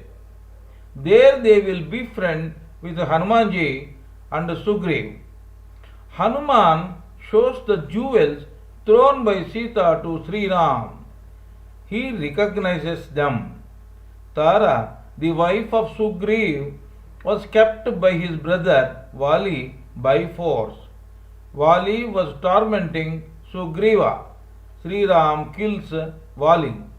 As a gratitude to this, Sugriva keeps all his force at the command of Sri Ram to search Sita. Ordered by Sugriva, monkeys go in all directions to search Sita. Sugriv sends Hanuman and his son Angad in the direction of south. They reach the bank of ocean. There they meet Sampati, the brother of Jatayu. From him they come to know the whereabouts of Sita on the other side of that ocean. Jambavanta starts praising the courage of Hanuman. He crosses that ocean very easily. He was confronted by the she-demon Lankini, the protectress of Sri Lanka. He goes ahead by killing her. He finds Sita in the Asoka garden wailing underneath a Asoka tree. Hanuman gives her the golden ring brought from Sri Ram so as to make her believe that he was sent by Ram. He tells Sita to be courageous as Sri Ram will come soon and saves her. He takes a chudamani, a jewel, for Sri Ram as a testimony. Hanuman kills all the demons who come in front of him and destroys that Asoka garden.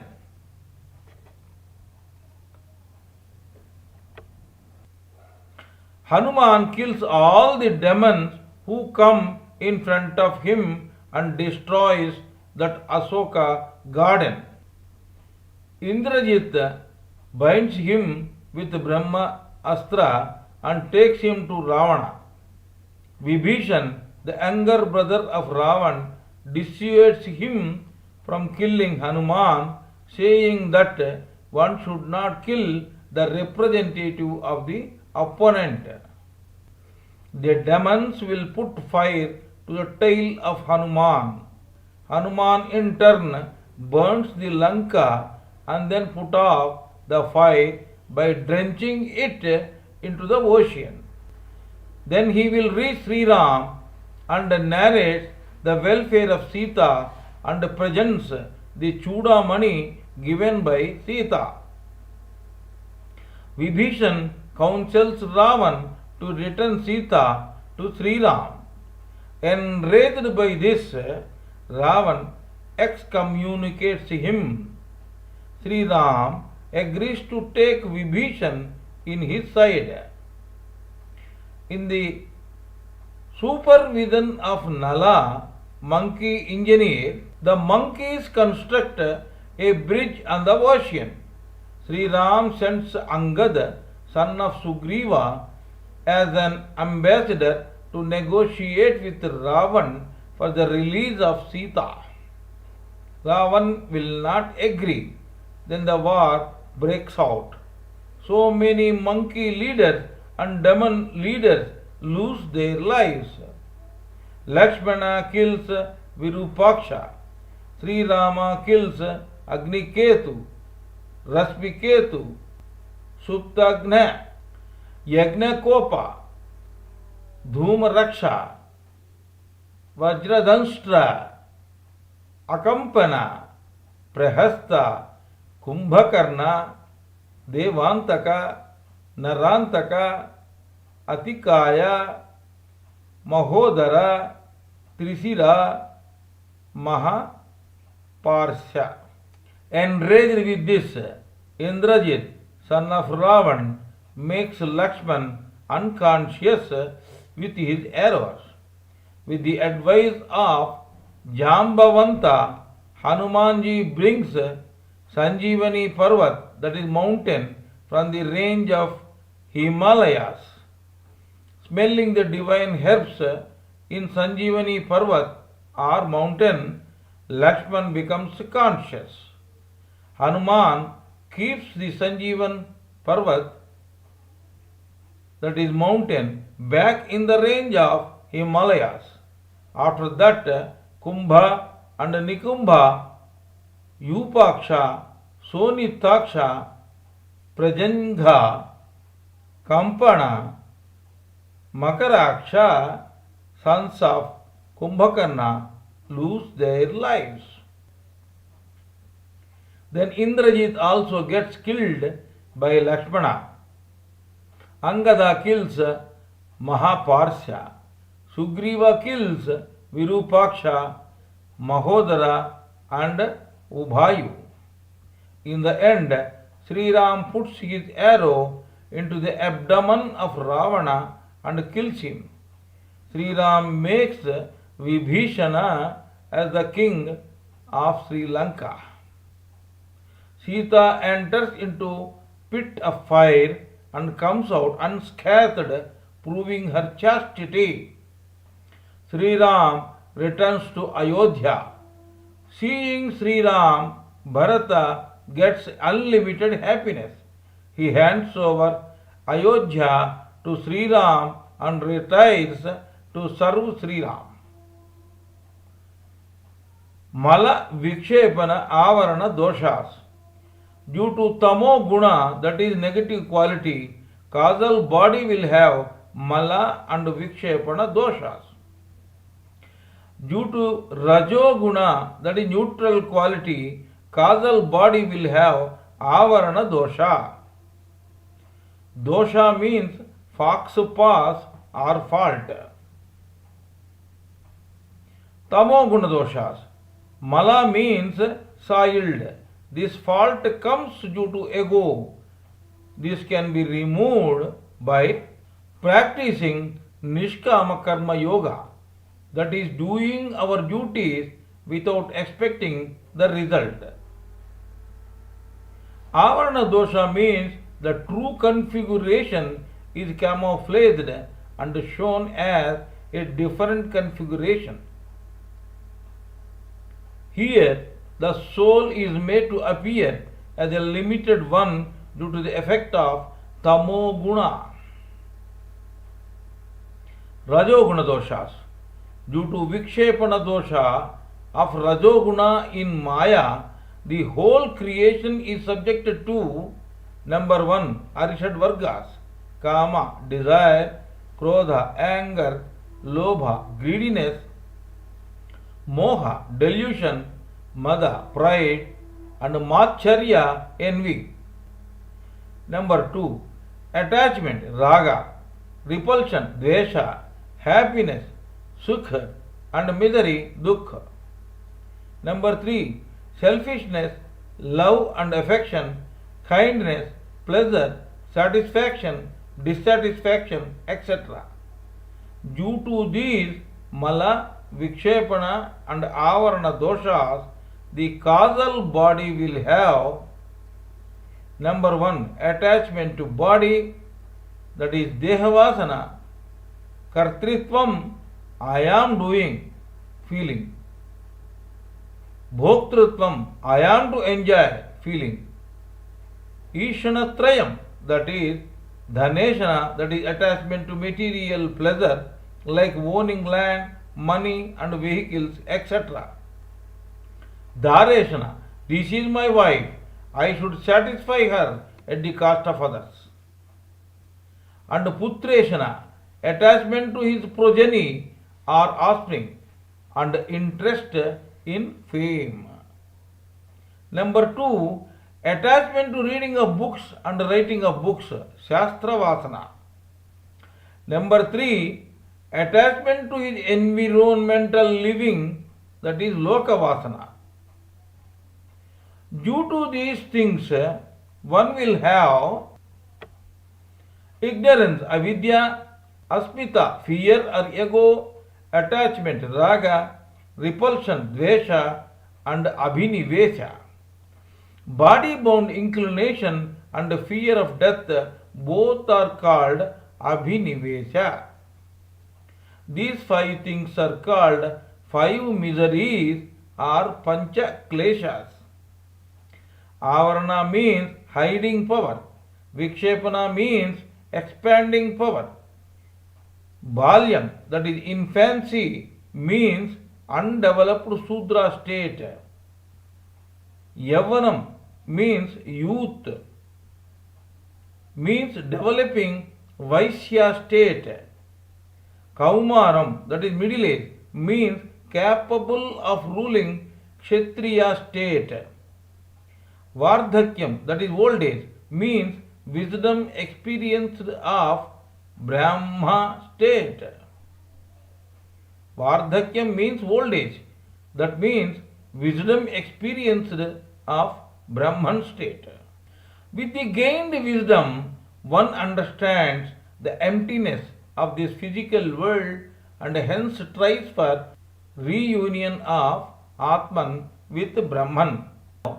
Due to the influence of Tamoguna, Karana Sharira or causal body will have Mala and Avarana doshas. Because of Rajoguna, Karana Sharira, that is causal body, will have Vikshepana dosha. When a lantern chimney is painted by black smoke, then the burning wick cannot be visible. Likewise, due to the Mala dosha, the Paramatma within us becomes invisible. We will mistake the rope as the snake due to the superimposition of darkness. So Avarana dosha or fault occurs due to tamoguna ignorance of unsteady mind. Love and hatred, selfishness, affection, kindness, happiness, contentment, dissatisfaction, kama, krodha, lobha, moha, mada and matcharya, etc. are the vikshepana doshas. This is due to ego. Due to mala, avarana and vikshepana doshas, the karana, sharira, will have number one body attachment, that is kartritva doshas, number two attachment towards finance, offspring and spouse, fame, mongerism, number three interest in shastras, and number four worldly attachment. Because of this, man will have asmita, ragadvesha and abhinivesha. Asmita means ego, ragadvesha means attraction and repulsion, abhinivesha means attachment to his body. Sadhak, the meditator or the meditating man, confronts three steps during his sadhana.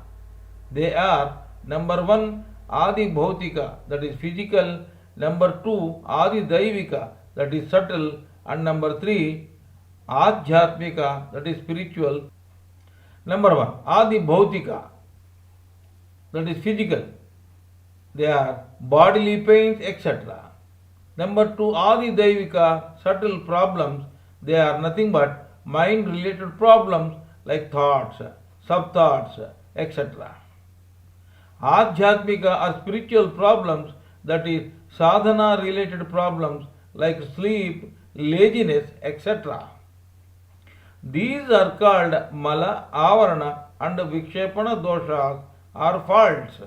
Sadhak, Kriya Yogi, seeing unity with Parabrahman, shall be cautious about these things. To make mind steady, one has to annihilate these three faulty steps. Muladhara, Swadhisthana and Manipura chakras are called mundane chakras.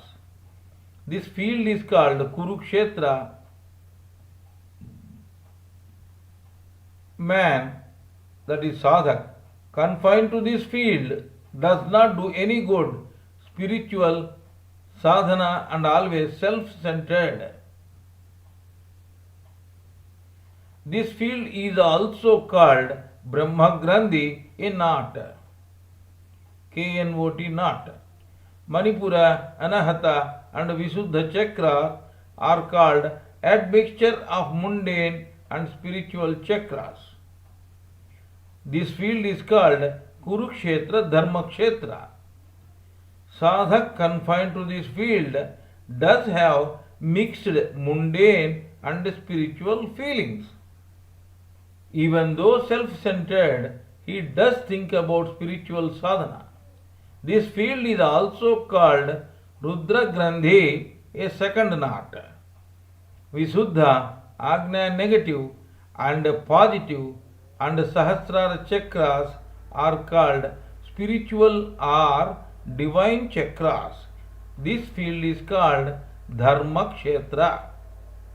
Sadhak confined to this field does only good spiritual sadhana and always God-centered.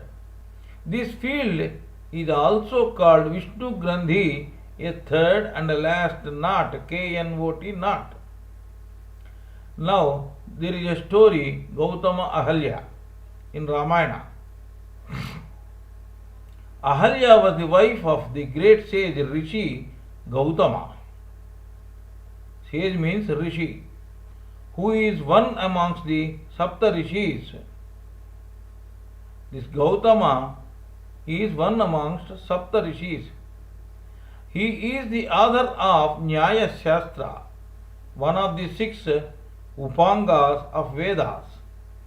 Gautama was preaching pure Gnana or spiritual knowledge to Ahalya. At the time of preaching, the mind of Ahalya was not steady. Her mind was turned towards worldly affairs. The reason for this disturbed mind was Indriyas or senses. The king of senses was Indra, the mind. Finding her unsteady or not attentive, she has been warned by Gautama, na halya, that is not to move. Be steady like a stone. That is the story of Gautama cursing Ahalya. He also told his wife Ahalya to be in this state for a long time and do intensive Kriya Yoga Dhyana. Spiritual knowledge can be gained only through intensive and long Kriya Yoga Dhyana with a one-pointed steady mind. Unsteady mind cannot grasp pure knowledge. Steadying the mind is dhyana. In that state, Rama, that is the cosmic energy, will reach Mooladhara Chakra and awaken the Kundalini which was in sleeping state till that time.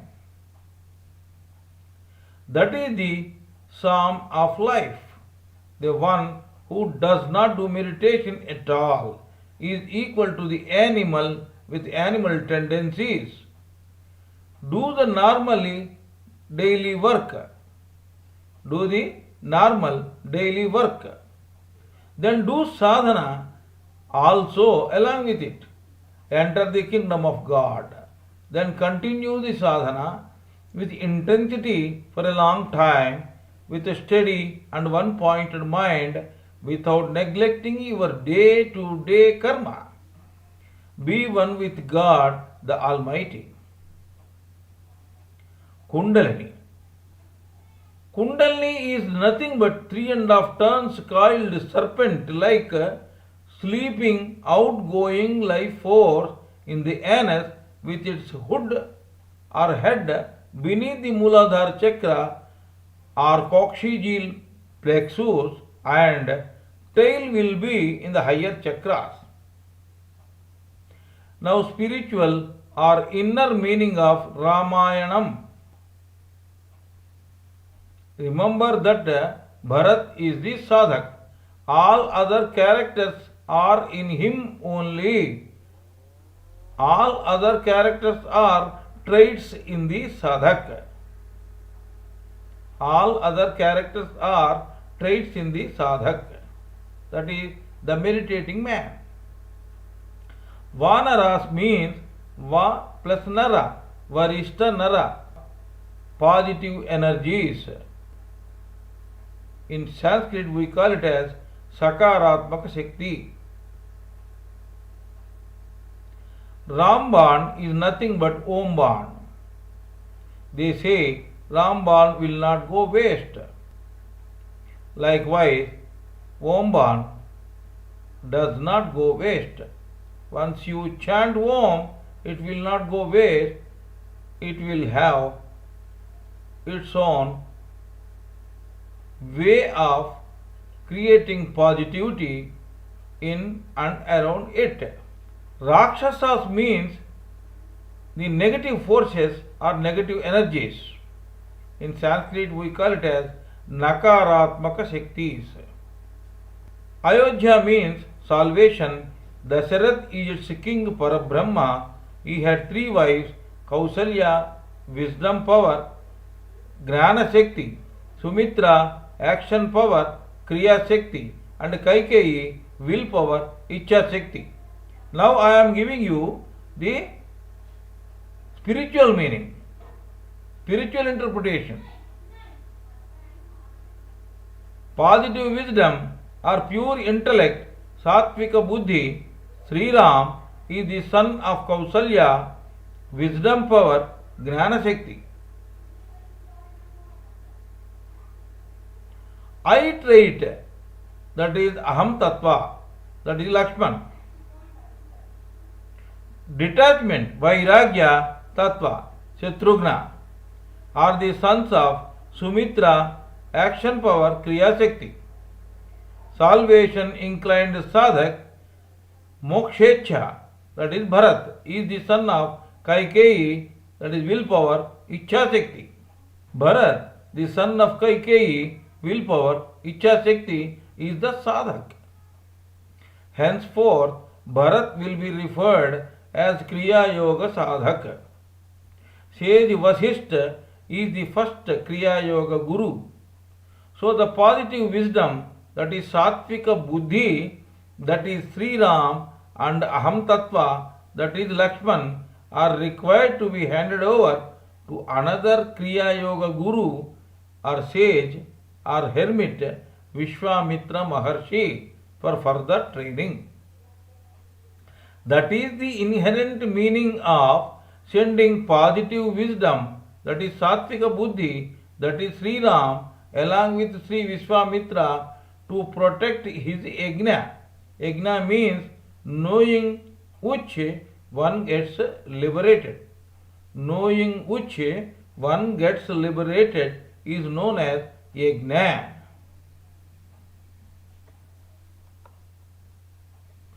Here, sadhak starts removing negative forces by killing demon tatak in him.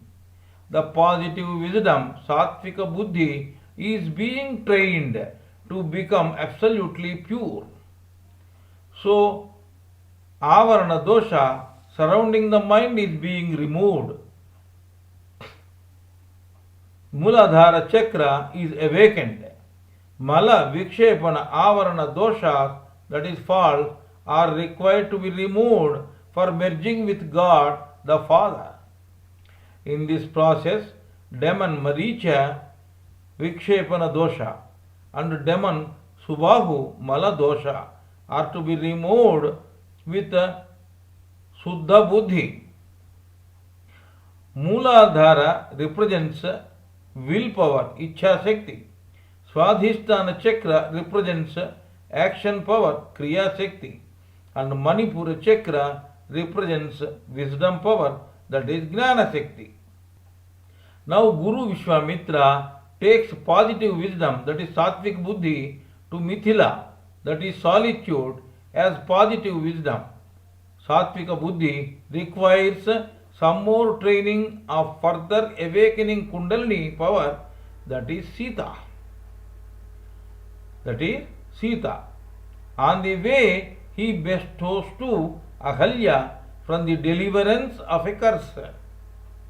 Ravan, the king of desires, also comes for the Kundalini awakening but abruptly discontinues and returns to Sri Lanka. Sri Lanka is the circuit of mundane existence, samsara. So Ravan suddenly, with impatience, exits from that place. Desires always dissuades the Kriya Yoga sadhak from meditation and makes him to go back to samsara. The positive wisdom, Sattvika Buddhi, of a sadhak wanted to become absolutely pure. It will try to tame the Kundalini, the daughter of Janaka. Janaka represents peace and tranquility. Tamed Kundalini will represent peace and tranquility. The breaking of Shiva Dhanush, the bow of Lord Shiva, represents the firm determination of the positive wisdom, Sattvika Buddhi, of sadhak to awaken Kundalini further. So positive wisdom, that is Sattvika Buddhi, marries Sita, the Kundalini power. Kundalini power is individualized Maya, microcosm. Vivaha means marriage in Sanskrit. Visishta Vaha means vehicle, the unique vehicle. In nutshell, Vivaha means the great vehicle, that is Kriya Yoga Sadhana. So through intensified Kriya Yoga Sadhana, the sadhak wanted to tame Kundalini. Lakshman marries Urmila, that is sleep. Bharat marries Mandavi, that is Kriya Yoga Sadhana. Shatrughna marries Srita Kirti, fame. Naturally, the sadhak adopts Kriya Yoga Sadhana so as to make his positive wisdom, that is Sattvika Buddhi, to tame Kundalini. the individualized Maya. For this, his Lakshman, that is Aham Tattva, that is I-ness or I trait, should adopt sleep. If Aham Tattva in the sadhak becomes predominant, then it becomes Ahamkara, that is ego.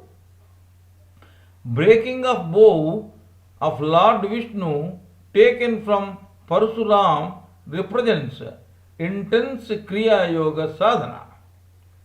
Encouraged by intense Kriya Yoga sadhana, the positive wisdom, Sattvika Buddhi, that is Sri Ram, of sadhak becomes more purified. Here the sadhak crosses Rudra Grandhi, or in yoga parlance it is called Rudra Grandhi Vichedana.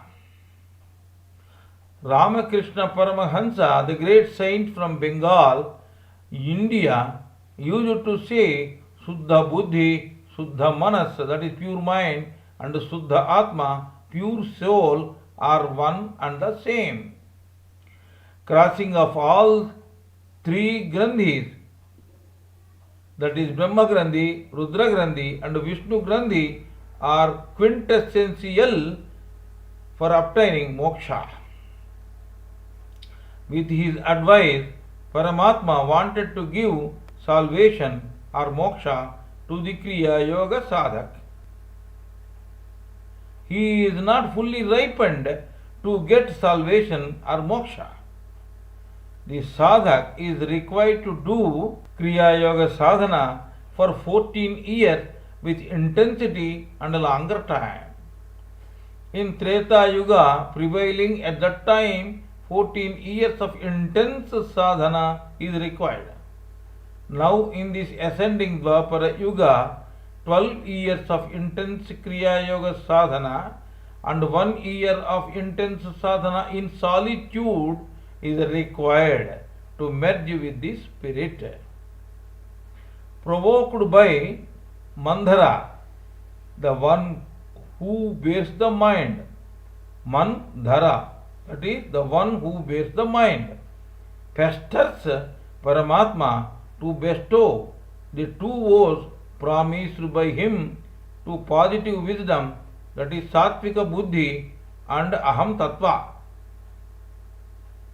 They are number 1, 14 years of intense sadhana in solitude, that is Aranya Vasa, living in jungles, and followed by number 2, salvation or Pattabhishekam, or entering into the kingdom of God to the Mumukshu, that is sadhak. The role of Paramatma is over. So, he retires here. Paramatma is Dasharatha. Bharat means sadhak wanted to do 14 years intense sadhana for the absolute purification of intellect, which will lead to moksha. Guha, that is Chitta, the sphere of thinking. The boatman helps positive wisdom, Sattvika Buddhi, that is Sri Ram, in sadhak. Aham Tattva and Kundalini. Aham Tattva means Lakshman and Kundalini means Sita, to cross over the river Sarayu. Sarayu means the circuit of mundane existence or samsara. Until and unless the pure intellect or Suddha Buddhi becomes absolutely pure, the sadhak, that is Bharat, cannot attain moksha or liberation. In this process, getting absolute purification, the positive wisdom, Sattvika Buddhi, is helped by the positive forces in him, namely sages Atri, Sarabhanga, Sutikshna and Agastya, and the negative forces like demon are also destroyed. And the negative forces in him, that is Demons like Virag are to be destroyed. That is why they are destroyed. Positive wisdom, that is Satvika Buddhi, intensifies sadhana by constructing a Parnasala by sitting in proper posture in Panchavati. This body is made of 5 Panchabhutas: ether, air, fire, water and earth. So it is called Panchavati. In spite of doing sadhana, the Maya induces the pure intellect to get seduced. So Kama Vasana, that is lustful desires, in the form of she-demon Surpanakha takes birth. Because of contemplated intense sadhana, the pure intellect as well as I-ness both will be dissuaded from the lustful desires. Not accepting the defeat easily, the negative forces, that is lustful desires, will try to confront the pure intellect with a bang. So the two demon brothers, namely Khara and Dushana, along with 14,000 other negative forces or Nakaratmaka Shaktis, will try to spoil the positive wisdom, Satvika Buddhi or Sri Ram in the sadhak. All are negated by positive wisdom, Satvika Buddhi. That is the intention of Sita, Kundalini or individualized Maya, to provoke the positive wisdom, Satvika Buddhi, to get the golden deer. That means when positive wisdom, Satvika Buddhi, the Kundalini will be in the control of weakling I-ness, that is Lakshman. Being in the control of I-ness now, it sends I-ness to follow the disturbed positive wisdom, that is Satvika Buddhi. Then automatically Kundalini will be encompassed by Ravan, the king of desires. In that process, the morality, that is Jatayu bird, morality means Jatayu bird, in him awakens and tries to dissuade the king of desires, but in vain. The disturbed positive wisdom, Satvika Buddhi, returns to normality and tries to set right its house. The steady positive wisdom, Satvika Buddhi, leads to meeting Hanuman. Hanu means to kill. Man means mind. Hanuman means steady mind. This leads to meet Sugriva, the king of Vanaras, that is monkeys. I told you already, Vanaras means positive forces, positive energies, Sakaratmaka Shaktis in the sadhak. Va Nara, Varishta Nara. Sugriva. Su means auspicious, Griva means sound. Sugriva means auspicious sound, that is Om. Va means Varishta, great. Naras means men, the great men. Sugriva means the auspicious sound Omkar. Vanara means positive forces. So the sadhak shall hear the auspicious sound Omkar due to the assistance of positive forces accompanied by fixed mind within him. But so far the auspicious sound Omkar is hindered due to Vali, the fear within the sadhak. Vali means the brother of Sugriva is called Vali, and he is nothing but the fear within the sadhak. With the fixed mind, the fear, or in Sanskrit we call it as bhayam, Vali in the sadhak is laid to rest. Now the positive wisdom, Sattvika Buddhi, that is Ram in the sadhak, that is Bharat, is becoming absolutely pure due to the continuous uninterrupted sound of Om within and without. After hearing the auspicious Om sound, the fixed mind, that is Hanuman, contacts Kundalini lying underneath the Mooladhara chakra. Mooladhara chakra is on the south and Sahasrara chakra is on the north side of the sadhak. The fixed mind, Hanuman, informs the Kundalini underneath the Mooladhara chakra of the sadhak about the impending coming of Suddha Buddhi, that is the pure intellect, becoming absolutely pure so as to attain the salvation. Salvation means the individualized Maya merging with God the Father, that is Parabrahman. The Manipura chakra is of red color within 10 rays. So this is also called Ramana chakra. Then the Kundalini, wanting to become completely awakened, cries for help, calling Rama loudly.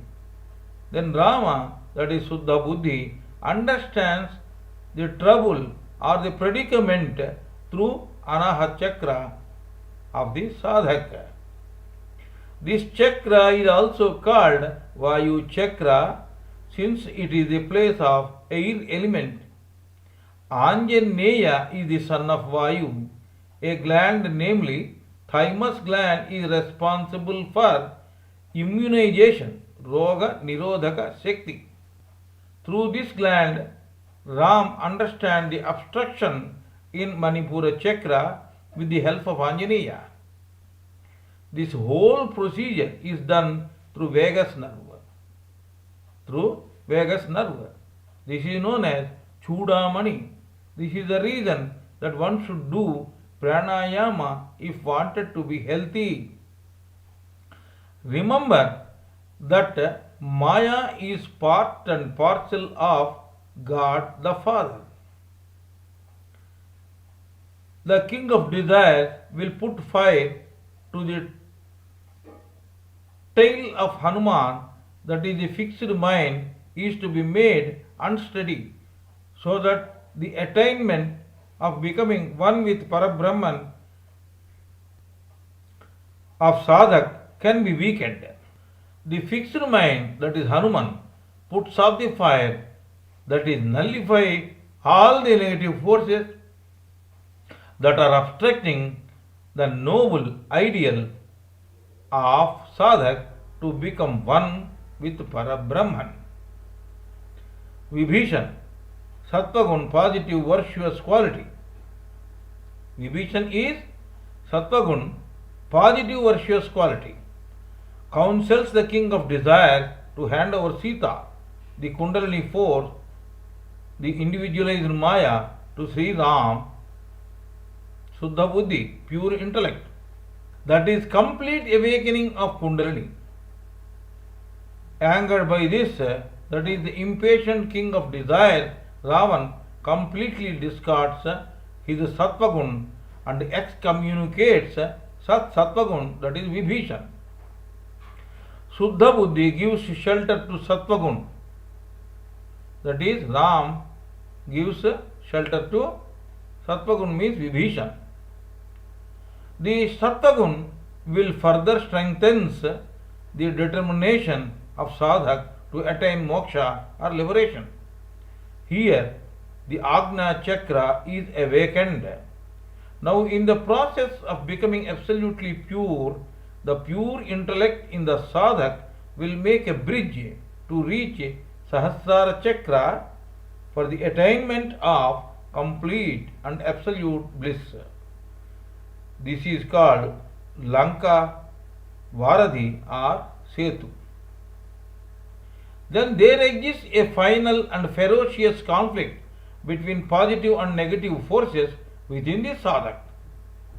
Hanuman, bringing Sanjeevani for Lakshman to bring him back to consciousness, amounts to the absolute fixed mind, making Ahantattva, I-ness, to become positively soulful and conscious of the attainment of moksha. Aham Tattva, I-ness, getting completely nullified, is the victory of Lakshman over Indrajit. Indra means senses, Jit means victorious. Aham Tattva destroys the traits of Indriyas or senses completely and becomes absolutely pure. There are 72,000 subtle nadis existing in each and every human being. 3 subtle nadis, namely Ida, Pingala and Sushumna, are very, very important for yogi. In the center of spinal cord exists Sushumna Nadi. On left side of it exists Ida Nadi. It is also called Chandra Nadi. For convention's sake, it is termed as negative. On the right side of it exists Pingala Nadi. It is also called Surya Nadi. For convention's sake, it is termed as positive. The Manipura chakra near the navel contains 10 rays. Hence it is called Ravana chakra. By doing pranayama, the obstructive force at Manipura behind the navel is destroyed to pave the way for free flow of life force from Sahasrara. Man gains his health. If Kundalini life force is not passed through Sushumna, then the Gnana Shakti, that is the wisdom force, is destroyed. Again and again, the man becomes egoistic and becomes king of desires. That is symbolically shown as Ravan's heads getting alive and again and again, even after they are axed. Rama pierces the stomach of Ravan with advice of Vibhishana, that is Sattva Guna, and kills him. This is what is called Sri Rama destroying or cauterizing or drying the Amruta Bhandam in the stomach of Ravana. Amruta means nectar and Bhandam means utensil. Obstructive forces are eternal like nectar to a normal man. Maya, nature, that is Sita Devi, for ordinary man does not die. Continuous, prolonged and intensive yoga sadhana is required for Janma Rahitya or Kriya Paravastha or Moksha or complete liberation. Then only nature dies for sadhaka. To show that nature does not die, the Sita Agni Pravesha story is intended. Agni Pravesha means to burn oneself in fire. Fire brings out Sita, that is Prakriti or Maya, unscathed. Sita is Ayonija. Ayonija means Sita is not born out of ordinary yoni, that is Vagina. Sita, that is Maya, is fully subservient and under the control of Parabrahman. Only under the control of Paramatma, Maya works. Sadhak's pure intellect becomes absolutely pure. Now sadhaka is completely liberated. This is called Sri Ram Pattabhishek. Swayambhu Ayonija. Now let us talk about this. There is a common story in almost all Puranas that Sita is Ayonija. That is, she is unborn and was there in the earth for several yugas or eons. Parabrahman is omnipotent, omnipresent and omniscient. Sita or Maya or delusion is the part and parcel of Parabrahman. Positive or negative energy, it is within us only. It is akin to this. energy can neither be created nor can be destroyed. One form of energy can be converted into another form of energy. This is called transducing. Parabrahman, the potential energy, is called Swayambhu, the one that is self-created. He is not created by anyone, but he is source of creation. Maya, Sita, is the part and parcel of Parabrahman. As such, Sita is also self-born or Ayonija. She was not created.